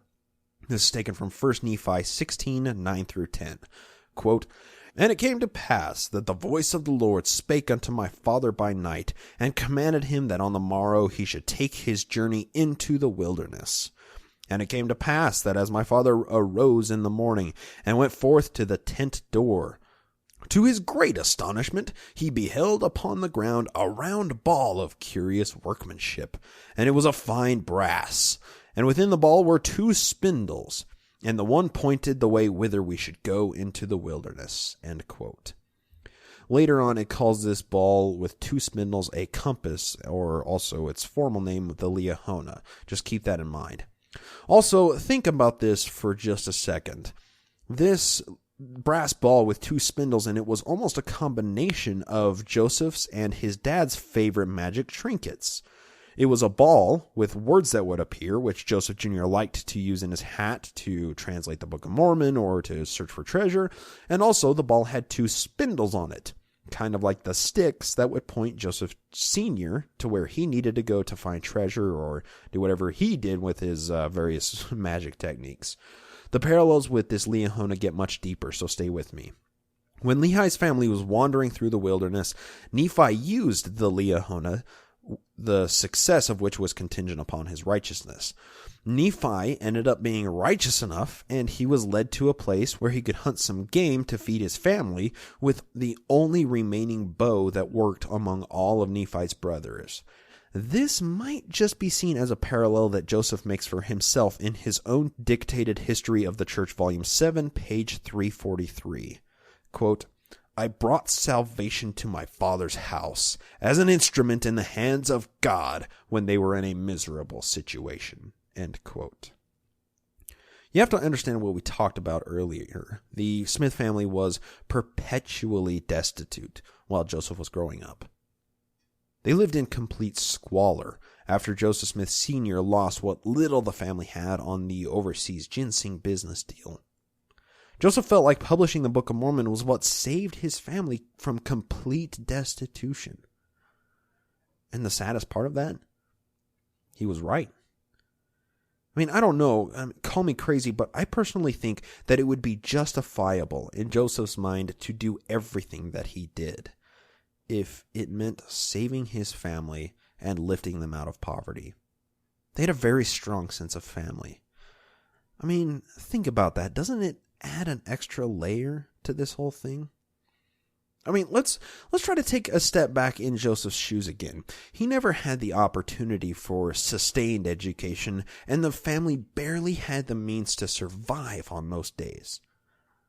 Undoubtedly, there were definitely a lot of nights where his brothers and sisters would go to sleep crying from being hungry.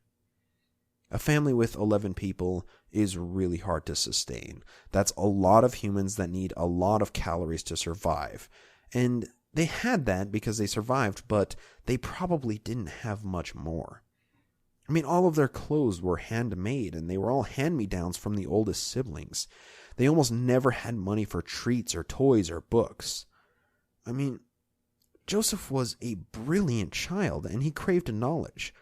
He sought out ways to help him and the family survive no matter what it took.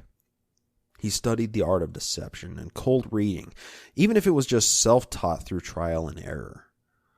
Any book that Joseph could get his hands on, he would probably read dozens of times just for sheer lack of any other books being available to him. As a young boy, Joseph started going to religious revivals and seeing these charismatic preachers that would ride around in last year's model of A.S. Flandreau Coupe Rockaway with $100 suits looking sharp as the devil. Joseph would see how successful these people were and how much money was in the collection basket that was passed around at the end of all of these sermons. Joseph would envy these men for their magnetic personalities, and would wish himself to be in their possession, accepted and loved by this many people, giving him money. Joseph knew that he could do it for himself, and he could become just as successful as the men he had seen tour the burned-over district, preaching their own interpretations of the Bible or just Christianity in general. Well, Joseph could only see all of this success for so long before he would finally make a go at it for himself. He wanted to lift his family out of poverty, basically being their savior, and starting the next hit religion was a great way to do it. If we look at how well off the Smith family was at the time Joseph dictated what we just read out of the history of the church, they were much better off. I mean, Joseph did indeed save his family in a time of desperation. Or, as Joseph put it, he brought salvation to the home when they were in a miserable situation. It almost makes you feel bad for Joseph. I mean, yes, he could have pulled himself up by the bootstraps and started working for manual labor for a decent living wage, but that just wasn't his personality type, and he never learned that level of character from Joseph Sr., his dad, who was consistently out of the way with alcohol and was probably quite abusive, or at best, neglectful. Think about the situation that Joseph and the Smith family were perpetually in while we talk about some more possible autobiographical features in the Book of Mormon. Think about how much Joseph must have wanted to pull his family out of this hole of poverty with the tricks of his only known trade.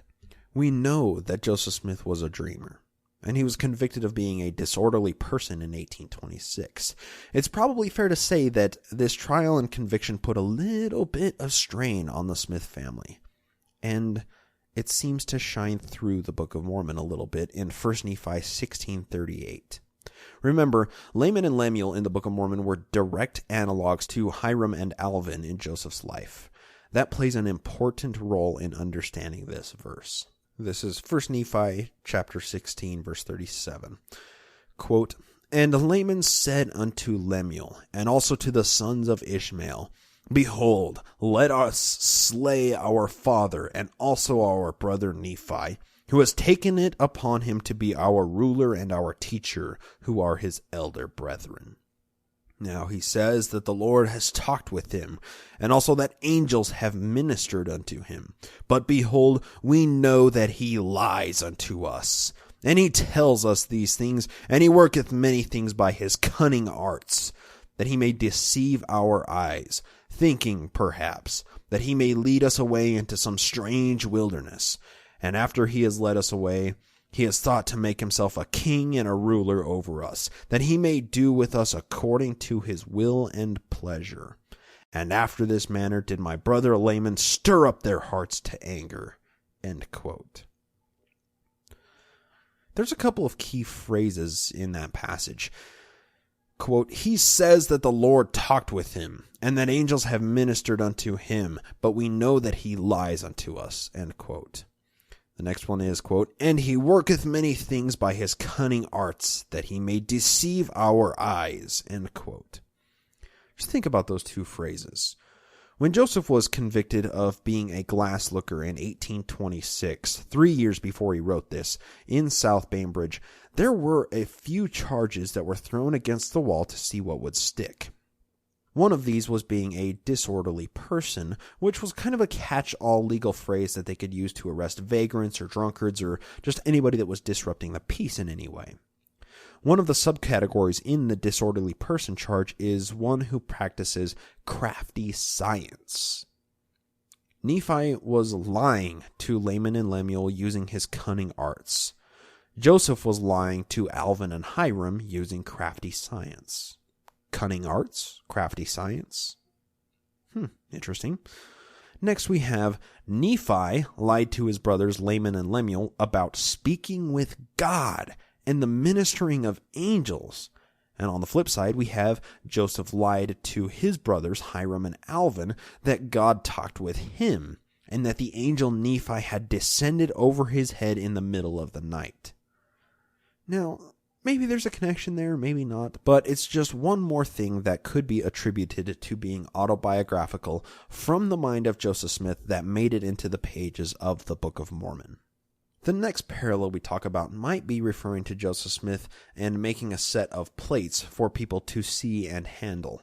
The Nephi analog talks about him building a ship as opposed to a set of plates, and how his brothers opposed the idea. This is taken from 1 Nephi 17 through 20. All you need to do is change the word ship for a set of plates and Nephi for Joseph, and the whole thing makes a lot of sense given the context of the situation Joseph was enduring. This is 1 Nephi chapter 17, verse 17 through 20. Quote, "And when my brethren saw that I was about to build a ship," or a set of plates, "they began to murmur against me, saying, Our brother is a fool, for he thinketh that he can build a ship," or a set of plates, "yea, and he also thinketh that he can cross these great waters.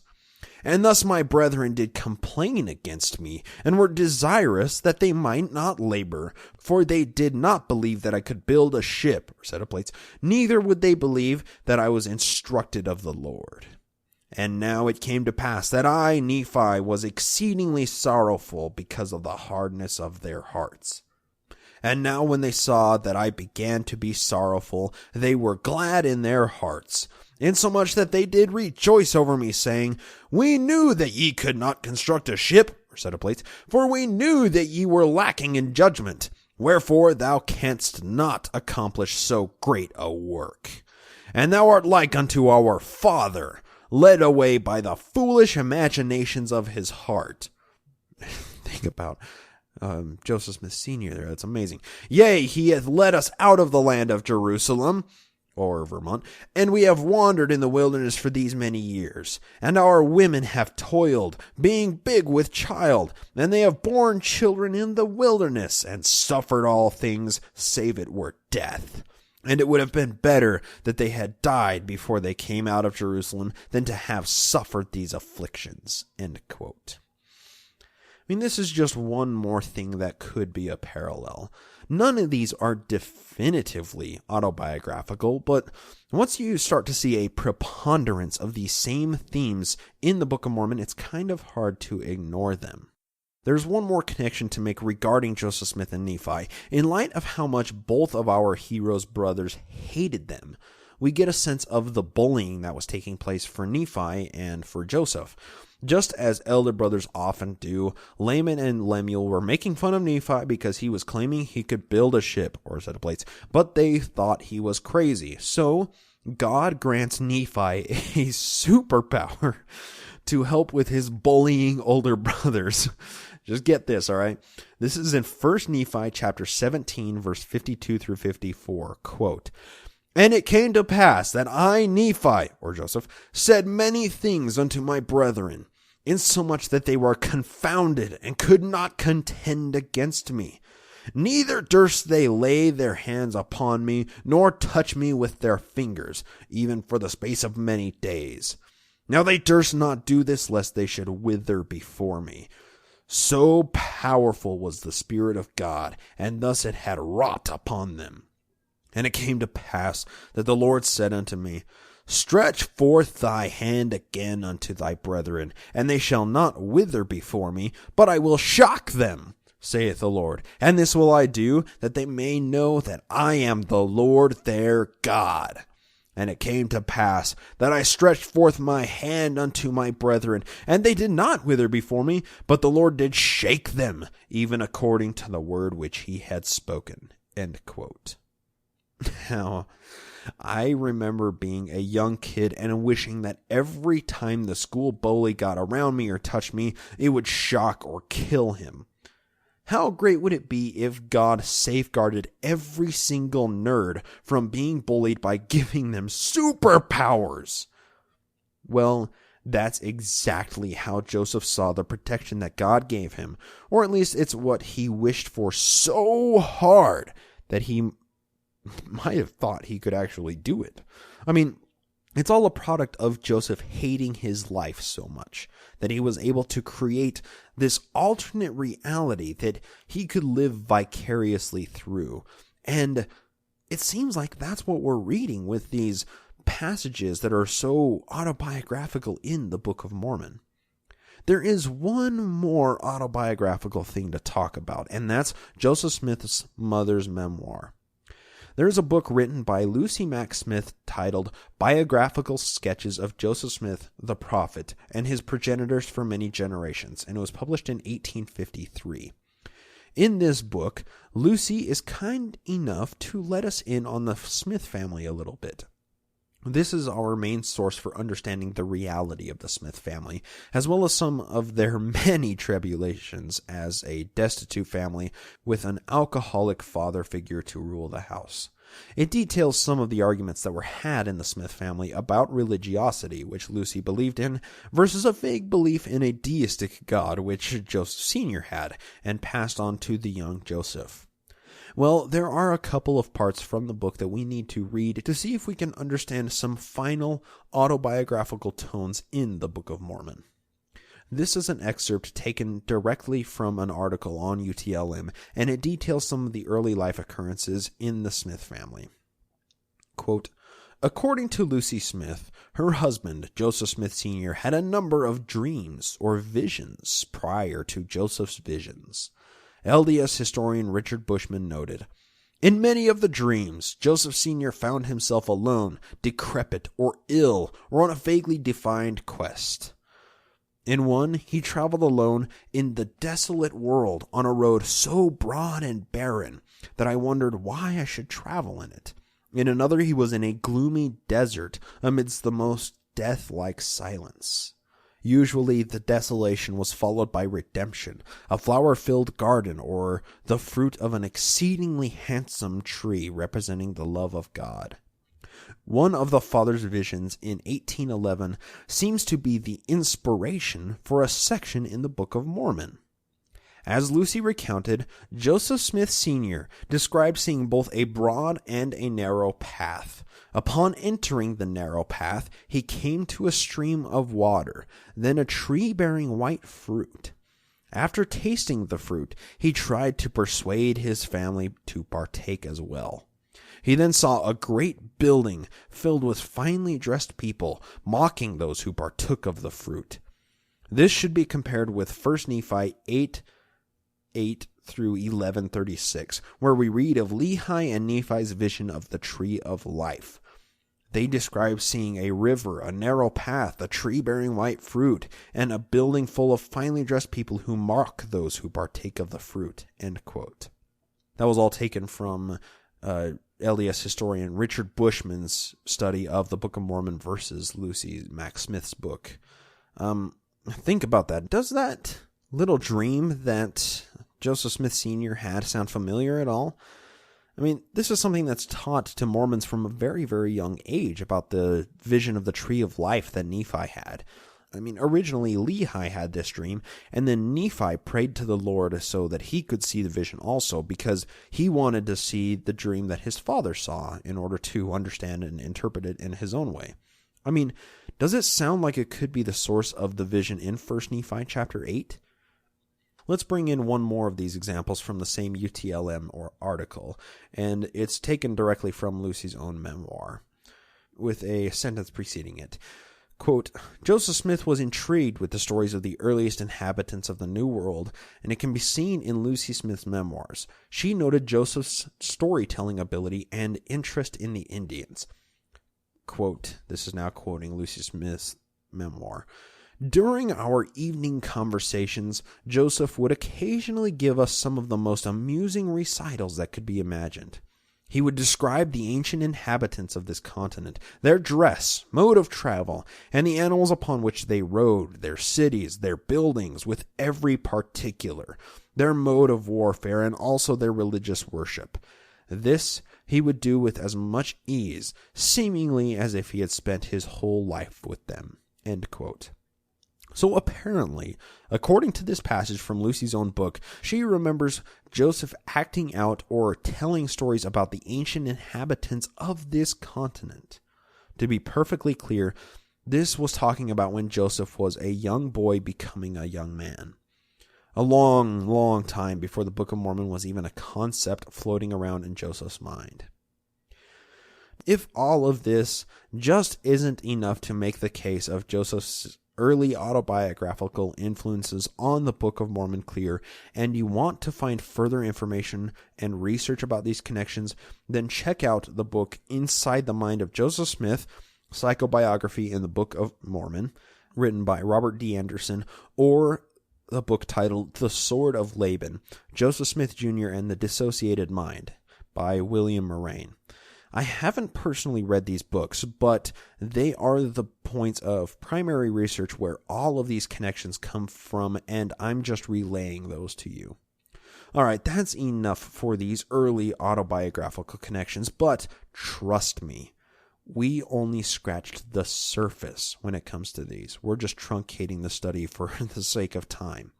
There are plenty more of them, but we can't get too mired in all of the details. Let's move on to the next point of contention when it comes to the claims and content portion of today's analysis. Let's talk about corrections in the Book of Mormon.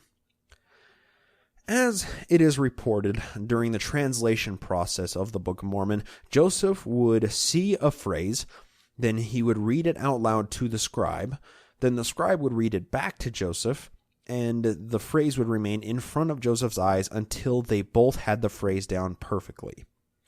Then that phrase would disappear and the next phrase would appear.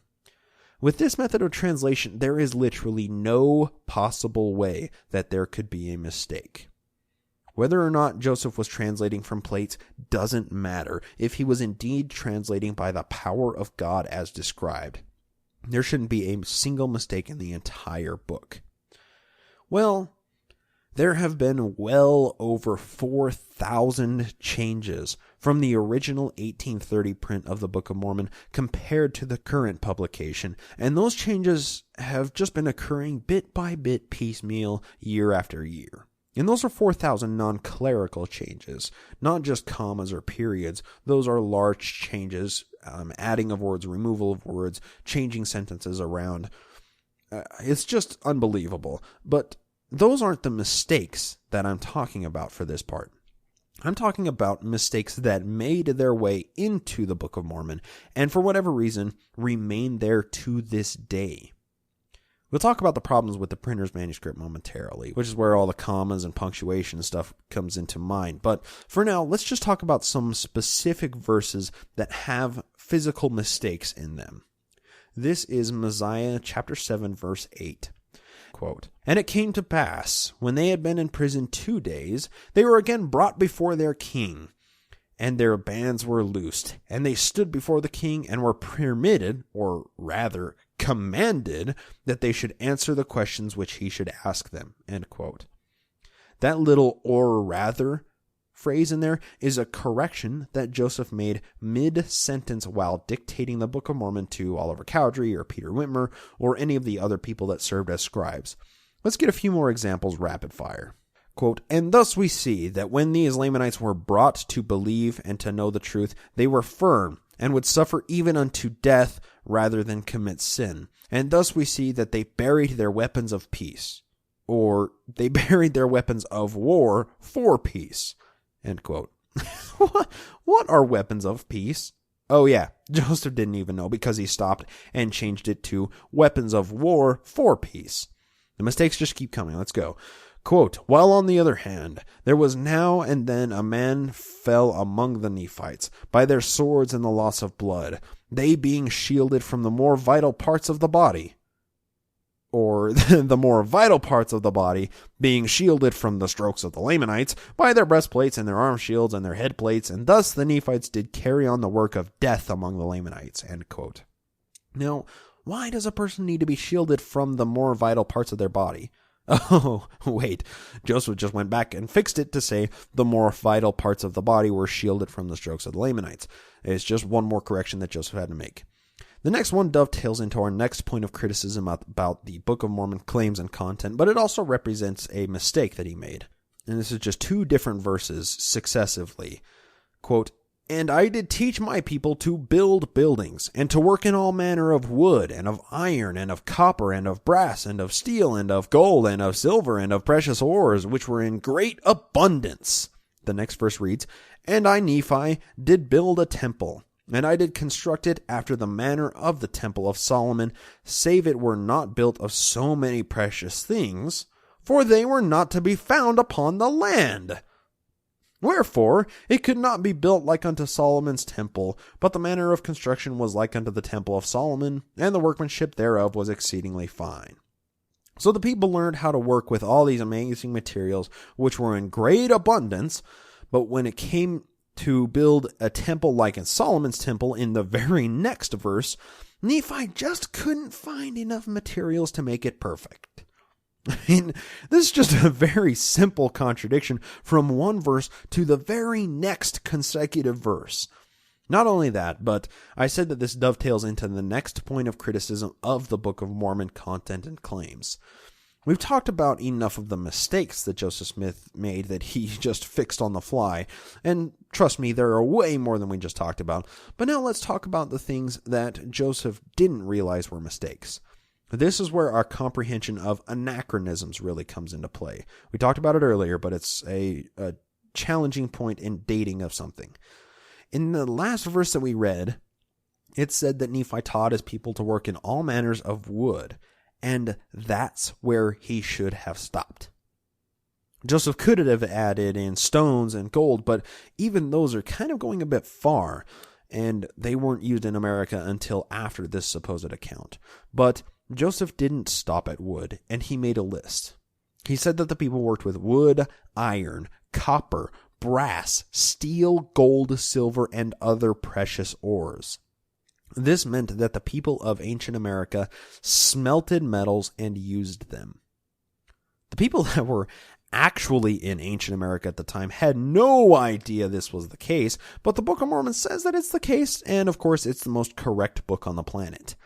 This isn't the only situation where these metals are described, and this is a huge rabbit hole to fall down here. So, let's fall into it. Hang in there with me while we try and tackle some of the problems in the claims and content of the Book of Mormon.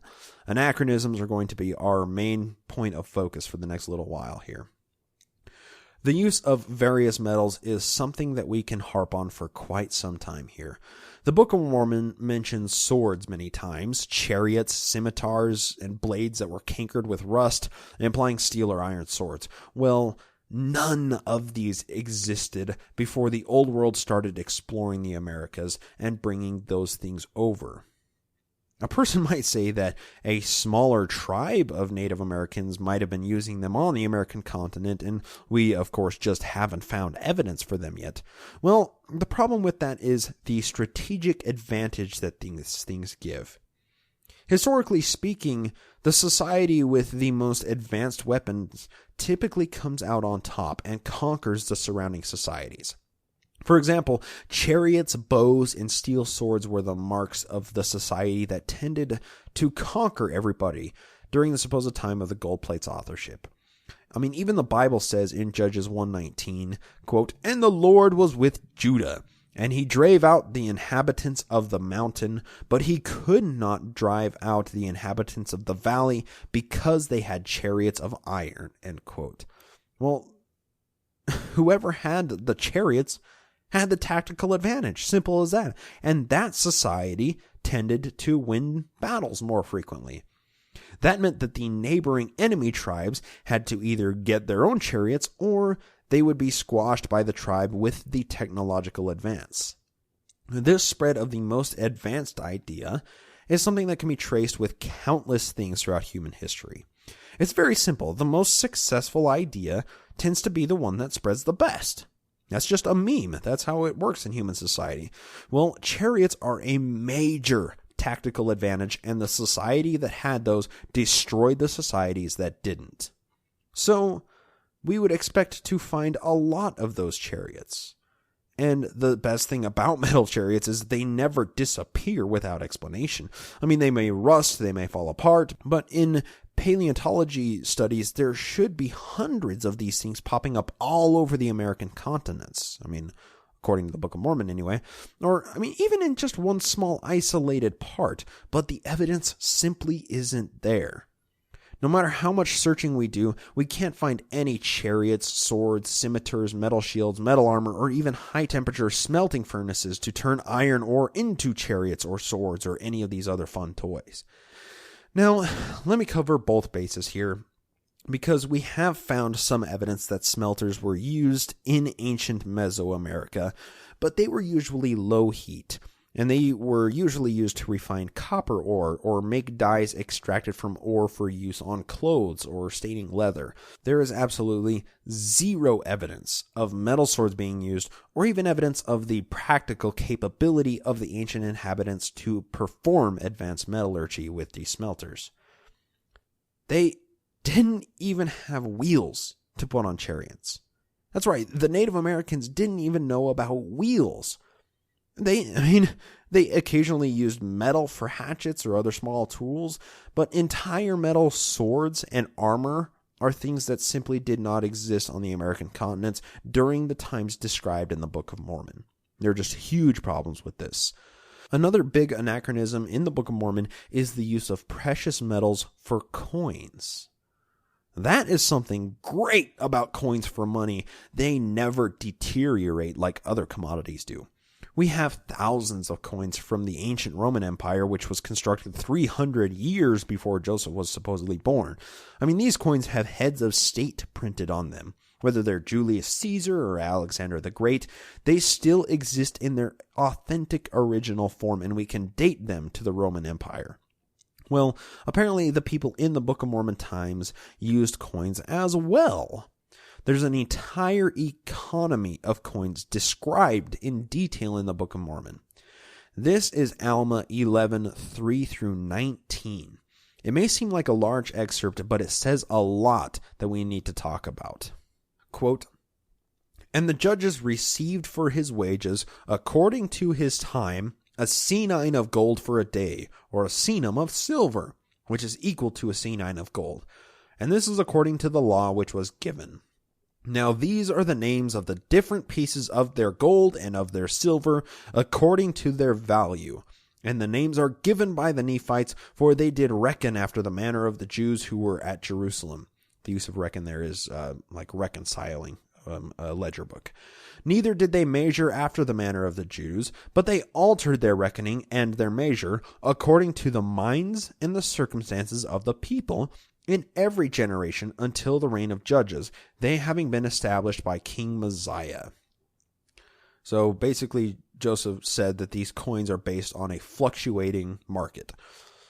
It continues, "Now the reckoning is thus: a senine of gold, a seon of gold, a shum of gold, and a limnah of gold, a senum of silver, an amnor of silver, an isram of silver, and an onti of silver. A senum of silver is equivalent to a senine of gold, and either for a measure of barley and also for a measure of every kind of grain.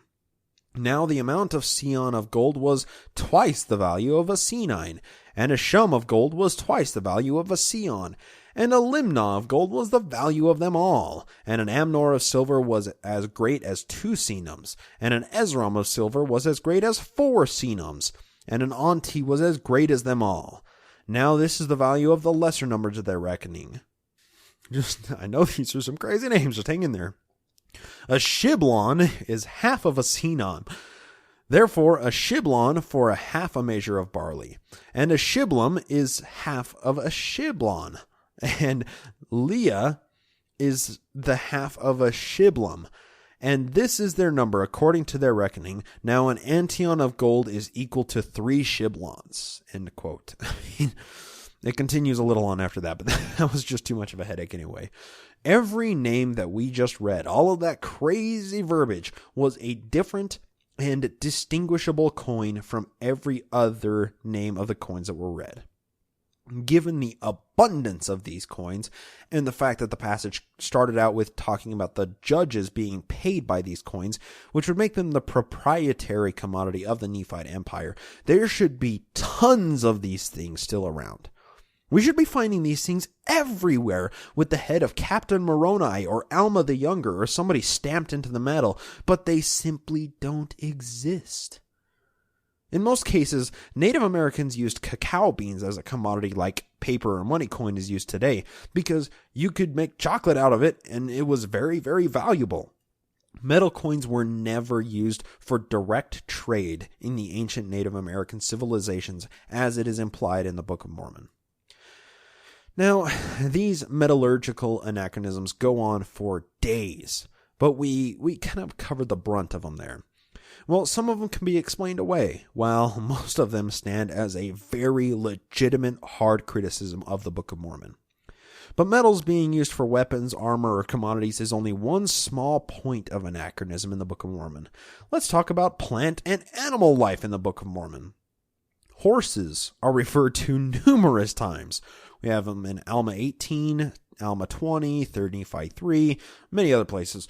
And the problem is, horses are not thought to have existed during Book of Mormon times in North America.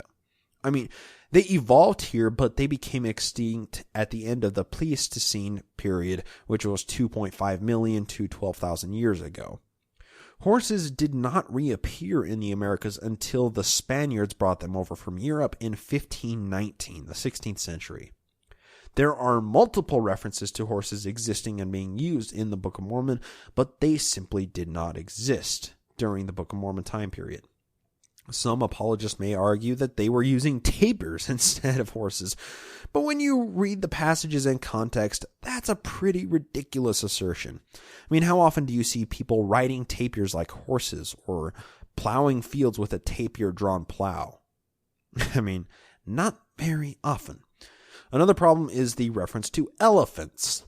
Elephants are mentioned in Ether 9 in the Jaredite era, which is 2500 BC. There is no fossil or other evidence to support this placement. I mean, mastodons and mammoths lived during the Pleistocene period in the New World. However, the fossil record indicates that they became extinct at the end of the last ice age, which was 10,000 years ago. Elephants simply did not exist in the time periods discussed in the Book of Mormon, nor did Kuraloms or Kumoms, whatever those are. Next, we have domesticated cattle, swine, and goats that are talked about in Ether 9. However, there is absolutely no evidence of cattle existing on the American continent until they were brought over by the Spaniards in the 16th century. Cattle simply did not exist in America in the time frame described in the Book of Mormon. While swine and goats did exist in America during the Book of Mormon, none of them were actually domesticated. Most of the swine were wild boar, and most of the goats were free-range or mountain goats. So none of these domesticated animals existed in their current form in the Americas during the time the Book of Mormon as it claims. In fact, all of the animals mentioned in the Book of Mormon are from European descent. Meanwhile, none of the animals that we typically understand to be native to the Americans are even mentioned in the Book of Mormon. Some examples of Native American animals are the buffalo, the tapir, the sloth, llama, puma, jaguars, vultures, anteaters, antelope, raccoon, bear, platypus, beaver, and not a single one of those makes the cut into the Book of Mormon. However, all the animals that it does talk about are strictly from European descent and didn't make their way to the Americas until the 16th century, 3,100 years after the Book of Mormon talks about these animals being here. I mean, it's crazy. Some of the European animals described in the Book of Mormon are lamb, cattle, swine, horses, elephants, asses, most of which we covered, but we know for a fact that none of these showed up until the 16th century, and they could not legitimately be recorded in the Book of Mormon unless they were written by somebody of European descent, pointing out a massive set of anachronisms in the Book of Mormon. Not only the animals, but the plants make problems for the Book of Mormon too. According to what we read earlier, apparently barley and wheat are used as primary crops in the time of the Book of Mormon, but they were also brought over from the Old World after Columbus. Barley and wheat, as described in the Book of Mormon, simply did not exist in the Americas. What's more is the Book of Mormon didn't mention common crops that were cultivated by the Native Americans, like cacao beans, lima beans, squash, avocados, potatoes, and maize. All of those were commonly grown and traded among native tribes, but The Book of Mormon doesn't even allude to them, much less mention any of them. That stands out as a glaring anachronism. One last thing to mention with anachronistic materials: silk. Silk is mentioned 6 times in the Book of Mormon, but it simply did not exist in the Americas until the European settlers started making their way over after Columbus.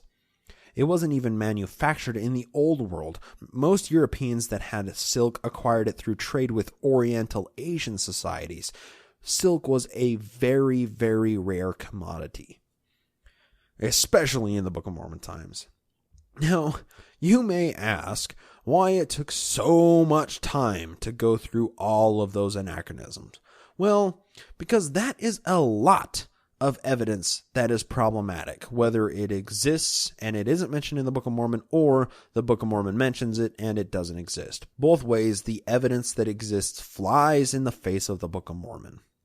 Everything that we talked about for the last few minutes is all stuff that we should have evidence for, and it simply doesn't exist. The Book of Mormon ends talking about a massive battle wherein over 2 million people die by a brutal sword and shield battle. This battle site was the Hill Cumorah in western New York, mere miles away from Joseph Smith's home in Palmyra. The church currently owns this hill and has constructed a massive monument with an angel Moroni that's some 40 feet tall on top of the monument. For over half a century, Farms Research Center has existed for the sole purpose of finding archaeological evidence to support the Book of Mormon, and so far it's come up completely dry. According to the doctrine of the Book of Mormon, there are over 2 million Native American corpses under the dirt of that hill in New York, all of which were clad in ancient metal armor with steel arrows and swords sticking out of the corpses.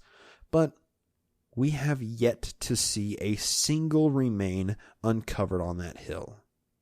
We could fill entire museums with what's buried in the ground in Joseph's backyard, but the church won't let us excavate the hill.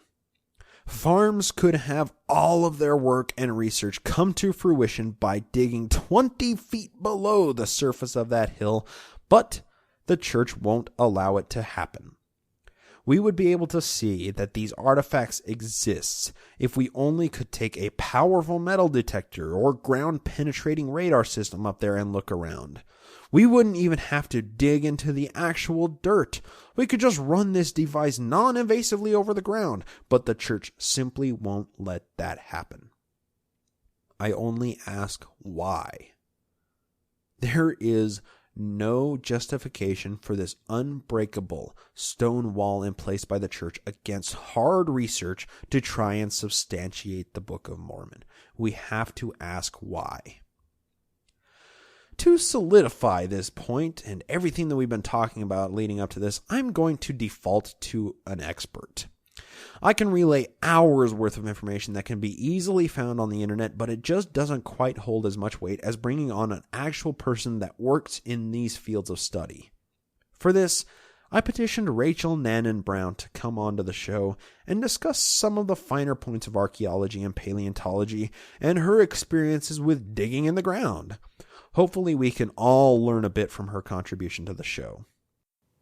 All right, I'd like to welcome our guest to the show, Rachel Nanon Brown. She's known in the atheist community as an evolutionary scientist and just a spaz know-it-all. She started her podcasting career as the science correspondent on Dogma Debate, and now continues her evolution sciencing stuff on Atheists on Air. She's also part of the Paleolab team for the Perot Museum, as well as for the Arlington Archosaur site, where she's worked on fossils dating from 98 million years to 100,000 years old. Beyond that, she just reads way too much evolutionary science and history. So welcome to the show, Rachel. Well, thanks for having me. I'm so excited. I've been looking forward to this. Absolutely. I can think of very few other people that would be well-fitting to include into this portion of the show, because we need to talk about stuff that's in the dirt, and that's what you specialize in, right? Yes, I mean, I hope I don't disappoint because I dig, dinosaurs and mammoths, but I mean, we're all linked together anyway. Humans are animals too. So I do know some history when it comes to humans as well. So very cool. Well, why don't we just take that as a jumping off point, because we're talking about the anachronistic problems that are in the Book of Mormon, and the Book of Mormon mentions elephants. What do you have to say about the presence of elephants in the on any of the American continents at any point in time? Okay. Well, when I was reading about what the Mormon apologists are saying about elephants and horses, and a lot of the times they get really slippery on what an elephant is, because everyone thinks that they know what an elephant is, but there's several types. There's the evolution of elephants. There's the mammoth. And they even said that one of the Mormon apologists, I guess they thought it was a tapir, because they're wiggling around because we have no fossil evidence of elephants being in America at this time. They were before. The woolly mammoth, the Columbian mammoth that I actually work on at Perot, were definitely in North America because they came from Africa. So they developed in Africa, and they actually spread through Asia, and then they went over the Bering Strait, and then they entered America for a long time. So when I should ask, when did those end up dying out? Because that's the operative thing here. The earliest sources in the Book of Mormon date back to 2500 BCE. When did those? What time frame do most of those fossils that we're extracting kind of hail from? Well, when it comes to the elephant, it's about 10,000 years is the last one. And I actually found the horse evolution and migration part of this story to be really, really interesting. Though the elephants are awesome, everyone loves elephants. They pretty much went extinct because of there was a shift in climate that started about 2.5 million years ago, global, and it was getting colder and colder and drier. And so North America was going through changes from 2.5 million to about 12,000 years. And so that opened the Bering Strait because all the water is getting caught in the ice caps. And so all these animals are starting to escape into North America, and they stay there for a while until the weather starts to change again. And they get trapped, and they usually end up starving. And some people think that humans, which did start trickling in at this point about 15,000, 20,000 years ago up in the Bering Strait. And there's evidence of them killing ponies and some elephants up there. But after that point, they're not in actually what people think of as the United States. They're extinct at this point because of the climate. And I think, at least with the horse, the last one that, I guess the oldest specimen that we have, or the youngest specimen that we have, is in Alaska at 7,600 years old, which is a very small pony. For clarification's sake, that is older than 2,500 years old, or 2,500 BC, right? Yes. Okay. So that's the interesting part. Yeah, just that is the interesting part. That horses are definitely in North America because they evolved there. They actually evolved there for 30 million years. They diversified into like 15 different branches, small and big and long teeth and short teeth and leaf eaters and grass eaters. And as soon as things started to get really cold, all the grasslands dried up. So they started to go north, and only the form that we know of as the horse was really starting to survive because it had really long teeth that could eat the grasses, which I won't. I don't know if you want me to go into the crazy science of the grasses that killed off the horses, but let's go ahead and touch on that. What did kill the horses off? Because we need to know about that, because it took until the conquistadors came over to South America for horses to be reintroduced, if I'm not mistaken, right? Mm-hmm. Right. Yeah. So what killed off the horses that existed here before then? Even though they say that there was elephants and there's donkeys and other animals that also either never were there, like cattle, because cattle was not they didn't evolve there. They didn't go extinct and whenever the climate was changing, they literally weren't there. They were in Europe, in Africa, and Asia. But the other ones actually did trickle in either from the Bering Strait like the elephant did, or they evolved in North America, which is the horse.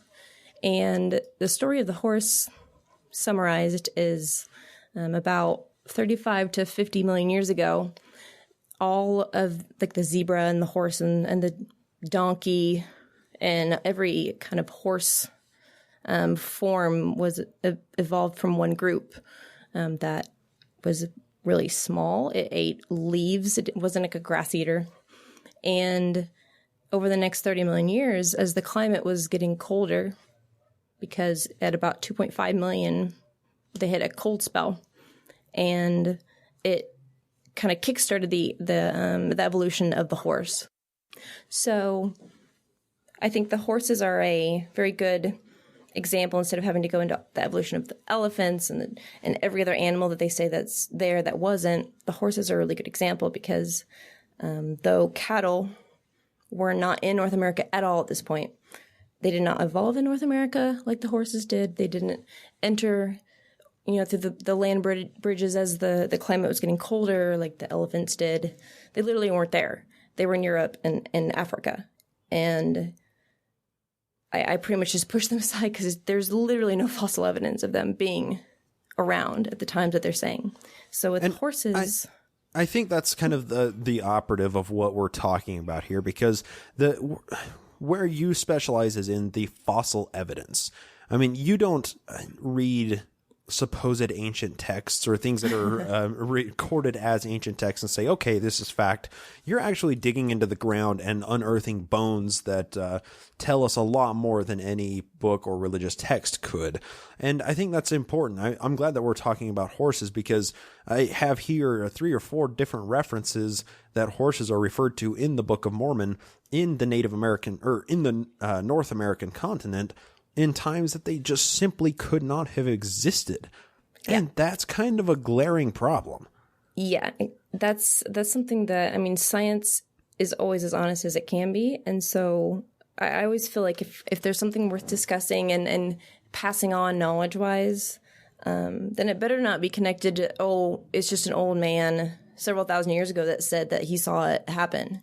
I don't care. I don't care if it was 50 years ago or 10 years ago. Or beyond that, somebody that lived 180 years ago wrote in a book that somebody that a few thousand years ago said that this existed, because that's even less substantiated, right? That's even more problematic. I don't even trust my own boyfriend, what he says he sees or thinks or happened. I'm like, yeah, really? Well, I didn't see it. Where's the evidence? Right, exactly. Where's the evidence? That's the thing that we need, that we're harping on here, is where is the evidence? Yeah. So, I mean, we've talked about horses and elephants here. There's kind of this abundance of things that existed in the old world that are present in the Book of Mormon. You touched on some of them, cattle, lambs. Yeah, cattle, not there. Horses. Yeah, none of those were there. But horses were there. But not during the time described in the Book of Mormon, right? So that's why I think that this one's the most important, is that people will probably read and be like, oh, look, horses, they were in North America up to 7,600 years ago. Oh my gosh, that's like really similar to what the Mormon says. Okay, no. If you actually look at the evolution of the horse and what's happening to the surrounding branches at about 2 million years to 11,000 years, which is a good 6,000, 7,000 before the Mormon, saying that horses are around. So what happens at 11,000, they are extinct in North America. And all the other animals are too.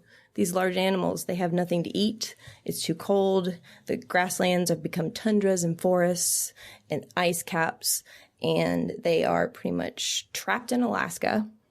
And they pretty much get murdered in Alaska by the people coming over the land bridge. Tiny little horses, that's the last one. There's nothing else in North America that can survive that's large like that. And that's kind of the thing here too, is if somebody did find evidence of a horse existing in, let's say, anywhere on the North or South or Mesoamerican continent, that was from the time frame that the Book of Mormon describes, anywhere from 2500 BCE to 300 CE, that would blow science's mind, right? That would be a huge, huge finding in all of archaeological evidence, right? Well, I mean, there are definitely examples of things that would more like make our head explode, like finding a hominid human evolution fossil in Texas. That would be a big freaking problem.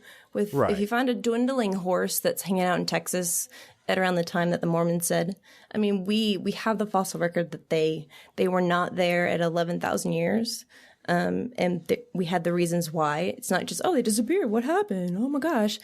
It was a pattern. And so we have that gap. So if there are a couple horses that were dwindling around, surviving on a small island somewhere, it still would not prove the Book of Mormon. But we don't have any horses in North America at that point. We don't. And that's something else to touch on is when a certain tribe of people do have a domesticated animal like cattle or lambs or horses or whatever, there's evidence surrounding that. We see them in large groups that all died off in the same area, or we see evidence of like corrals or places where they held all of these domesticated animals. Same like with buffalo in the American continent. We see where they were domesticated for, breeding stock. But we don't have any evidence of that ever happening here on the American continent, do we? Yeah. With cattle, I mean, it's very obvious whenever humans get a hold of a group of animals and they manicure them because their genetics change, their bodies change, their mannerisms change, their food changes. They become like this weird shadow of their former self animal. I mean, the bovine that the cattle came from is extinct. Right. They don't need to have that extra edge that helps them survive out in the wild anymore. They don't need to have the bigger horns. They don't need to have the leaner stature. They don't need to have the things that are more beneficial to them with dealing with predators and prey. They're just walking around in a field eating all the time. Right. And so we can look at not only fossils, but we can look at genetics and we can look at the literal animal. And if someone claims, hey, those were domesticated at this point, and we go, oh, there's no, those are literally wild animals. No, those were domesticated.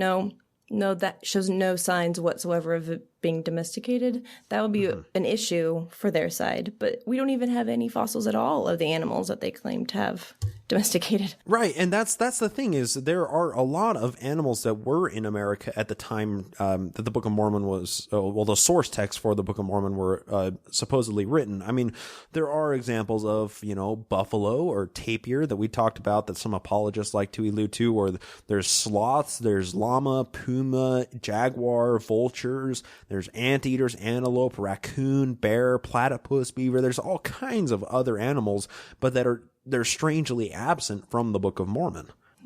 That's interesting. I don't know anything about the Book of Mormon, so all of this stuff is very shocking to me because I just learned about the extinction events of the megafauna and the climate change and the human, killing of all the animals, and there's not enough grass for the horses and they all die.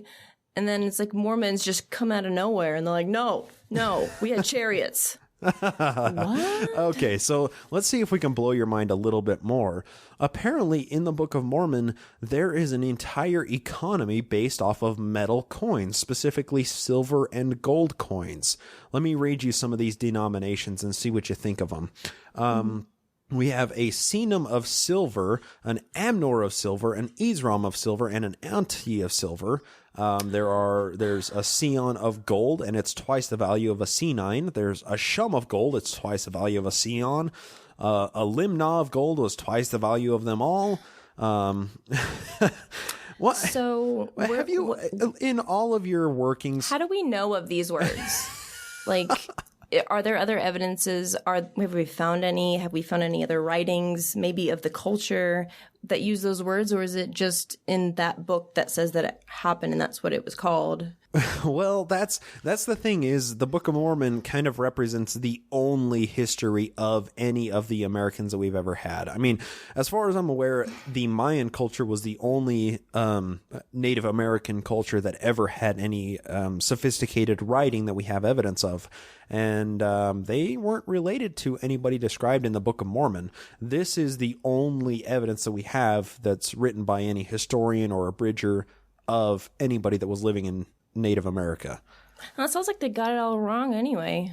Right? I mean, the actual Native Americans and the Clovis people, it doesn't sound like they were telling their story. They're just making up things and saying they have silver and iron coins and they have... Where are they getting this information? That's the thing. That's what we're trying to talk about. That's what I'm curious about is where did this information come from? So, I mean, let me ask, in all of your various diggings, I know you don't necessarily study specifically anthropological evidence of things like this that are going on, and that's, I know your digs tend to date back before humans were here in America, but have you ever found a gold coin with Alma the Younger's face printed on it, like we've found coins in the Roman Empire with Caesar's face printed on them? No. Yeah, though I don't do much archaeology stuff. I have never seen or read, and the stuff I just researched, I don't see anything about that. I mean, I scoured through journals about the Native Americans throughout all of North America and what metals they were using at the exact time that the Mormons, actually a little bit before, because you want to see kind of where it starts, what metals did they start using. And it's copper, and they do it for jewelry, for the heads of their tribes. It's adornments. I mean, they aren't really even using weapons. They aren't making coins. Like, it's copper. So I haven't found any piece of the story that they're giving me. I haven't found any evidence for any of it. So it's like they just keep building. And I'm like, wait, no, you said iron? Where? Like, no, don't worry about that. It's called this, though. It's a coin. No, wait, iron? Well, and that's the thing, too, is if they were using these, we would not only find something that's iron. I mean, because iron doesn't just deteriorate or biodegrade like, bodies or, I mean, any biological material does. Iron tends to stick around. It might rust, but that's about it. It still stays in its original form. But they also would have all kinds of other things that are necessary in order for using iron, or, I mean, because we found some low temperature smelters that are used to form copper or to extract copper ore, but iron requires a lot higher heat, and we would find those smelters. We would find traders. We would find other things that are built around the use of iron that just seem like they're absent. Is that correct? Yeah, absolutely. They were doing very, very minimalistic smelting for copper, and I don't really feel like they found it necessary to continue to find more ways of smelting more things, because what they were using metals for was so different. It wasn't for combat. It wasn't for currency. It was for making jewelry, and we have no evidence of these higher techniques for smelting that would be required for iron at all in North America. And so without the evidence of the smelting techniques, and there's no evidence for the actual materials they're using in these forms that they're saying exist, I'm having a hard time believing it. Let me just touch on something that's kind of tantamount to everything that you're saying, and it's something that's operative in the scientific sphere that might not be operative in everyday conversation. You say there's no evidence for. Some people might say, well, we might find evidence later, but that's not really the argument. We have done a lot of digging. We have done a lot of evidence. We've looked for all this. We've done this research, and the fact that the evidence for it is completely absent tends to take away the credibility that we ever will find anything like that.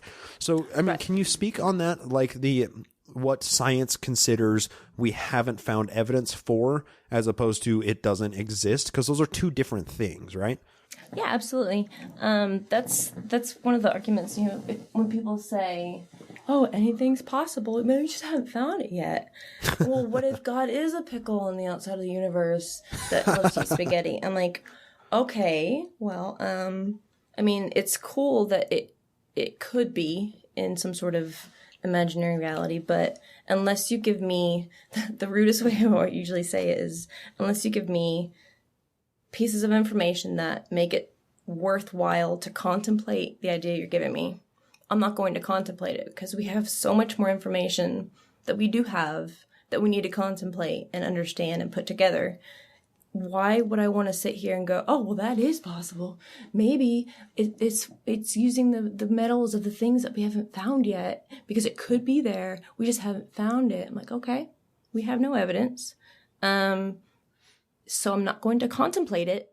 So in that case, saying that we have no evidence for it is almost similar to saying that, well, it doesn't really exist the way that you're claiming, because somebody that does claim, well, this existed, this is, this actually happened, but we just haven't found the evidence for it yet, is basically making the argument from ignorance, right? They're saying that we know that this happened just because it was written in this book. However, it doesn't necessarily align with science, but one day science will advance to a point that it will align with what's written in this book. And that's just completely wrong. That's completely ignorant of the actual science, right? Yeah. I mean, people taking the word of a person they never met, even yesterday, taking their word for it seems ridiculous to me if you're comparing it to looking at a fossil in your hand.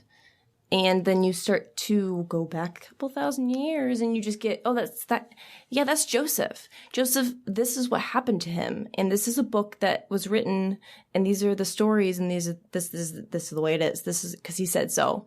And you're like, okay, interesting story.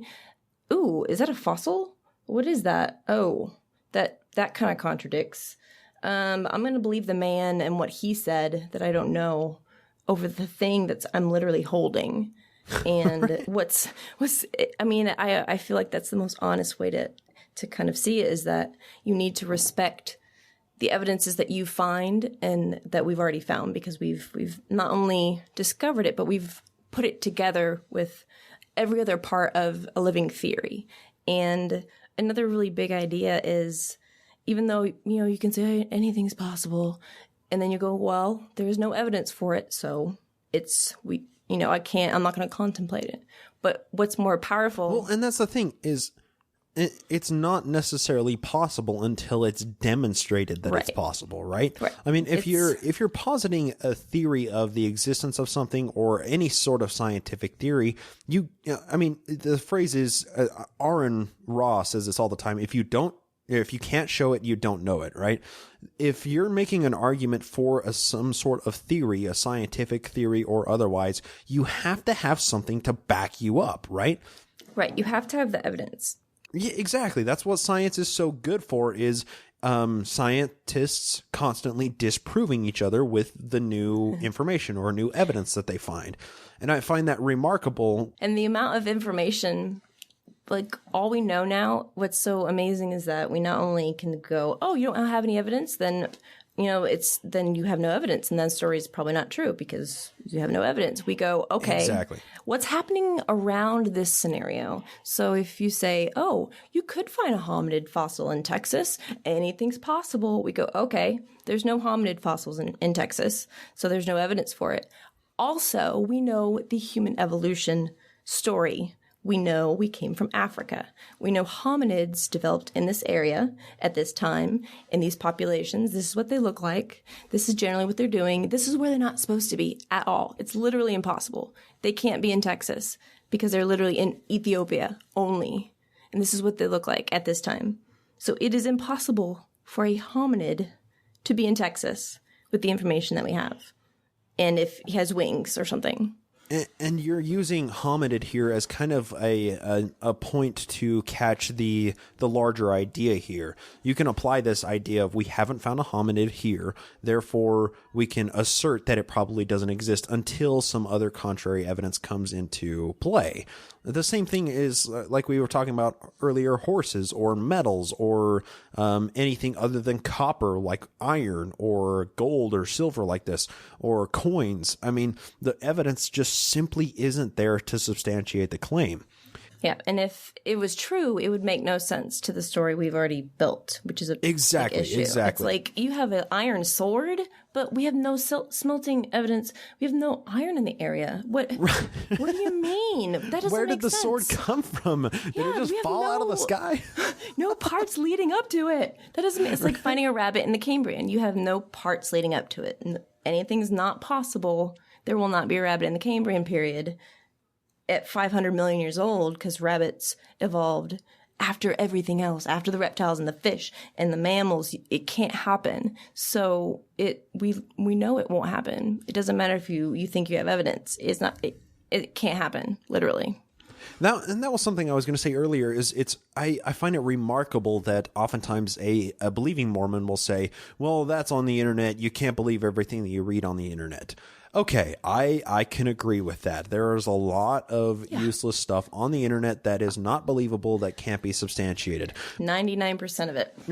Right, but if you're holding a fossil, a bone, or a fossilized bone in your hand that is X amount of million years old, and it plays into this bigger idea of the theory of evolution, and it fits perfectly in line with everything that evolution has told us up to this point and will tell us after this point, you're kind of on a different playing field of something that somebody said in their blog on the internet versus what we dug up out of the ground, right? Yeah, it's just basal. It's the starting point that I think everyone just needs to be at, because it's honest and it's self-driven. It's not assuming, oh, that person's, what he's telling me, he did the research, he's telling the truth, he doesn't have alternative motives. It's actually finding the raw evidence. And sure, it's a pain in the ass to be like, oh, what the hell does that mean? I mean, what is a taper? What is an equus? There's huge words, because the scientific community is pretty bad at making it super fun to navigate through evolutionary history, but it is out there. I mean, I self-taught myself. You just have to follow the paths of your interests, and you'll find, I mean, it's all connected. And for someone to assume the book's right and have all the other missing pieces, I'm like, well, but I have this piece and this one and that one and this and that fossil and that and these genetics. And we can go out to the dig site if you want. I can get an ancestor of the hadrosaur and show you how it looks like this one, but it's more primitive than this one over here. It's actually intermediate. It's right there. You literally dug it up with me. And it exists in the ground. They are literally able to see where it is available, where you're taking your little tiny toothbrushes and you're brushing away the dirt away from the actual fossil. I remember hearing a story. I can't remember if you said this on Atheist on Air or if it was on Dogma Debate. You went to some place, some public place, and you had to wait, but you had a box full of a bunch of, they just looked like rocks and fossil pieces and stuff. Yeah. And you sat down next to this lady. Yeah, tell us this story real quick. Yeah, this was, I mean, I'm constantly trying to exercise my patience with people, because everyone's a victim. Everyone is a victim of their culture and their parents and their education. And it sometimes takes that spark to make you go, oh, I want to go learn more science. So I don't blame people for not knowing stuff, because I didn't know it for a long time too. And so I'm always as patient and nice as I can be. And I sat in AutoZone getting my car inspected, and I had a box of, what we found was regurgitated crocodiliform food. So an ancient crocodile that we dug at the site. I had the stomach contents of it, which was part of like a limb bone of a herbivore dinosaur, like a hadrosaur, and all these like ribs, and there's all sorts of crazy stuff in here. And so we were trying to figure out what on earth this thing is. So it was a pile of ancient dirt with ancient bones and crap in it. It was a lot. And you knew of stuff. that it was. So let me ask. You knew that it was regurgitated because it was all of these things mixed together in one place, right? Right, and also its location where it was found. We can also find coprolites in the area. We know that it's a crocodiliform site. It's a swamp. And if you look at the contents, I called it the tumor fossil because I had no idea what it was. I just knew there was a giant part at the end of a limb bone sticking out of it. And I just wanted to know where it went. And so I was given the giant box of the tumor fossil, and I was told to take it home and take it to the lab next day because our trucks were so full of fossils that we found that day. We ran out of room, and So I was like, I'll just pick at that limbo and see how far it goes in there, because I don't understand this form whatsoever. So I brought it in, started picking at it, and a woman sat next to me, and I'm like, I know how weird this looks. I was like, please don't talk to me. She's like, oh, what are you doing? I was like, I'm a research assistant at a dinosaur site, so I'm just cleaning up some of the fossils we found. She's like, those are fossils? Yeah, actually, this is part of the limbo, and you see how, and I'm trying to yeah, look, this is how it is, and so just believe me. And she's like, that looks like a rock. Like, well, okay, well, there's actually rocks in here. So this is the inside of a rock. You see how the pattern is like this. This is a bone. You see how there's the bubbles. She's like, it looks like a rock to me. Those look the same. I was like, well, do you see this bulb? And I'm trying to show her the difference. And she's like, well, how do you know that's a fossil? That thing looks like a fossil. I'm like, what do you mean? How do we know that the bubbles inside mean it's a fossil? She's like, yeah. She's like, I don't know. Couple hundred years of research and finding millions of fossils and having people that are educated working on this stuff and coming up. I didn't say any of that. I just sat there and was like, well, that's what I researched, and I was just trying to be as nice as possible and tell her that, insert cuss word, you are not a paleontologist. I don't care if you think it's a rock, because it's not. I have the education, you don't. Sit back down. Yes, and that's the thing, too. That's the operative idea of it, is you are operating like you, with the box of stuff in your hand, you have the brush, you're trying to dig this out, this tumor limb bone or whatever this was. You're trying to figure out what it was.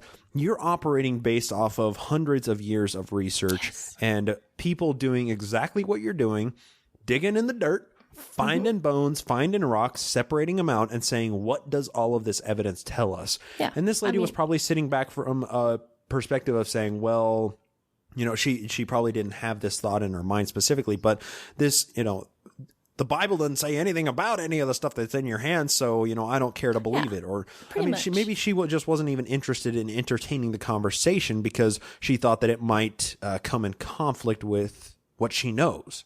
Right? Yeah, I would think that, as soon as she realized I said fossil, that she'd back off and be like, oh, I don't want to enter that. But she's like, no, that looks like a rock to me. I'm like, ugh. And I'm running through the information in my head about where we found this and how its location is next to, the hip joints and blah, blah, blah. And I'm visualizing these animals. So it makes sense where this regurgitation is. So, of course, it's a freaking fossil. We've found the rest of the body. Right. What do you think? It's a rock crocodile? But she doesn't know any of that, so I just kind of smiled.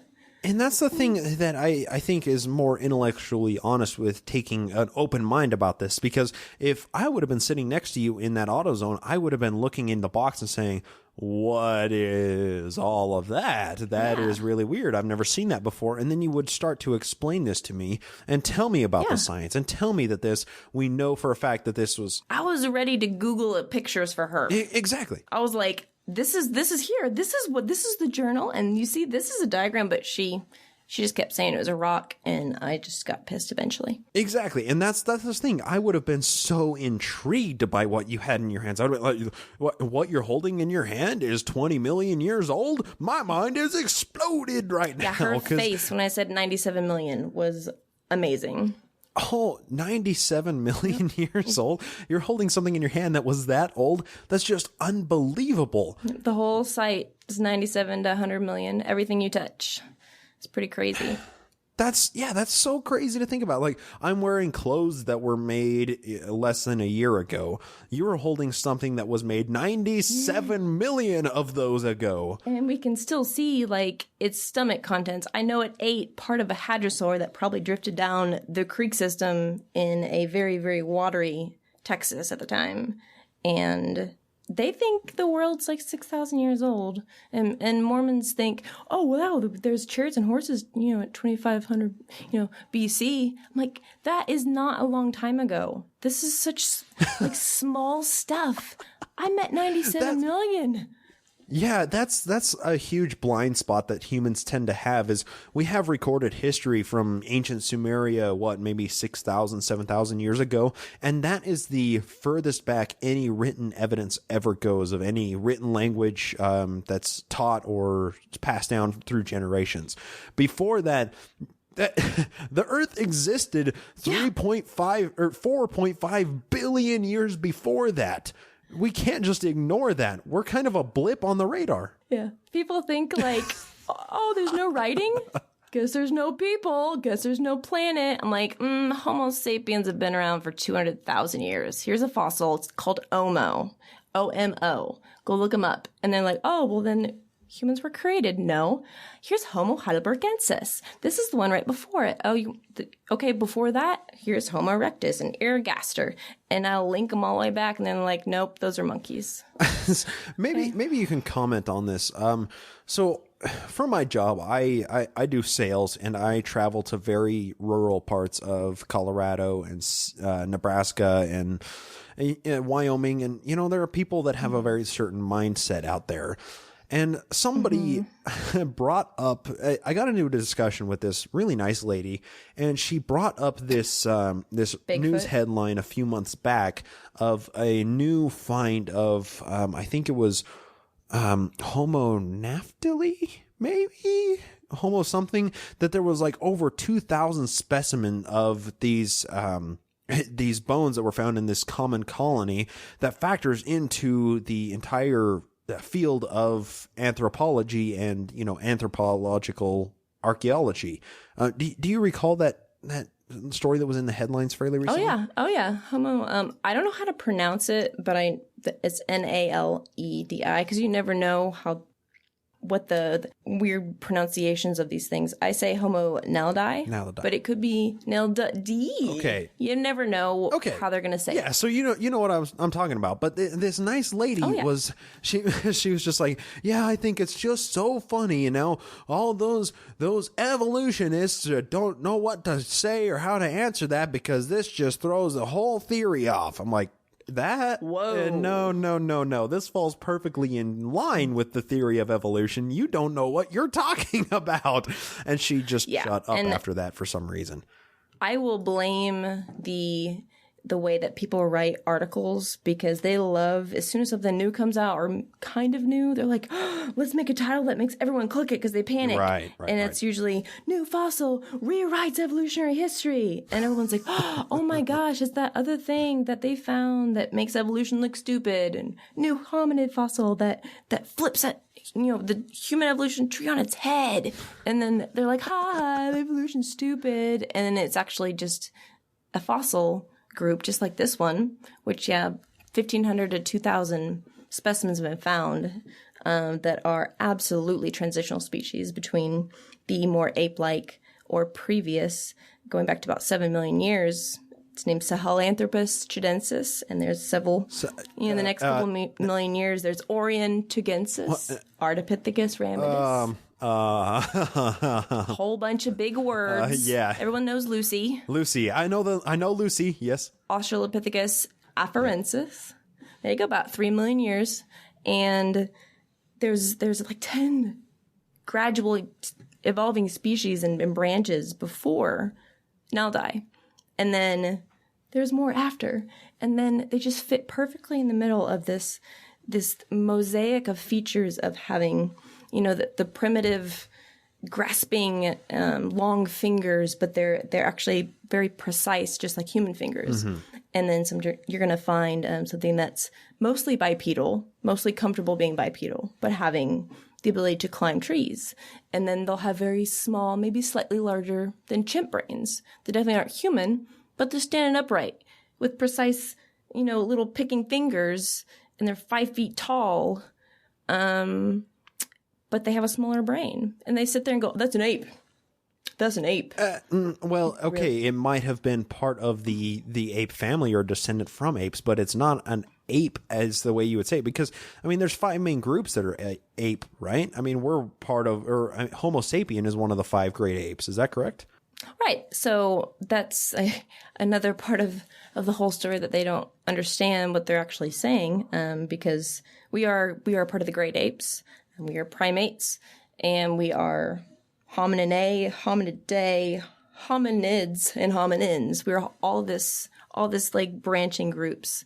And whenever they say, "Oh, it's just an ape," I know that I'm pretty much picturing the Creation Museum. When you walk in, you see the Lucy display, and it literally looks like a gorilla. And they're like, "This is what Lucy looks like, stupid evolutionists. It just looks like a gorilla, doesn't it?" And it's like on all fours. And you're like, "No. Lucy was bipedal, wasn't she? Lucy was bipedal. She had adaptations to climb still, because that's the only thing that makes sense. You can't have a tree-dwelling species go from tree-dwelling to, bam, bipedal, perfect bipedal, having perfect feet and perfect legs. It has to be a transition. You have to have both abilities, and they will gradually fall off as one develops. And that's what we find at about 2 to 3 million years. We have this beautiful group of multiple species that have these different features of longer arms and longer fingers, but bipedal with bigger brains. And they just say it's an ape, aka a gorilla. And it's infuriating because we have so many fossils. And I ask them every time about Homo demonisi. If you find these, find the specimens that make them uncomfortable because their brains are so big, but not big enough to be like people, but they're bipedal and they're using tools. So, hang on, and they're living in groups. That's one of the sticking points that we see throughout these transitional species is an increase in the cubic centimeter capacity of their brain. Yes. Right? We see bigger and bigger skulls that housed bigger and bigger brains, which means that they were probably more intelligent. Is that correct? Right. So if you start at 7 million, that's always your starting point for human evolution, because 7 million? Earliest 7 million. Really? It's not a human, but it was found in Sahel, Chad, so it's Sahelanthropus, and that's the earliest evidence of moving towards the bipedal stature, because it has the hole at the bottom of the head where the spine goes in, and it's actually being placed farther and farther back. Or farther and farther forward towards the center of the skull, meaning the head is sitting on top of the spine. Okay, so they were hunched over less and they were upright more, so their spine moved closer to towards the very bottom of their skull. Is that what you're saying? Yeah, because you think of a dog, then the hole's at the back of the head because the face is actually facing forward to the spine. Right. But humans, it's on top of the spine. So that's what we always look for. You see a skull, where's the foramen magnum? Where's the hole at the bottom of the head? Is it center or is it back? And this one has a kind of centered but kind of back. And right after that point, we have things called Orientuganensis, Ardipithecus ramidus, and enter 5 species for the next 2 million years that are obviously bipedal. You are just blowing my mind right now. I'm sorry. This is just such a fascinating I know thing. they're all big words. This is the hardest part, are these first 5, because the rest of them are at least follow a pattern. But the first 5 of Sahelanthropus, Orientuganensis, Ardipithecus ramidus, there's Ardipithecus cadaba, and a couple more that are showing signs of being bipedal. They can walk upright. They have small brains, chimp-sized. They're short. These are all recovered from Africa. Is that correct? All of these fossils you're talking about? Every single Okay, so this is how we know that humans did, in fact, evolve from filthy monkey men in Africa and then slowly spread out from there, adapting and changing as they moved out from the African Sahara, right? Yep, we stayed in East Africa for a very long time because the Rift Valley is, pretty much cut in Africa. You have changing to the east this weather, and to the west they have forests. Chimps stay in the forests. And what happens to the semi-upright ape men at 7 million years? Well, they start standing upright. Their brains start to expand. So for 7 million years, I guess 6 million-ish, 5.5, we're in Africa, and we don't move. We kind of shift around Ethiopia, maybe going one other country above or below, but it's not until about 2 million that we leave Africa. And we are fully upright. We use tools. We have the brain size tripled. We have tools. That's something I like to focus on is tools. We have tools because that's something that is found in Native America is we have they have metal hatchets and some metal tools, some copper tools, but they were not used for combat in the way that it's like claimed in the Book of Mormon. I mean, we're a tool using species. That's the only way that I'm staring at a computer screen talking to you, across a few thousand miles through copper and fiber optic lines is because we use tools. Magic. Right. Yeah, definitely. It's a really big part in human evolution is that we not only have the skulls to show we are gradually getting bigger and bigger brains, we're getting taller and taller, more upright. Our lungs are getting bigger. Our arms are getting shorter. Our legs are getting longer. Our fingers are getting more precise. But then, of course, the tools show up because that's why we're getting bigger brains. We're getting smarter. We're needing to use tools. We're needing to be a little bit smarter with finding our food, being social. And the first tools are called Oldowan tools. And it's about 2.6 million years ago. Holy crap. And it's the very first tools that are used by the hominids in Africa. And they were just, whittled down bones, basically? They're very specific rocks that are chipped in very specific ways. I had to do it in school. It's hard to flake it perfectly and make it fracture, to make a really sharp edge without it like fracturing. Okay. And they find these in large amounts, and they don't really change too much, but they're used to cut bone, cut meat. Mm-hmm. We didn't use it for warfare or anything. I don't think we had enough population-wise at 2 million years to be killing each other. It was pretty much for scavenging meat and getting roots.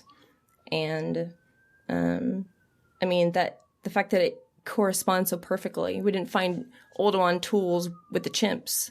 We found them, just by chance at the time in which our brain's getting bigger. And our fingers are getting more precise. That's something that I want to talk about for just a second is people always ask for like a transitional fossil of some sort, right? They want to say, if we evolved from monkeys, then there should be some, why are there still monkeys? Or, why we should see a transitional fossil. It's like, no, we're in a constant state of transition and flux. We're constantly changing. There isn't a point A and a point B to look at. We're constantly somewhere along the spectrum of transition, right?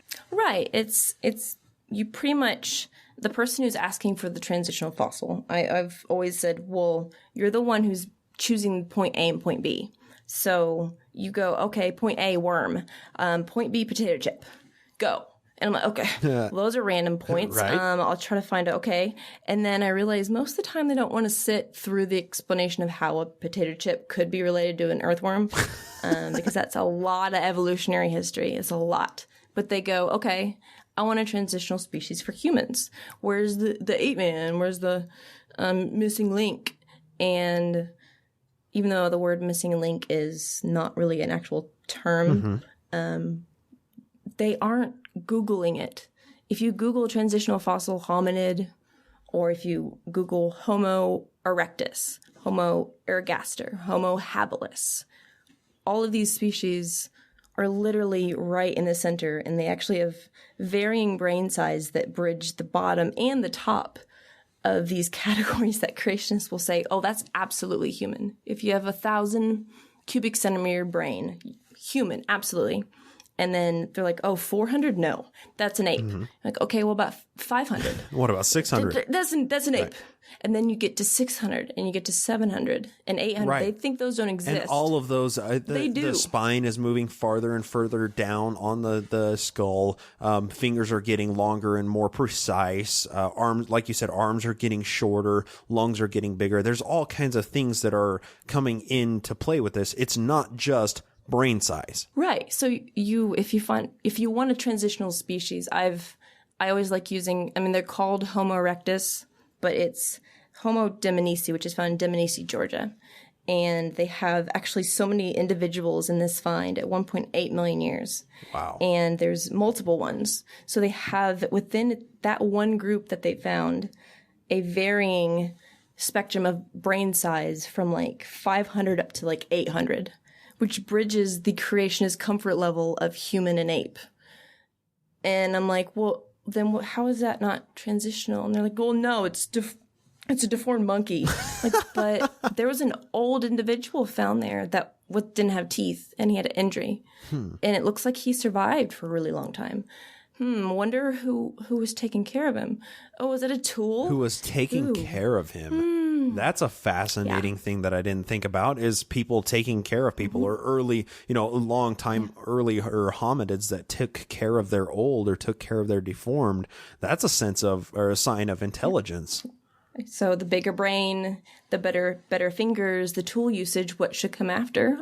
Well, of course, art, representing the understanding of afterlife, caring about caring about ancestors and caring about your grandparents, not just letting your grandfather who has no teeth just keel over like most animals would. Right. And that's something, they just let him die and walk away. That's something that's fascinating too, is art, because we have art that dates back really far. I mean, one of the earliest artworks that we have is I saw it on a documentary. I think it's called Cave of Lost Dreams. It's this cave in France. It's the writings and scrawlings on it date back to, I think, 32,000 years ago, or something to that effect. It's 30 between 32 and 37. Okay. I don't know too much about it, because I found that as soon as it becomes like it's people stuff, I lose interest. So it's like, ooh, that's a building. I don't care about that. I want to go before it. Right. So the only art I know about is the stuff that comes before it, the precursors to very, very large expressions of art. So you have a painting. Well, what comes before that? Well, you have to have somebody who appreciates colored stones. Right. Or to be able to cut. So you have to find these little pieces, and we find them. I mean, it's back to 100,000 years ago. We have African rock art made from red pigment. We start finding burials with burial necklaces. Instead of just dumping the body, they're actually laid down. Oh. We find snail shell jewelry at 75,000 years. That's art. That was something that I wanted to touch on a little bit too. I talked about earlier in the episode about people burying their dead, because there's a lot of evolutionary benefits that stem from people burying their dead. I mean, let's face it, you're not going to catch a disease from a corpse that's buried, under 6 feet of dirt. So when do we start to see that come into early hominid evolution? Well, I've always thought of everything as a scale. So if you find a burial site with, obviously it has intention, then there's always that precursor, and eventually it gets really hard to find where the understanding of art, like where that evidence is, when a hominid appreciates art or appreciates the fact that their grandfather's dead. So the earliest stuff that we can at least tell that something's going on, doesn't mean that it wasn't happening before it, was about 100,000 years. And we have Homo sapiens and Homo neanderthalensis, our cousin, living at the same time. They're both doing it. They're both starting to bury their dead deliberately. And there's one Shanidar cave in Iraq that's about 80,000. Wow, okay. There's one at 60,000 at it's called Kibara Cave in Israel. I think the earliest one that I know of it's like QAFZEH site in Israel. Kafzi. It's about 100,000 years. Something. Okay. Kafzi. Right. It's one of the earliest alleged burials of Homo sapiens, and we actually have tombs of like hundreds of individuals of borderline Neanderthal kind of ancestor group. They're just putting their bodies in the same freaking place. That's there's something going on in their brains. They're ticking. Right. They're finding some sort of benefit to this, or more of them that are doing this are surviving, as opposed to others that are doing it that aren't surviving longer. Yep. Some sort of it at least lets you know there's something emotional happening. Right, that they're caring about who they've lost. And then you start finding skulls that are being carried around after they die with markings on them. Right. Like your father died, you carried around with you. And you make markings on it. That's really, really fascinating that people were carrying around like little tokens or little mementos or talismans from, people that lived before them. Like you said, it's the evolution of ritualistic thought. It's the evolution of religion. Right. Of like a pattern seeking nature of where they were burying people with some sort of ritual or something. It's endlessly fascinating. I wrote a paper about the subject, and I really made my teacher mad, my cultural anthropologist teacher, because I wrote a paper about the paleoanthropological evidence for the rise of the ritualistic behavior in people. So pretty much, I have the evidence to show you why you believe in religion. Interesting. Yeah, because I mean, let's face it, religion is kind of the cultural evolution of these ritualistic behaviors that is just run completely amok, right? I mean, it's the logical conclusion of burying your dead or thinking that your dead live on after the afterlife or whatever. We have to have those concepts first before religion could ever take hold in us. Right. So I asked, well, when did we evolve those? Why do we care about our dead? Why do we care about our afterlife? Does a giraffe? No. Well, then when did it start? Why did it start? Because that's more interesting. Right. And then you have... I can't remember the name of the chimpanzee that was in the study, but she had this pet cat. And then when the cat died, she was very well adept in sign language. She kept showing the signs for sadness. And for, right. she was remorseful that her pet cat had died. And it's like, it's just, almost revering the people that are dead it seems like it's just sort of a logical construct that would go beyond just being sad that somebody is dead. It's like a coping mechanism, right? If somebody is dead, you hope against all hope that they're going to live on after they've died, or, have some sort of benefit or influence on your life. So then you just create rituals that is based around that. And according to evolution, which it makes sense, the only groups that should ever happen in to care about missing somebody you've lost, are social groups. Mm-hmm. If an animal's not a social animal, it should never care about burying its dead or wondering about, where's grandma, because it doesn't need it. It doesn't need grandma. Mm-hmm. It lives alone. It eats alone. So that kind of behavior will never show up in, insert or an animal that stays by itself most of the time. Because it's not a social animal. It will never feel that pain because it's not advantageous to feel that pain. It doesn't need other animals like we do because we're social. And that's kind of dovetails, that kind of goes in hand with taking care of our elderly, or taking care of people that are disabled or deformed in some way. I mean, it's kind of the same thing as it's just a construct of us being a society-based species, and it's just it's endlessly fascinating to me. Well, yeah, that's why I started studying human evolution 8 years ago, and then it just went into everything possible. I know about Mars now just because everything connects. So I'm like, oh, that's interesting. Oh, why do we have grandma and grandpa? Why is that advantageous? They don't do. Oh, wow. Grandmothers are advantageous because they give resources to the mothers in which they are breastfeeding for 9 months. Exactly. So they're increasing the resources, which then makes it more valuable to have a grandmother around for a long period of time until they become detrimental to the group, aka now the mother becomes the grandmother and the grandmother becomes the great-grandmother. And you don't need anybody giving you resources anymore. So grandmother dies. Yes. That's why we don't have great-grandparents. It's an entire spectrum. There's no A or B. It's in a spectrum. I think that's the most fascinating thing that we've talked about tonight is just a spectrum. So for selfish reasons only, and maybe this will have some sort of benefit to listeners that get in arguments with people that don't believe in evolution, can you just really briefly kind of tear down the way that micro and macro evolution are separated? Can you tear down that wall? Because it seems like it's all just evolution as an umbrella term, that there really isn't this idea of macro versus micro evolution. Is that correct? Okay.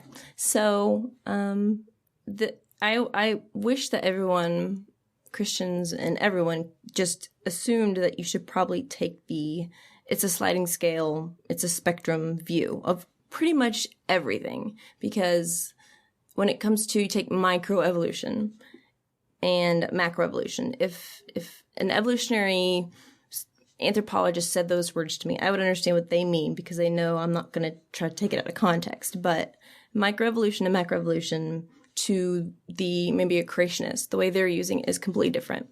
So they're going to go around saying, oh, I believe in microevolution. So they're saying that they accept the evidence that we have mutations, that they're not all bad. Because that's ridiculous. We have 200 new mutations every generation. It just happens automatically. It has to happen. And so they accept mutations, and they accept that we can kind of tinker around with hair color and maybe like longer toenails and blue eyes. But that's microevolution. I accept that because we forced them to accept it, but not macroevolution. And that's where the sliding scale kind of mindset comes in. It's not black and white. There's not a gap. Right. It's just a difference in perspective. If you're looking at a scale of 50 years or 100 years of just 1 or 2 or 3 generations of Homo sapien, yes, you're going to see very, very micro changes. But I mean, Homo sapien from 50 years ago can still breed with Homo sapien from now. But if you're looking at, right. I mean, it's just a matter of extrapolating out the amount of time. If you start to go beyond a few 100,000 years, Homo sapien didn't exist 275,000 years ago. And obviously the distinction is made there that a hominid that lived that long ago couldn't breed with Homo sapien that lives nowadays. I mean, that's where microevolution turns into macroevolution along this sliding spectrum, and it can just all be covered under this umbrella term of evolution in general, right? So is there really a difference between micro and macro that way? I view it as, like I said before, with whoever you're talking to is choosing point A and point B. So their microevolution is okay because they chose A and B. They chose me, and then they chose 500 years ago Homo sapien, and that should be enough mutations to be okay with. B, put it there, that's microevolution. And I'm like, no, keep going backwards. No, I don't want to move it backwards. No, if you keep going, we're going to hit 1,000 years, and we're going to hit 5,000. And then we're going to hit 10, and then we're going to keep going backwards and backwards. And then they don't often want to talk about what happens whenever you start to get problems. Whenever microevolution piles up so much, you still look the same. You still talk the same. You still think the same. You couldn't tell even externally that much of a difference. You maybe smell a little bit different. Maybe someone has a different sleep cycle. And over time, those mutations build up. And then if you want to have children, there's going to have genetic issues. They're going to have, maybe a higher incidence of stillbirths, or maybe it's going to be harder to get pregnant. Maybe something goes wrong in the womb. Maybe the head gets too big for the pelvis size. Of these micro things build up to cause the tiny little issues with having children. And those children usually end up decreasing. So this combination of microevolution piled up people that look the same, that think they're the same, but they try to have a baby, and 9 times out of 10, it doesn't really work out that well. If you then try to make a population out of this group, they look like humans, but you would not have a successful group whatsoever. That's the point of speciation right there. When your babies start to get really hard to not only have, but to keep alive, and then to have children, you've started your breaking point, because now you can't continue to mix your microevolution buildups. So these 2 branches will begin to split, and you're going to look the same for a long time. And that's why Neanderthals slept with Homo sapiens as soon as we found each other. After 800,000 years of being separate, we still had sex, and we still had children, but their genetics are still, I have like 2.8% or something. And they found out that Neanderthal brains have caused issues with our brains because of the fact that they had microevolution changes. So if you hit that breaking point of children having issues, any issues that decrease the reproductive value of them, it's going to start macroevolution. And then you just have to keep pushing that B point back. Okay, well, what about that species? What about that one? And eventually you're going to get to something that doesn't look human. And you're going to go, whoa, that's a freaking like frog-like thing. What the hell happened? Oh, wow. That's just a bunch of microevolution buildup. So micro and macroevolution are the same because it's just moving the goalpost, moving the A and the B. So if you start at me and then you go back 500 years at point B, of course I can have children with somebody that's 500 years ago, Homo sapien. But you keep moving that backwards and you're still going to have a person that looks like a person, and you're going to get back to 200,000 years, and it's still going to look like a person. And then you go back to 300,000 years, and sure, yeah, they still look like a person. Maybe they might be a little bit shorter. They're still just as smart. They're still speaking some sort of language. They look like me, and we can pretty much look at the Neanderthals and Homo sapiens, what happened to us. We were split for 800,000 years, and we got back together in Europe, and we had children, lots of them, because we still kind of look like each other. It's still a little weird. We probably smell different. One was shorter, one was taller, etc. But what happens is microevolution changes, little things that creationists accept will start to build up over time. And eventually, if you have two groups, that microevolution buildups will start to get to a point where if you have children, you're going to have a higher rate of stillbirths, of failed pregnancies, of having complications with the child, and you're going to be decreasing the reproductive value of the children and how many children you can have. And eventually these microevolution pileups will make it so your children just aren't surviving at the rate that they should be, and they're not having children. And that's the breaking point for this group.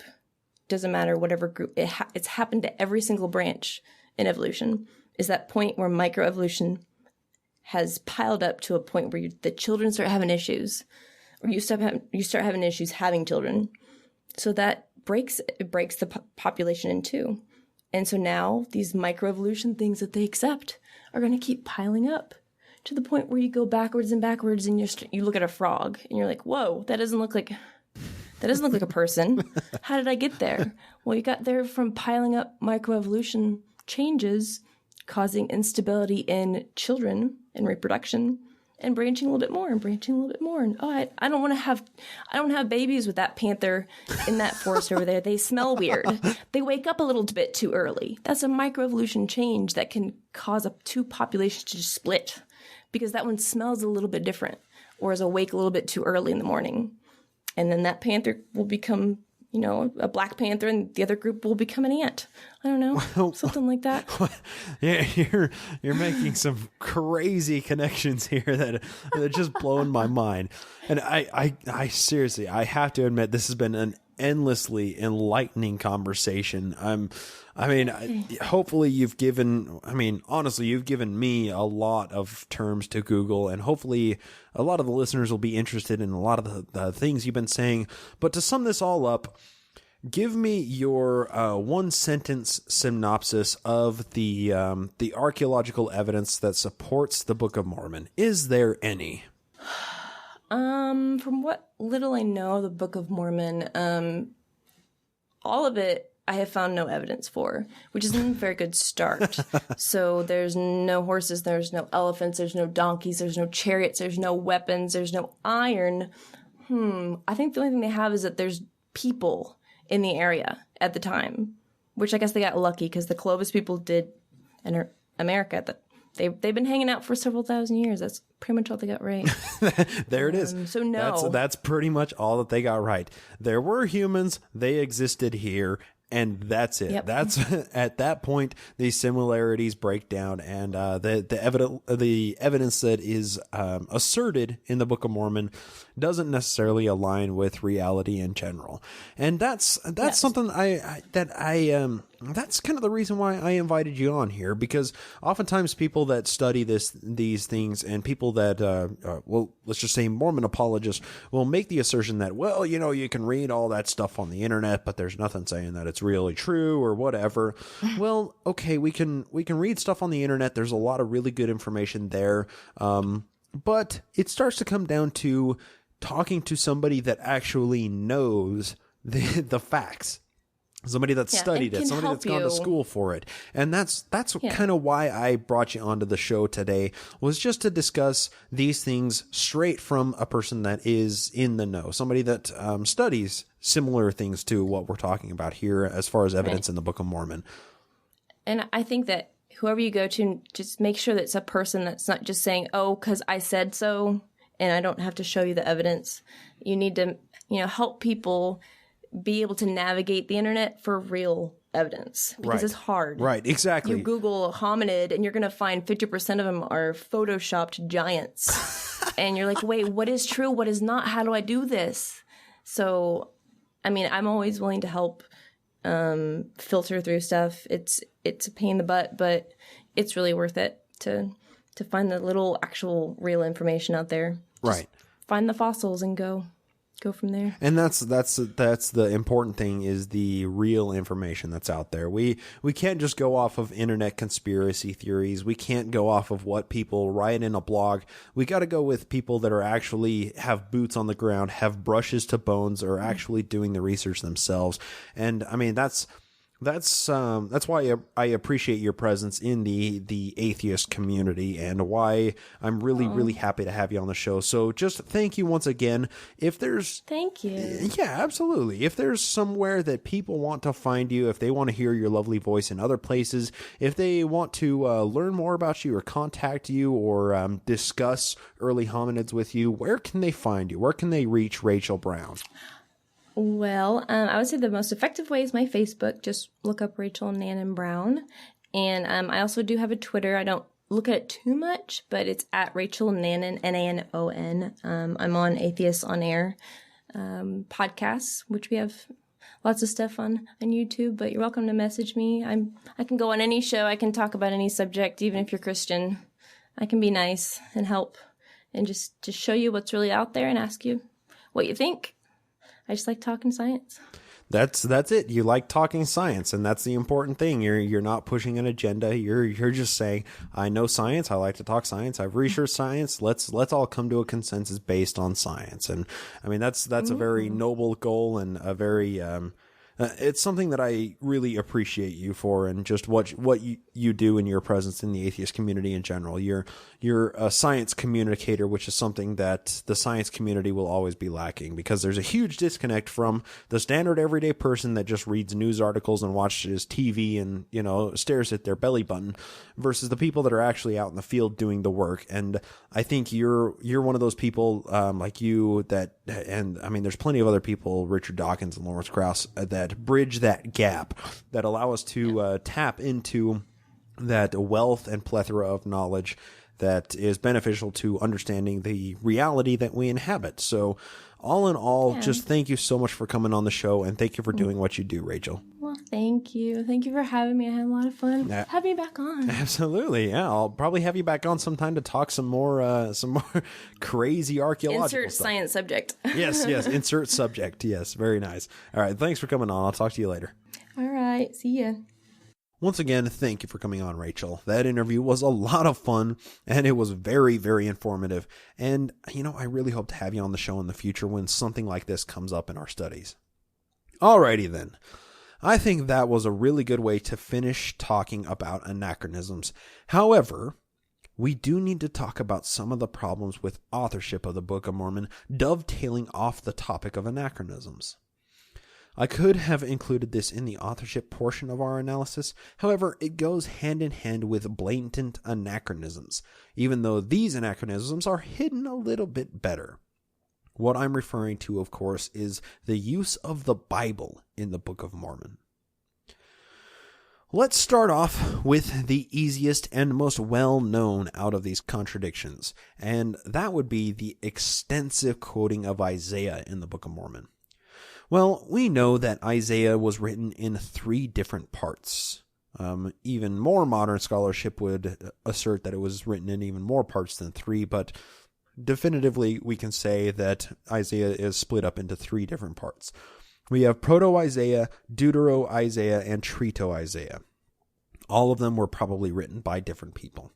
The operative piece of this textual criticism stems from Lehi's family taking the brass plates with them to the Americas when they left in 600 BCE.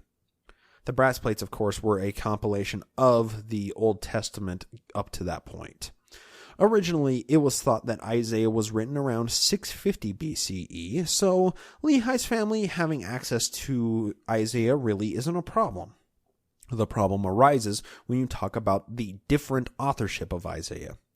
Now, Proto-Isaiah, the first portion, was probably completed around 650 BCE. However, the other two portions, Deutero and Trito-Isaiah, were written after the fall of Jerusalem in 587 BCE, meaning that they were written after Lehi's family left for the Americas. Well, we see significant portions of Deutero-Isaiah plagiarized into the Book of Mormon under the guise of Nephi, including them from the brass plates in 2nd Nephi, all because he just likes Isaiah so much. This is a glaring anachronism that a lot of people know about when it comes to the Book of Mormon, but there are plenty more than the Isaiah problems. Let's be clear on this. Joseph took a lot of the Book of Mormon straight from the Bible, and it introduces a lot of problems when they're examined carefully. Problems that can't just be waved away or ignored. So let's dive in and talk about them. The problems that we're talking about primarily stem from Joseph's usage of the King James Bible with the Apocrypha intact. There were plenty of these publications of the Bible around, and we think that Joseph used it for some of the Book of Mormon. First off, and the most abundant and glaring anachronism in the Book of Mormon is the use of the name Jesus Christ. And this is taken from 2 Nephi 25:19, and it's the first time that the full name Jesus Christ appears, and it creates a problem as a massive glaring anachronism. Quote, "For according to the words of the prophets, the Messiah cometh in 600 years from the time that my father left Jerusalem. And according to the words of the prophets, and also the word of the angel of God, his name shall be Jesus Christ, the Son of God." End quote. This was recorded at earliest 545 BCE. The problem is, nobody talks about Jesus in the Bible until the New Testament. The Hebrew name for Messiah is discussed abundantly, but Jesus isn't mentioned anywhere until after he lived and died, except for in the Book of Mormon, of course. Beyond that, the name Christ introduces a big problem here as well. Christ is an English derivation from the Greek word Christos, meaning Messiah or the Anointed One. The word Christ didn't exist until almost 600 years after this was recorded in Nephi. And this was supposedly recorded in Reformed Egyptian, which is a language that doesn't actually exist, but reportedly predates Hebrew. If that wasn't enough to make you wonder how, maybe the frequency of Jesus might spark your interest. Jesus is mentioned directly or indirectly almost 4,000 times throughout the pages of the Book of Mormon, meaning that Jesus comes up on average once every 1.7 verses in the Book of Mormon. These weren't explicitly Jesus every time, but oftentimes they were vague references that are attributed to Jesus. I mean, the Lamb of God, the Son of the living God, Christ, Jesus Christ, the true vine, the shepherd, Redeemer of Israel, or the world, or the mighty one of Israel, Lord Jehovah, Emmanuel, Great Spirit, founder of peace, Christ the beloved Son, Alpha and Omega. All of these are present in the Book of Mormon with absolutely no regard to the real timeline in Jerusalem. These words are used before a lot of them were actually made up, and across language barriers that simply can't allow for the translation of these words into the Book of Mormon. Let's talk about that language barrier for a second. Joseph Smith emphatically claimed that the entirety of the gold plates were written in Reformed Egyptian, which is not an actual language by any scholarly study. It's a language that only existed in Joseph Smith's world. But why were they recorded in Egyptian? Well, the Book of Mormon provides a great answer to that question, and it's found in Mormon chapter 9, verse 32 and 33. Quote, "And now behold, we have written this record according to our knowledge, in the characters which are called among us the Reformed Egyptian, being handed down and altered by us, according to our manner of speech. And if our plates had been sufficiently large, we should have written in Hebrew." End quote. So basically, the complaint voiced here is that Hebrew takes up too much space, and the plates wouldn't be sufficiently large to be written in Hebrew, so they were written in Reformed Egyptian. Well, nobody that studies ancient language would agree with this statement. Egyptian is very bulky and cumbersome, using pictures to try and communicate words. Hebrew, on the other hand, is very, very efficient. The average Hebrew word is only 4 letters long, and it doesn't include vowels, making it one of the most space-conscious ancient written languages in existence. This argument simply doesn't hold up, and there is no reason why ancient Hebrews, like the family of Lehi, would have recorded their history in Egyptian, Reformed or otherwise, the people that were initially their slave masters. So now that the language barrier is up, and the language in which the Book of Mormon was written can't be explained, let's talk about the King James Bible and the problems introduced there. We touched on this before, referring to Isaiah and the usage of the name Jesus Christ hundreds of years before he was even an idea, but we didn't talk about the massive truckload of other problems the King James Bible introduces into the Book of Mormon. Well, let's list some of the popular Bible verses that are found word for word in the Book of Mormon. First off, there's a lot of Isaiah that's copied and pasted right into the Book of Mormon, but there are also New Testament verses that are featured during Old Testament years of the Book of Mormon, which is a glaring anachronism. We have Malachi 4 that's written in 1 Nephi 22. Matthew 3 is written in Alma 5. Matthew 5 is in 3 Nephi 12. 1 Corinthians 12 is in Moroni 10. John 5 is in Helaman 12. 1 Corinthians 15 is in Mosiah 5, and the list goes on and on. Please keep in mind, with each of these categories of problems, we are only scratching the surface. I'm only introducing you to the ideas. There's so much more scholarship out there that can be done and that has been done on these anachronisms and problems with the Book of Mormon. The actual amount of plagiarisms from the Bible in the Book of Mormon goes way deeper than that short list of details. And it's not just 1 or 2 verses here or there. It's entire chapters or multiple chapters consecutively copied into the Book of Mormon with no regard to when they actually existed to actually be copied into the Book of Mormon. There is simply no possible way of excusing the fact that thousands of words from the New Testament are copied into the Book of Mormon word for word. If it was just Isaiah that were copied into the Book of Mormon, we would almost be able to excuse it, because the book even states that it's recorded this from Isaiah that was contained in the brass plates, and Nephi delighted in it. That's why he wanted to include it.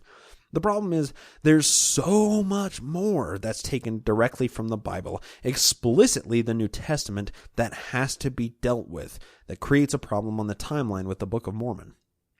Another problem that lends credibility to the claim that it was indeed the King James Bible with the Apocrypha that Joseph plagiarized from is the abundance of mistranslations. If the original author of the Book of Mormon were including segments from the Old Testament taken from the brass plates, then they would be in their original Hebrew unaltered form and wouldn't be subject to any mistranslations that happened in the King James Bible. Well, when we study it, we see that those translation errors somehow made their way into the Book of Mormon, proving that they were taken specifically from the King James Bible.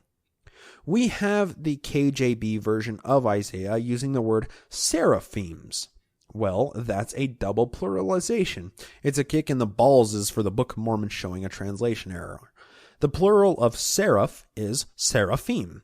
Yet the King James Bible and the Book of Mormon in 2 Nephi 16 call them seraphims.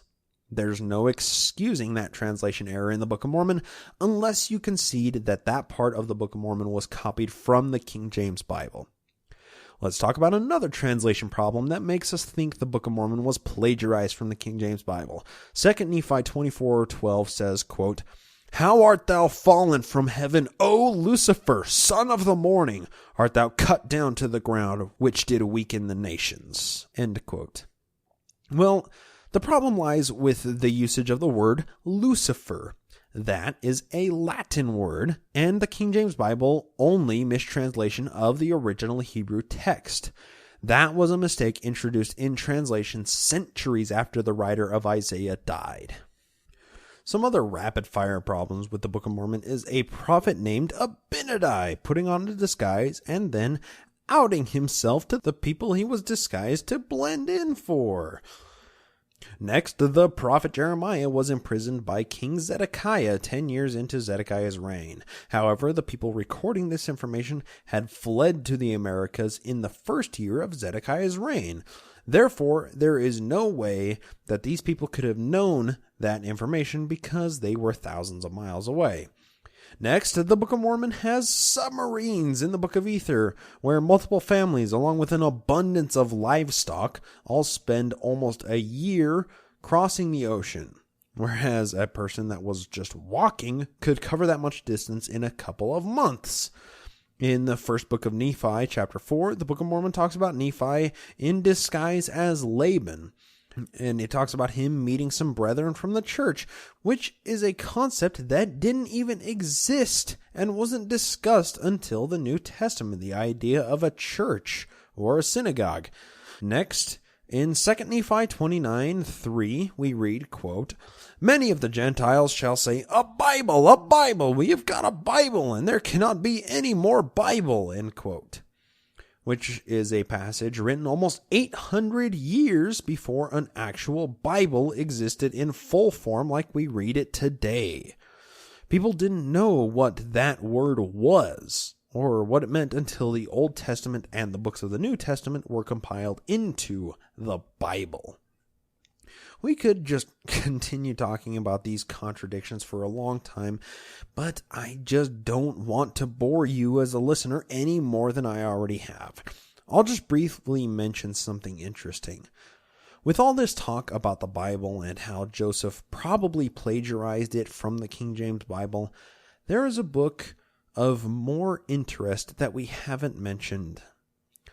On the WordTree Foundation study, the 1822 print of the Holy Al-Quran of Muhammad, which was printed in America and available to Joseph soon after it was printed, is more statistically significant than the King James Bible is.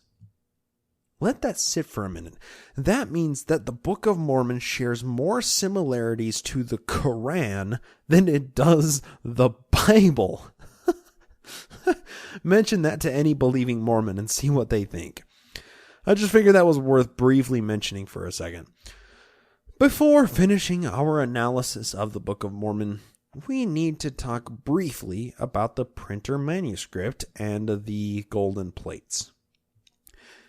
This is an affidavit of the man that did almost all of the work with the Book of Mormon in the E.B. Grandin printing press. His name is John H. Gilbert, and he details what the Book of Mormon was like to work with, giving us some very key information. This is his affidavit, quote, "The contract to print the Book of Mormon was to print and bind with leather 5,000 copies for $3,000. Mr. Grandin got a new font of small pica on which the body of the work was printed.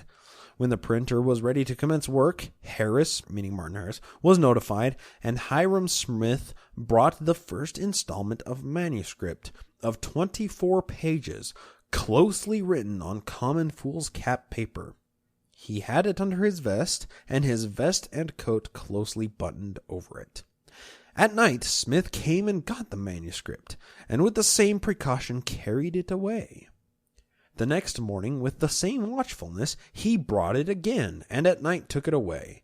This was kept up for several days. The title page was first set up, and after proof was read and corrected, several copies were printed for Harris and his friends. On the second day, Harris and Smith being in the office, I called their attention to a grammatical error and asked whether I should correct it. Harris consulted with Smith, Hiram, for a short time and turned to me and said, quote, quoting Martin Harris, "The Old Testament is ungrammatical, set it as it is written." Ending Martin Harris, quotes, back to John Gilbert's quote. After working a few days, I said to Smith on his handing me the manuscript in the morning, "Mr. Smith, if you would leave this manuscript with me, I would take it home with me at night and read and punctuate it." His reply was, "We are commanded not to leave it." A few mornings after this, when Smith handed me the manuscript, he said to me, "If you will give your word that this manuscript shall be returned to us when you get through with it, I will leave it with you." I assured Smith that it should be returned all right when I got through with it. For 2 or 3 nights I took it home with me and read it and punctuated it with a lead pencil. This will account for the punctuation marks in pencil which is referred to in the Mormon Report, an extract from which will be found below. Martin Harris, Hiram Smith, and Oliver Cowdery were very frequent visitors to the office during the printing of the Mormon Bible. The manuscript was supposed to be in the handwriting of Cowdery. Every chapter, if I remember correctly, was one solid paragraph without a punctuation mark from beginning to end. Names of persons and places were generally capitalized, but sentences had no end. The character or short ampersand was used almost invariably where the word "and" occurred, except at the end of a chapter. I punctuated it to make it read as I supposed the author intended, and but very little punctuation was altered in proofreading. The Bible was printed 16 pages at a time, so that one sheet of paper made 2 copies of 16 pages each, requiring 2,500 sheets of paper for each form of 16 pages. There were 37 forms of 16 pages each, 570 pages in all. End quote. To summarize what John Gilbert was saying here, the Book of Mormon was definitely no work of art when it reached the printer for publishing. It was a complete mess, and this man, John Gilbert, is responsible for the verse breaks, punctuation, capitalization, paragraphing, and basic spell checking of the entire Book of Mormon. So much can be changed in a single sentence by adding or taking away just one comma, but the entire printer's manuscript of the Book of Mormon was basically one block of text with only the breaks at chapter changes. It had no commas, no periods, no discerning capitalization for proper nouns or new sentences. John Gilbert is responsible for a lot of the differences in messages that can be derived from the Book of Mormon's different interpretations, just given his editing of the text as it was being printed. I mean, I really don't blame him. He had to punctuate it into book form somehow, and this is how he did it. Honestly, this may not be much of a problem to believing Mormons, but it poses a huge problem with the authorship of the Book of Mormon, to me anyway. All right, let's put a final nail in the Book of Mormon's coffin. We've talked a lot about the Book of Mormon today, and there's so much information to cover. This episode has been longer than any episode that I have ever produced by a very, very, very long shot, but that's because there's so much information to talk about when it comes to the Book of Mormon. We can't just graze by it and say the Book of Mormon is just crazy and there's this and this problem with it. We have to dive way, way into it to understand all of the problems with the Book of Mormon in one single point of context. We have to understand that the Book of Mormon came from the mind of Joseph Smith. We have to understand that Joseph Smith was just merely writing a book that seemed pertinent and interesting and apropos of everything that was going on around him. Joseph Smith was an interesting guy. He was very charismatic and honestly a genius, but we can only see that through the Book of Mormon being written by him as the author instead of the translator. So what is this final nail that I'm referring to in this Book of Mormon coffin? Well, it stems from one question, and it's a question that I asked when I was very, very young. Where are the golden plates today? That's a very big question, right? If the golden plates were indeed real, and we could look at them and examine them, they would be an absolute anomaly. People would be so interested in them, scholars, historians, archaeologists, because they would be something so out of place and unique in that doesn't relate to anything that was going on in New York or in the American continent in the 1830s. It would be a unique individual text. So, if it's real, then there should be some plates that it was really translated from, right? So where are they today? Most believing Mormons understand that God or the angel Moroni took them back up to heaven where they belong. Naturalistic believers think that Joseph just returned them to their resting place in the hill Cumorah in the stone box. For one thing, if the plates emerged, the church would either be accepted as completely and unequivocally true once and for all, or the church and the Book of Mormon would be proven completely false. If we could look at the plates and examine them today and study the language printed on the plates, we could know so much about the ancient American people. The ramifications of that just blow my mind. We can't possibly understand all of the holes in history that would possibly fill.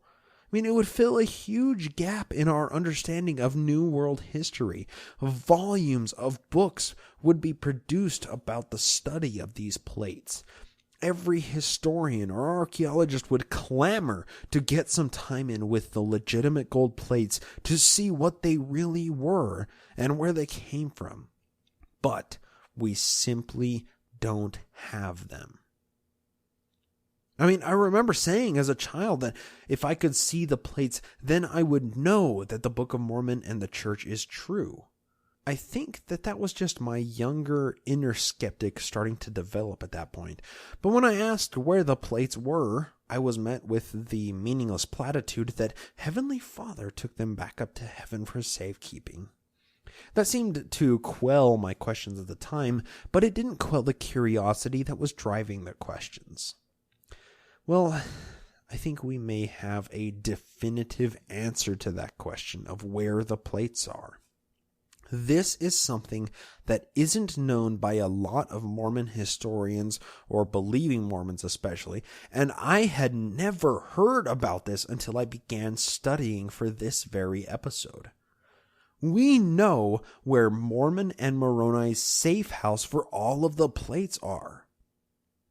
The Book of Mormon claims that the records recorded on the 5 different sets of plates must have been an unbelievable amount of plates. Well, let's find out once and for all where all of these plates are. The information I'm about to relay to you is taken from a small pamphlet that I found online, and it was produced by the Neil A. Maxwell Institute for Religious Scholarship in conjunction with BYU.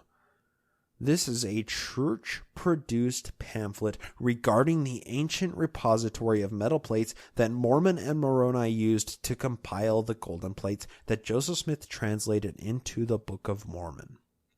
This pamphlet is called Cumorah's Cave by Cameron J. Packer, and he might just be related to Boyd K. Packer, I'm not sure. But I'm just going to read a few excerpts from it and leave a link to it in the show notes. Just a heads up, that link is a direct download link of the pamphlet that's in PDF format, and it's unbelievably fascinating. I can't recommend reading that high enough. It's crazy. Quoting from Cumorah's Cave, quote, Wilford Woodruff recounted what he had heard Brigham Young say about the cave. President Young said in relation to Joseph Smith returning the plates of the Book of Mormon that he did not return them to the box from whence he had received them, but he went into a cave in the hill Cumorah with Oliver Cowdery and deposited those plates upon a table or a shelf. In that room were deposited a large amount of gold plates containing sacred records, and when they first visited that room, the sword of Laban was hanging upon the wall. And when they last visited it, the sword was drawn from the scabbard and laid upon a table, and a messenger, who was the keeper of the room, informed them that the sword would never be returned to its scabbard until the kingdom of God was established upon the earth, and until it reigned triumphant over every enemy. Joseph Smith said that the cave contained tons of choice treasures and records. End quote. What is this? The plates were taken from a huge room full of different plates? Let's read a few more of these from Comora's cave, because it just dives way deep into the crazy. Quote, although not a member of the church, Elizabeth Kane lived in St. George, Utah, and entertained the company of Brigham Young. She recorded the following discussion. Quoting Elizabeth Kane now, quote, I asked where the plates were now, and saw in a moment from the expression of the countenances around that I had blundered. But I was answered that they were in a cave, that Oliver Cowdery, though now an apostate, would not deny that he had seen them. He had been to the cave. Brigham Young's tone was so solemn that I listened bewildered, like a child to the evening witch stories of its nurse. Brigham Young said that when Oliver Cowdery and Joseph Smith were in the cave this third time, they could see its contents more distinctly than before. It was about 15 feet high, and around its sides were arranged boxes of treasure. In the center was a large stone table, empty before, but now piled with similar gold plates, some of which laid scattered on the floor beneath. Formerly, the sword of Laban hung on the walls sheathed, but it was now unsheathed, and laying across the plates on the table. And one that was with them said it was never to be sheathed until the reign of righteousness upon the earth. End quote. These just get crazier. Let me continue here. Quote, Jesse Nathaniel Smith heard Brigham Young speak in Cedar City, Utah, and recorded, I heard him at an evening meeting in Cedar City describe an apartment in the hill Cumorah that some of the brethren had been permitted to enter. He said there was a great wealth in the room, in sacred implements, vestments, arms, precious metals, and precious stones, more than a 6-mule team could draw. End quote. There was so much treasure in this room that a 6-mule team couldn't pull it out of there. Oh, this is amazing. But wait, it gets even better. Our last account that we're going to read here, there's plenty more on this pamphlet. I'm just taking a few excerpts. This is from Brigham Young in the Journal of Discourses. Quote, Oliver Cowdery went with the prophet Joseph when he deposited these plates. Joseph did not translate all of the plates. There was a portion of them sealed, which you can learn from the Book of Doctrine and Covenants. When Joseph got the plates, the angel instructed him to carry them back to Hill Cumorah, which he did. Oliver says that when Joseph and Oliver went there, the hill opened, and they walked into a cave, in which there was a large and spacious room.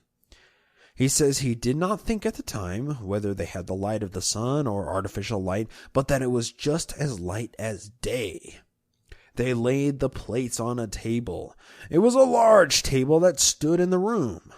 Under this table there was a pile of plates, as much as 2 feet high, and there were altogether in this room more plates than probably many wagon loads. They were piled up in the corners and along the walls.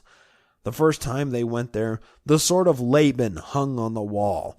But when they went again, it had been taken down and laid upon the table across the gold plates. It was unsheathed, and on it was written these words. Now quoting the words that, I can't believe I'm saying this, were printed on the sword of Laban, quote, This sword will never be sheathed again until the kingdoms of this world become the kingdom of our God and his Christ. and quoting the words that are apparently inscribed on the sword of Laban. Back to the Journal of Discourses, quote, I tell you this as coming not only from Oliver Cowdery, but others who were familiar with it and who understood it just as well as we understand coming to this meeting. Don Carlos Smith was a young man of as much veracity as any young man we had, and he was a witness to these things. Samuel Smith saw some things. Hiram Smith saw a good many things, but Joseph was the leader. End quote. I love it. It's just so fanciful and goofy, and it just panders into this idea of a magical mindset and this idea of folklore magic ruling over Joseph Smith's life and all of his brothers. And it wasn't what they thought about occasionally. It was their entire view on the world. It was an entire mindset that they chose to live in. It was an alternate reality that they existed in sometimes. It's just amazing. All right, that is enough of those quotes from Comora's Cave. Like I said, if you want to read way, way more quotes than what I just listed off there, you can direct download the PDF format of this pamphlet produced by the church, and there will be a link for it in the show notes. So, let's go back to what the claims are of that. If scientists today were to excavate the Hill Cumorah, not only would they find the bodies of over 2 million Native Americans with white skin, descended from the ancient Israelites, clad in non-existent armor, holding non-existent swords with non-existent steel arrows sticking out of the corpses, we would also find the greatest archaeological treasure find of all time. If we found this room with thousands or millions of metal plates as seemingly described, featuring inscriptions of religious and historical texts, the entire paradigm of Native American studies would change forever. And more than that, the Mormon Church would rise as the one true church ever in all the history of all humanity, preaching from the most accurate documentation of American history before Old World settlers made their voyages over in the 16th century. Mormonism would forever change the face of the entire world if only we could find that one little room packed with invaluable accounts of ancient history. I mean, you thought that the Dead Sea Scrolls were an amazing find. Let's find this one room couched in the Hill Cumorah and cast a shadow on the Dead Sea Scrolls for the rest of human history. It's amazing. With that, we'll bid adieu to our study of the Book of Mormon and try to sum up all of this junk into one single conclusion. We've discussed a lot of glaring problems with the Book of Mormon and Joseph Smith's reported version of how the Book of Mormon came to be, but let's talk practicality for a minute. What do I think happened? I mean, that's the point of this podcast and why I'm writing it. What do I think? After reviewing all the evidence, what seems to be the most prevailing idea of what is come out of all of this evidence? There has to be some sort of overarching theory. Now, to be clear, I've allowed some of my own bias and opinions to shine through on this analysis today, but I've tried my best to keep this entire discussion about the indisputable facts and about the Book of Mormon itself. So, allow me to speculate on the Book of Mormon for a minute. Joseph Smith was a very, very bright young man. He was a genius. He was very intelligent. He read as many books as he could get his hands on. He was obviously engaged in politics and current events, or at least interested in them, and he probably discussed these things with anybody that was willing to strike up a conversation with him about any of these topics. I mean, he would probably talk with somebody about a book that he just read or that they just read, and then he would just seek that book out until he could consume its pages for himself. Of course, the Smith family was quite short on means. We've made that abundantly apparent in this episode.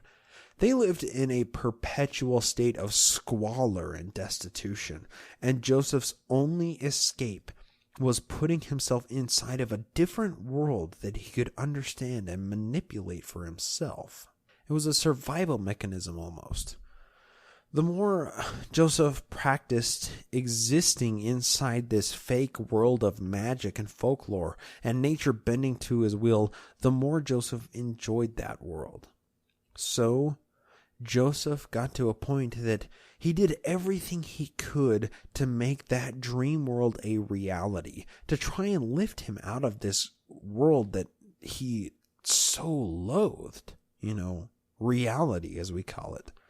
He began telling people about these wonderful treasures that he was going to find buried in the ground someday. Joseph started spending more and more time with people that had similar perspectives on reality that he espoused, and eventually became leader of the treasure-seeking group. Joseph was very, very cunning and convincing with his manner of speech and conduct, and eventually became the leader of this pack. Then Joseph started paying attention to the local preachers that were touring the burned-over district. He had seen many of them around and had attended many different churches in seeking out the truth, but he couldn't get past the allure that these charismatic preachers had. I mean, there was some sort of X factor that all these Bill Miller and Ellen G. White types had that were circulating this preaching circuit, that were dressed in snazzy clothing and rolling with an echelon of followers that nearly worshipped the ground on which these people tread. Joseph began wondering how hard it would be to do this for himself, to draw the love of the crowd. He began studying other religious texts and pamphlets, looking for the key, and eventually came to an understanding. He figured out that he could simply combine his dream world, where he had spent large amounts of his time, and this religious world, where people would believe anything that was said, as long as it was delivered with enough confidence. However, Joseph needed something that would set him apart from other Bible thumper religious zealots that only drew a small crowd to their gathering. Joseph needed a book of his own. He needed his own religious pamphlet. So he gathered up his favorite books: The Late War Between the United States and Great Britain, the First Book of Napoleon, The View of the Hebrews, and then he teamed up with Oliver Cowdery, and together they produced the Book of Mormon. Joseph Smith's actions lead us to where we are today, talking about this amazing and fascinating religion and book. In our analysis of the Book of Mormon today, there is so much left undiscussed. In writing this script for this episode over the past month, I had to leave a lot of discussion topics on the cutting room floor because, there's simply too much. Every segment that I kept adding just made it more confusing and just didn't help with the continuity. I had to bring it to a stopping point somewhere, but there's so much more information that we didn't discuss. In all three topics, the historical context from which the Book of Mormon was born, from the authorship theories and the different underlying themes from the authorship that ran throughout the Book of Mormon, all the way up to the content and the claims that are in the Book of Mormon, we barely scratched the surface with how much is there. But I had to cut this off at some point. Well, I guess all of this kind of brings us back to the opening paragraph of this discussion. When you're talking about something in history, it's very hard to decide where to pick up the story, because history is so intertwined with itself. We talked about some of the politics and the world events that led up to the influences that produced the Book of Mormon, but there are so many compounding factors that had to be excised for simple lack of time in this episode. I don't think that there was any lack of factual arguments that were made against the legitimacy of the Book of Mormon today, while the arguments for its legitimacy tend to be lacking in so many ways. But I will make an open petition for discussion on this topic. If there is some evidence out there that helps the Book of Mormon or bolsters the argument that the Book of Mormon is indeed true and an ancient text of the Native American peoples on the American continents, I need to know this information. I don't need to know it for the sake of wanting to tear the argument down. I just need to know it. Let me tell you why. This last weekend, I had a discussion with my dad. We tend to talk once or twice a month for a couple of hours just to, chew the fat and get an update on what each other is doing lately. And I love these conversations. During our most recent discussion, he told me about something that a fellow church member is doing for him, just out of the goodness of his heart. The story was really fascinating, and it probably didn't have much impact on my dad's side of the discussion because it was something that was so menial and inconsequential. But it had a dramatic impact on me. I left the church around the age of 16. At that time in my life, I was a growing teenager with my own developing ideas of the world and the reality that I inhabit. I felt like I didn't need anything from the church, or maybe I just felt apathetic about my faith. I continued to attend seminary and school and ended up graduating from it, but for the most part, seminary was just my napping class. I went on to college and dropped out after a year of absolutely loathing it, and then I moved out of my parents' basement as soon as I feasibly could. I didn't care much about the church for the next few years until I began to study it. I had become an apatheist or agnostic just for sheer lack of knowledge and study, but I didn't tend to challenge myself on my theological or philosophical conclusions. The more time I poured into studying Mormonism and the Book of Mormon, the more I just became completely fascinated with it. It's strange, but it took me leaving Mormonism to become interested in Mormonism. The history of the church from its foundation is an endless rabbit hole of dynamic power shifts and widely orchestrated fraud coupled with charismatic individuals that were constantly rising to try and take over the power structure that Joseph had created. People that listen to this show have probably forgotten more history than most believing Mormons know about the church today. But that's the thing, though. We can talk about the history of the church for days. We can read and write books about Mormonism from beginning to end. We can talk to well-known scholars and historians and listen to their facts and arguments. We can listen to podcasts about Mormonism and understand other people's perspective or experience with it. We can fill years of study to try and come to some sort of grips with the facts that surround the history of the Mormon Church. We can do all of this work and still have a hole to fill. When I left the church, I don't think I truly understood what I was leaving. The sense of community is absolutely unmatched in any other organization. If a ward member needs help with anything, there is an army marching behind them to satisfy that member's cry for help. Every neighbor is a friend, and every neighbor is a person you can talk to or befriend while at church. This unbridled sense of community has a plethora of benefits for humans in general, and there's a lot of evolutionary restrictions that have created this sense of community. Some of these benefits we know about and can study, but most of them are still unknown for the most part. I would give up almost anything to be reinserted into that community, forgetting all of the knowledge that I've amassed. If I could cipher myself back into the church, I would do it.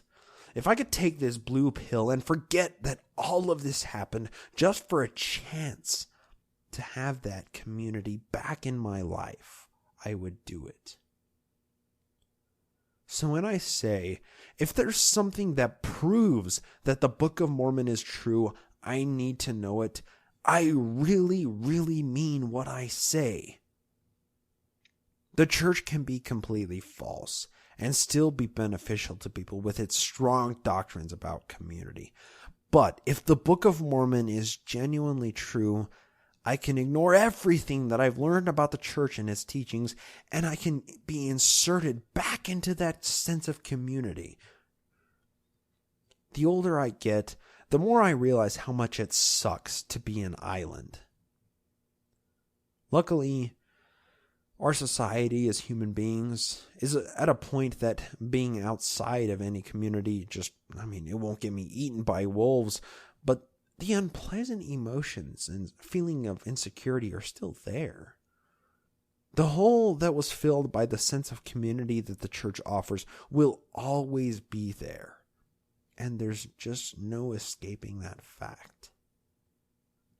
This hole is something that can consume a lot of people or just create anxiety or depression at some level and cause those people to lash out.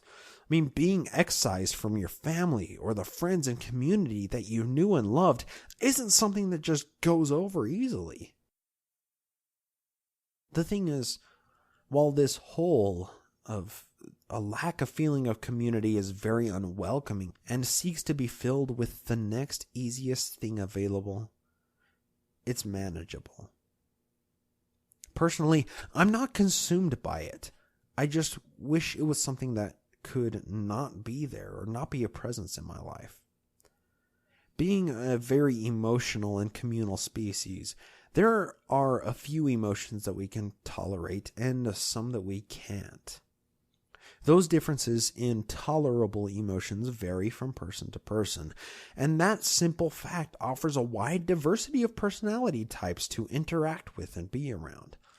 Personally, I can tolerate the lack of a strong sense of community that the church creates within its ranks, but one emotion that I cannot bear is cognitive dissonance.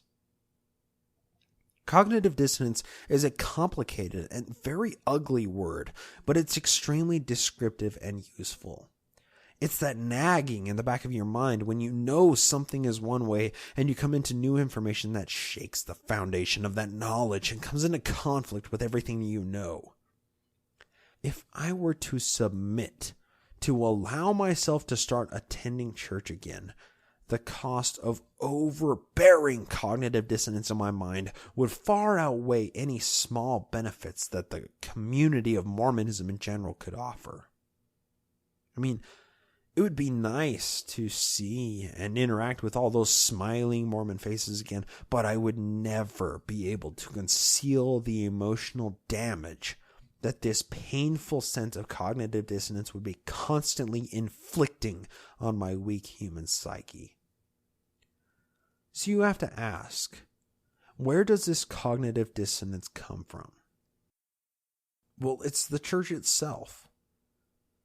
We've had over 6 hours of discussion about the problems in the Book of Mormon alone, but the church consistently holds to the claim that the Book of Mormon is the most correct book on the planet.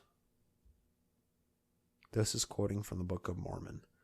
"Behold, I would exhort you that when ye shall read these things, if it be wisdom in God that ye should read them, that ye would remember how merciful the Lord hath been unto the children of men, from the creation of Adam, even down until the time that ye shall receive these things, and ponder it in your hearts. And when ye shall receive these things, I would exhort you that ye would ask God, the eternal Father, in the name of Christ, if these things are not true. And if ye ask with a sincere heart, with real intent, having faith in Christ, he will manifest the truth of it unto you by the power of the Holy Ghost. And God shall show unto you that which I have written is true. End quote.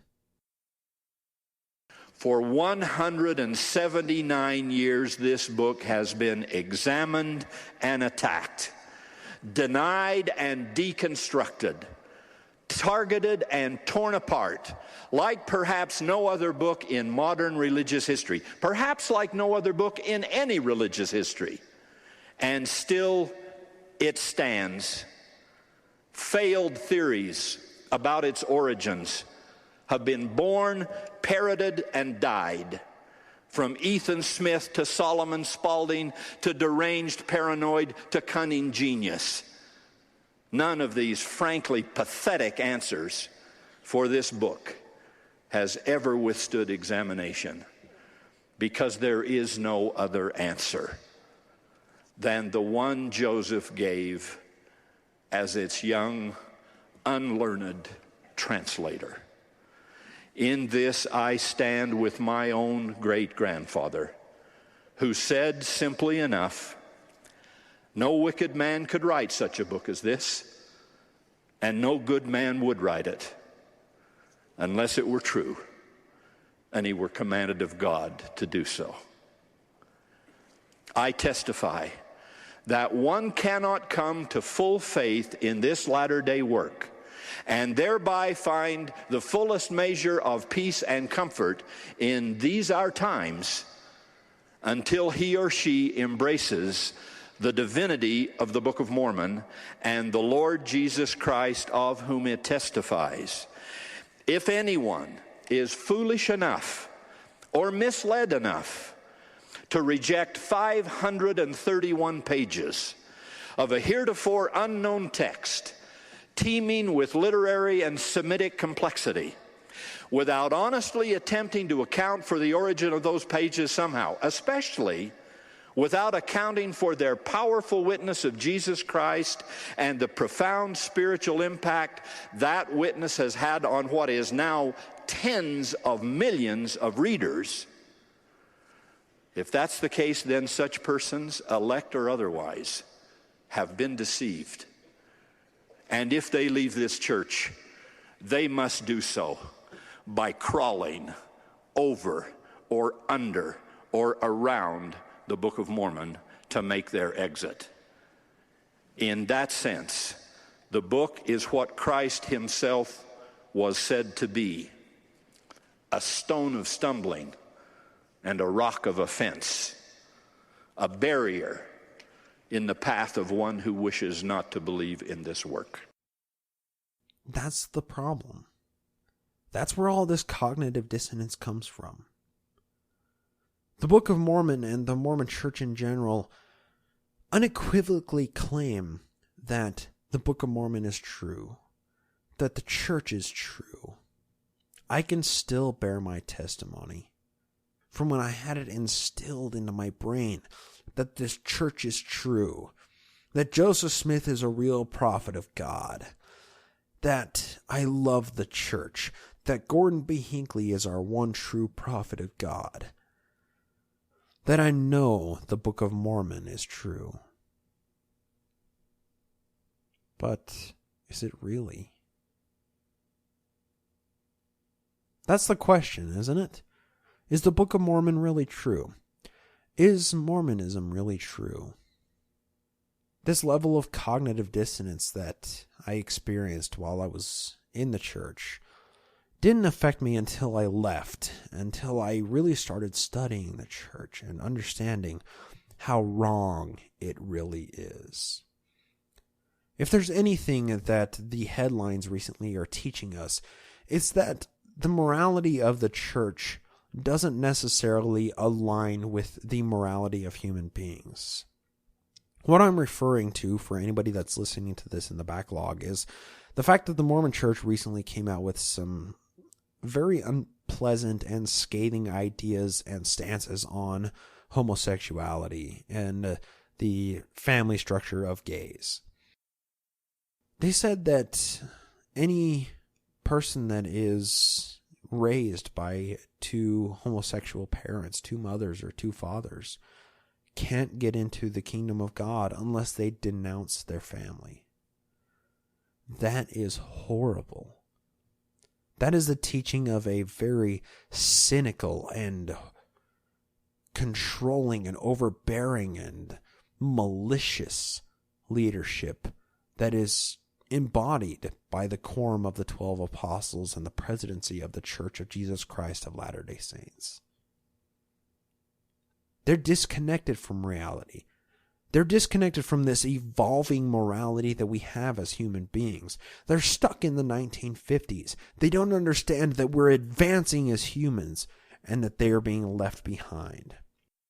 To connect to a larger point, people that believe that the Book of Mormon is legitimately true, that it was really abridged by the prophet Moroni and the prophet Mormon, that it was really buried in the ground for Joseph Smith to exhume from the ground 1400 years after Moroni lived. They don't understand the true beauty of the world that we're living in. What's really more beneficial for us to look at, for us to understand and study and comprehend as a human species?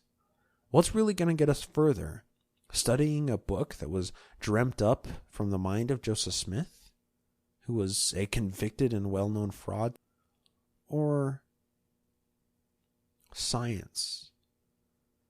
What's really going to help us out the most as human beings? Studying this book that is full of meaningless platitudes and anachronisms and problems with authorship, and obviously has very traceable origins and cousin books and father books that it descended from? Or will we gain more benefit as a human species from actually studying things that we can verify and talk about and understand? The conversation that I had with Rachel Brown was just something that really opened up my mind to this entire idea of how much we really don't know as a human species. We can dig into the ground and find bones and fossils that are 95 million years old that are of a crocodiliform, or the regurgitations of a crocodiliform. We can go back to 500 million years ago to see the Cambrian explosion. We can go back well beyond that and see the primordial soup that we possibly came from.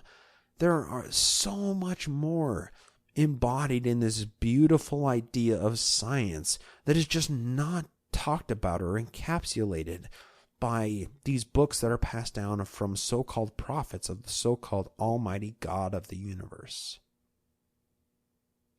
So, given everything that we've talked about in this episode, and everything that is in the Book of Mormon that we haven't talked about, that can be easily found through any Google search or any other podcast that talks about the Book of Mormon or Mormon history. So you tell me. With today's study, did we crawl underneath or over or around the Book of Mormon? Or did we just charge straight through it and use it to destroy Mormonism in general? I implore you to study and decide for yourself.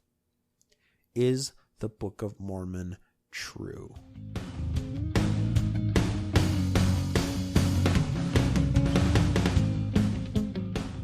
And that's it for this episode. Hopefully everybody noticed the never-before-seen title name of this episode. This episode title was preceded by CC, and that means clean cut. Just like the missionaries, nice and clean cut. It doesn't mean carbon copy, like could have been the case given the content of this episode. Any episode in the future that you see that brandishes the title of CC before the name of it won't be explicit. It won't be offensive to believing Mormon ears. There won't be any nicknames or anything abrasive or vulgar or anything that will, drive away people that are listening to this just for the facts. One of the main criticisms that is leveled against this show is its entire blind spot in audience, and that's the blind spot of believing members. Let's face it. When you follow the tenets of the Church of Jesus Christ of Latter-day Saints, any swearing or vulgarity turns you off immediately. Any ex-Mormon listeners of this show wouldn't be able to understand that very easily. In answer to this criticism, I say that I enjoy being able to relax and openly rant about things that I'm passionate about without trying to censor myself. I don't create this show just for the listening audience. I create it to help with my own catharsis for the anger I feel for being lied to by the church for so many years. I've covered this topic before, but there's so much in the church that I feel like I have been wronged by, and I got out relatively early. There are so many other people that have gone through the church, that have served their missions, were married in the temple, spent decades in the church longer than I ever did, and they all come to the knowledge that I've come to and understand that it's all wrong, that it's all a mountain of lies, a pyramid scheme built by the tithing of the paying members, and they leave with so much more anger than I could ever possibly comprehend or empathize with. Well, as far as criticisms go, I have to listen to them, because oftentimes the criticism points out a weakness in the show that needs to be addressed. Well, this is how I'm going to address that specific criticism, that the show turns people off with the cursing and vulgarity. So any episodes that start with CC in the title will be an episode that's clean cut and tries to take on one major topic or issue in the church, without any information or words that will turn off believing members. Oh, and also, like I said earlier, the nicknames won't be present in these episodes. That just kind of gives it more of a scholarly feel for anybody that's listening to try and get that out of it. I will also be taking requests for these clean-cut episodes. If there's something in Mormon history that you as a listener wants to hear about, but a clean version of it for the purposes of recommending it to somebody that might still be in the church, let me know. And I'll try and release an episode that's clean cut about some of those topics. I think that a clean cut version of the Mountain Meadows Massacre could be fun, as could the Hans Mill Massacre, or just polygamy in general. But it's up to you as the listeners to decide and make those recommendations. I'll probably do a few of these every year, depending on the demand of them. I know that this has been an exceptionally long episode, but please just give me your attention for a little tiny bit longer, because there's something that we really, really, really need to discuss, and I want to close this episode out on a really high note. Let me tell you guys a little bit about my day. Not just today, that's irrelevant, but my days in general. Typically, I wake up at 4:45 in order to get to work on time, with the exception of Wednesday mornings, which I'm up at 3:45 because that's my busy day. I usually get home around 6 o'clock most days, sometimes a little bit earlier, sometimes a little bit later if the traffic is bad. From 6 o'clock until 10:30 p.m., I'm at my computer working on this podcast. I don't have much of a time for a social life, nor do I have hobbies or anything other than occasional disc golfing. For the past year, I've been putting in 90 to 100 hour weeks with very, very few breaks in order to bring this show to life. I don't tell you this so that you can have pity on my workload or my overworked lifestyle, because that's not what I'm looking for. Pity is for people that are in a horrible situation that they can't get out of. That's not what I'm in. What I do want, however, is for you to understand the point I'm at in my life. This is a turning point. Either I can continue to work my day job and continue to beat up my body, lifting batteries every day, and then come home to hours of scripting, editing, producing, or advertising on social media, or I can embrace this turning point. I can say goodbye to the day job and devote 55 hours a week that I pour into my day job to creating content about Mormonism.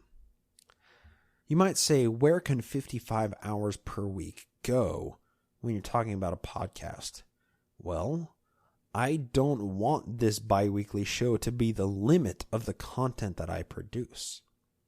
To be frank, I want this podcast to be the springboard that can launch me into much more worthy and interesting endeavors in my life. Recently, I spoke with somebody that made a very strong point to me. He said something along the lines of, it's hard to recommend a podcast and get somebody to listen to it, but it's really easy to give them a book. And I couldn't agree more. I've been writing books for the past year. I've just been reading them into a microphone and producing them as a podcast. This episode alone was almost 50 pages worth of script that could very, very easily make up a chapter or two of a book with very minor adaptation. So I think this tends to afford everybody an opportunity, not just me, but you as the listeners. If you're enjoying this show and you want to bring more Naked Mormon content to the internet, books, and possibly even more mediums, it can be done very simply. All I need is 6 months. 6 months of 80-hour weeks will be plenty to convert this show into 1 or 2 very informative, non-scathing scholarly books that can be easily distributed. The only thing I'm asking for is 6 months. By the time this episode airs, there will be a GoFundMe page set up for this goal. Now, I don't want to sound like somebody that's trying to get an easy paycheck here, because that is simply not the case. However, I do want to convey my true intentions here. I want to give the knowledge that I've amassed to the world. I don't know much about very many things, but Mormonism is a topic that I simply can't get bored with, and my knowledge of it expands continually and exponentially the more that I learn about it. I don't claim to be an expert. I said that at the very beginning of this episode. I don't claim to be an expert. I don't have scholarly knowledge of this, but I do feel like I can present the knowledge that I have in a way that's entertaining for people that are consuming this knowledge. I mean, to be perfectly honest, I gotta admit, I'm a fan of the show myself. It might be vain of me to admit, but whenever there's a new episode of Naked Mormonism that shows up on my iPhone, I cannot wait to listen to it at work, even though I've heard it 4 times already in producing it. I mean, I'm just as much of a fan of the show as everybody that listens to it, or else I wouldn't put all the work into producing it. Maybe it's narcissism or vanity, or maybe it's just a point of quality check. But for whatever reason, I can't wait to listen to a new episode of this show. Given some of the feedback that I've received about the show, I'm pretty sure that there are a few people that feel the same way about it that I do. But Naked Mormonism just isn't enough. There is so much more that I could be doing to get the history of Mormonism out there. In order to properly illustrate my sincerity in this petition for 6 months worth of living experiences, I'm willing to offer the knowledge produced in the book or books to anybody that contributes to the show. If you contribute a mere $5 to the GoFundMe page, you will get a free PDF copy of the book when it's released to the public. But that's just the GoFundMe. Let's talk about practicality for a second. Last episode, I said that the Patreon page is going to change drastically. Well, I picked up some sound advice from a friend and a fellow podcaster, and I think I have some kind of idea about where the Patreon should go and how it should influence the show. For the past year, anybody that's pledged over $10 an episode would get a special Patreon translation story that just became more and more epic with higher contribution levels. While those were a lot of fun, for the most part, people that subscribe to Patreon don't do so just to get the rewards. They're just subscribing to support the show and the work that goes into it, which is a very worthy cause. there's a lot of work that I pour into the show, and it goes out as a free medium. I don't get paid directly for what I'm doing here, even though I'm putting a lot of hours into this. Well, I haven't figured out the exacts of the Patreon rewards yet. So far, if you look at the Patreon page, it just says to be announced, all of the goals and rewards. Now, I know that the goals need to be changed. So, the new Patreon goals will be at the increments of $500, $1,000, or $2,000 per episode. Right now, the show is a mere $73 away from the first goal of $500 an episode. That first goal will just involve the books. Once the Patreon pledges reach the $500 goal, every Patreon will get an email link with a PDF of the book, whether they're $1, $5, $10, or $100 contribution per episode. Once the show hits $1,000 per episode, then we're starting to talk about some real sustainable income that I can actually live off of. Once it hits $1,000, I will start producing a second podcast that just deals with current events, preferably on Mormonism. That will leave this show to be devoted to nothing but the history of the church. And hopefully that will soak up a bit of a blind spot that this show has.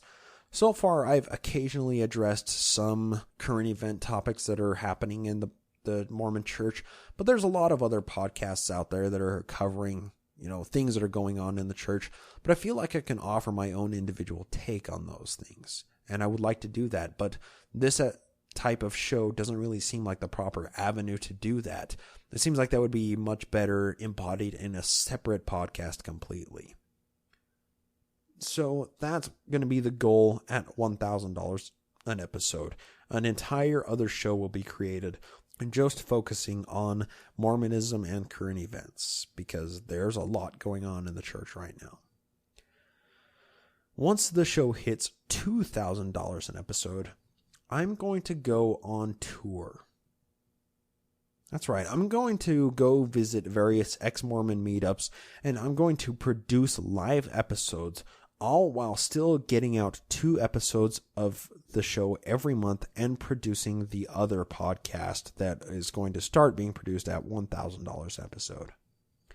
Now, this has kind of been confusing, and you may ask why I'm doing all of this.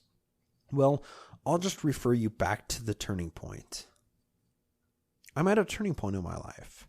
I can continue to waste my talents at a dead-end sales job that I'm at currently, or I can pour those hours and that talent into producing better and more content for you, the listener. Honestly, I don't ask for money very often, and right now it just kind of feels like a good time to do so. I've produced hours and hours of Mormon history, and I feel like that's something that I want to get better at. But when it comes to asking for money, I feel so weird doing it. I feel wrong almost. I feel like a beggar on the street holding out my hat saying, "Oh, please, can you spare some change?" But that's not what this is about. It's about expanding. It's about creating more. It's about getting to a point where this is something of a livable investment. It's not something that's just taking up all of my free time. It's something that I can make a life out of doing. So, just because I'm asking for money, I would only ask you, doesn't that really stigmatize this show as like a money-making scheme? I mean, I don't want it to seem that way. If I wanted to actually make money off the podcast, well, first of all, I wouldn't produce a podcast because that's not the way to make money. But I would put the episodes behind a paywall or something and sell the upcoming book or books at $20 a pop at Barnes & Noble or something. I mean, I would spend every episode pleading for more and more money and more donations, but that's simply not what I'm doing here. I've put a year worth of work in, and now I'm asking to be given some of my life back so that I can reinvest those hours that are given back to me into making this a sustainable project that I can live off of. The time is absolutely ripe for this podcast to grow and expand, for books to be written on Mormonism, and for this work to be done and given to the internet-driven world for the greater good. So, as the creator of and a fellow fan of this podcast, will you help this information get out there to be made available for many, many others? Is that something that we can do as a team? Please don't think that the books are the climax of what I want to create, or the tour of live episodes. That's not the climax. What I'm really trying to get to as an end game, think about this. How great of a story is Joseph Smith for adaptation to a TV series? Don't you think that could make for a pretty interesting TV show? Or Netflix episode? That's what I want to work on. That's where I want to go with this. I didn't start this podcast just to get to the point of having a successful podcast or just to start writing books. The narrative that's created in this podcast could be so easily adapted to a TV series, and people could love it. Joseph could be the new Frank Underwood, the new Walter White, because he is the anti-hero. He is the person that is doing these underhanded deals and is lying to people left and right and is constantly stabbing his friends in the back just for his own personal gain. Well, is that something that we want to see adapted to TV? I guess that's something that will just be played out in the next few weeks here. Let's see if this is a sustainable project. I really, really hope so. And honestly, I'm not trying to be too heavy-handed in this petition for money or for sustainability. To start this off, to kick it off, all I'm asking for is 6 months' worth of donations. 6 months' worth of living expenses. That's all I need. And while the GoFundMe page might be fantastic for people that want to one-time donate to see the show go on, Patreon is going to be much, much more preferable because it's more sustainable. A person can't live off of a lump sum given to them by GoFundMe. However, plenty of other people have demonstrated that Patreon can create an economy of sustainable living. And that's what I'm hoping for, and that's why anybody that contributes to Patreon, once it hits the $500 goal, will receive a link with the PDF of the book or books once they're produced, because I'm not creating the information to make money. I'm creating the information to be put out there. All I'm asking is that we, as listeners of this show, can rally together and create this sustainable web for me to fall into so I can actually create this podcast and really get it off the ground and turn it into something that is really a presence in the internet-driven society that we live in. That's all I have. That's all I'm asking for. I don't want to sound like I'm pleading for money, but I do want this to sound like I'm almost a street performer. Like I've performed, I've done the work, and there's been this body of spectators that have watched the performance, and now I'm putting my hat out on the ground and saying, well, your emails and your iTunes reviews are appreciated, and people that send in emails and say they appreciate the show and enjoy it and they're getting a lot out of it, that is appreciated. That constitutes the milk that's derived from the show. But what good is milk without any meat? Without the ability to consume anything with real substance, milk doesn't make up for the meat that is necessary for sustaining life. So, thank you. Thank you to everybody that does contribute to the show. Thank you to anybody that does send in appreciation or writes a review on iTunes or Stitcher or wherever you're downloading the podcast from, because that helps out so much. Everything that you guys do as listeners, I can't express my gratitude for. I truly appreciate and love you for what you do. Thank you so much. I can't express that enough. But this episode has gone on way too long. I've rambled on enough about what the plans are for the show and where it's going. I just hope that what I've said today has spurred people to some action, and that it will be some sort of resource for people that are interested in the Book of Mormon or interested in Mormonism in general. That this will be a place where people can go to find this information in palpable form, in listenable form, while they're gardening or while they're driving or working or exercising. They can listen to this and expand their knowledge and understand Mormonism and the Book of Mormon. That's what this show is for. Before finishing up today, we need to thank a few people. Thanks again, David Michael and Rachel Nana Brown, for fantastic interviews.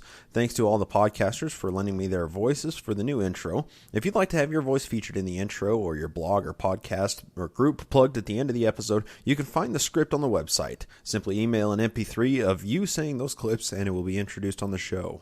Just like on today's episode, thank you to James of the Trader's Edge podcast, Matthew the Apostle of In the Name the God podcast, Paul from Coranify Me and Atheist Apocalypse, Heretic Woman from Atheist on Air Beyond the Trailer Park and Atheist Apocalypse, David Michael from the My Book of Mormon podcast, and of course Noah and Lucinda Lugens of the Scathing Atheist, Skeptocrat, and God Awful Movies. These are all great podcasts and you should really check them out. There will be links to their shows in the show notes.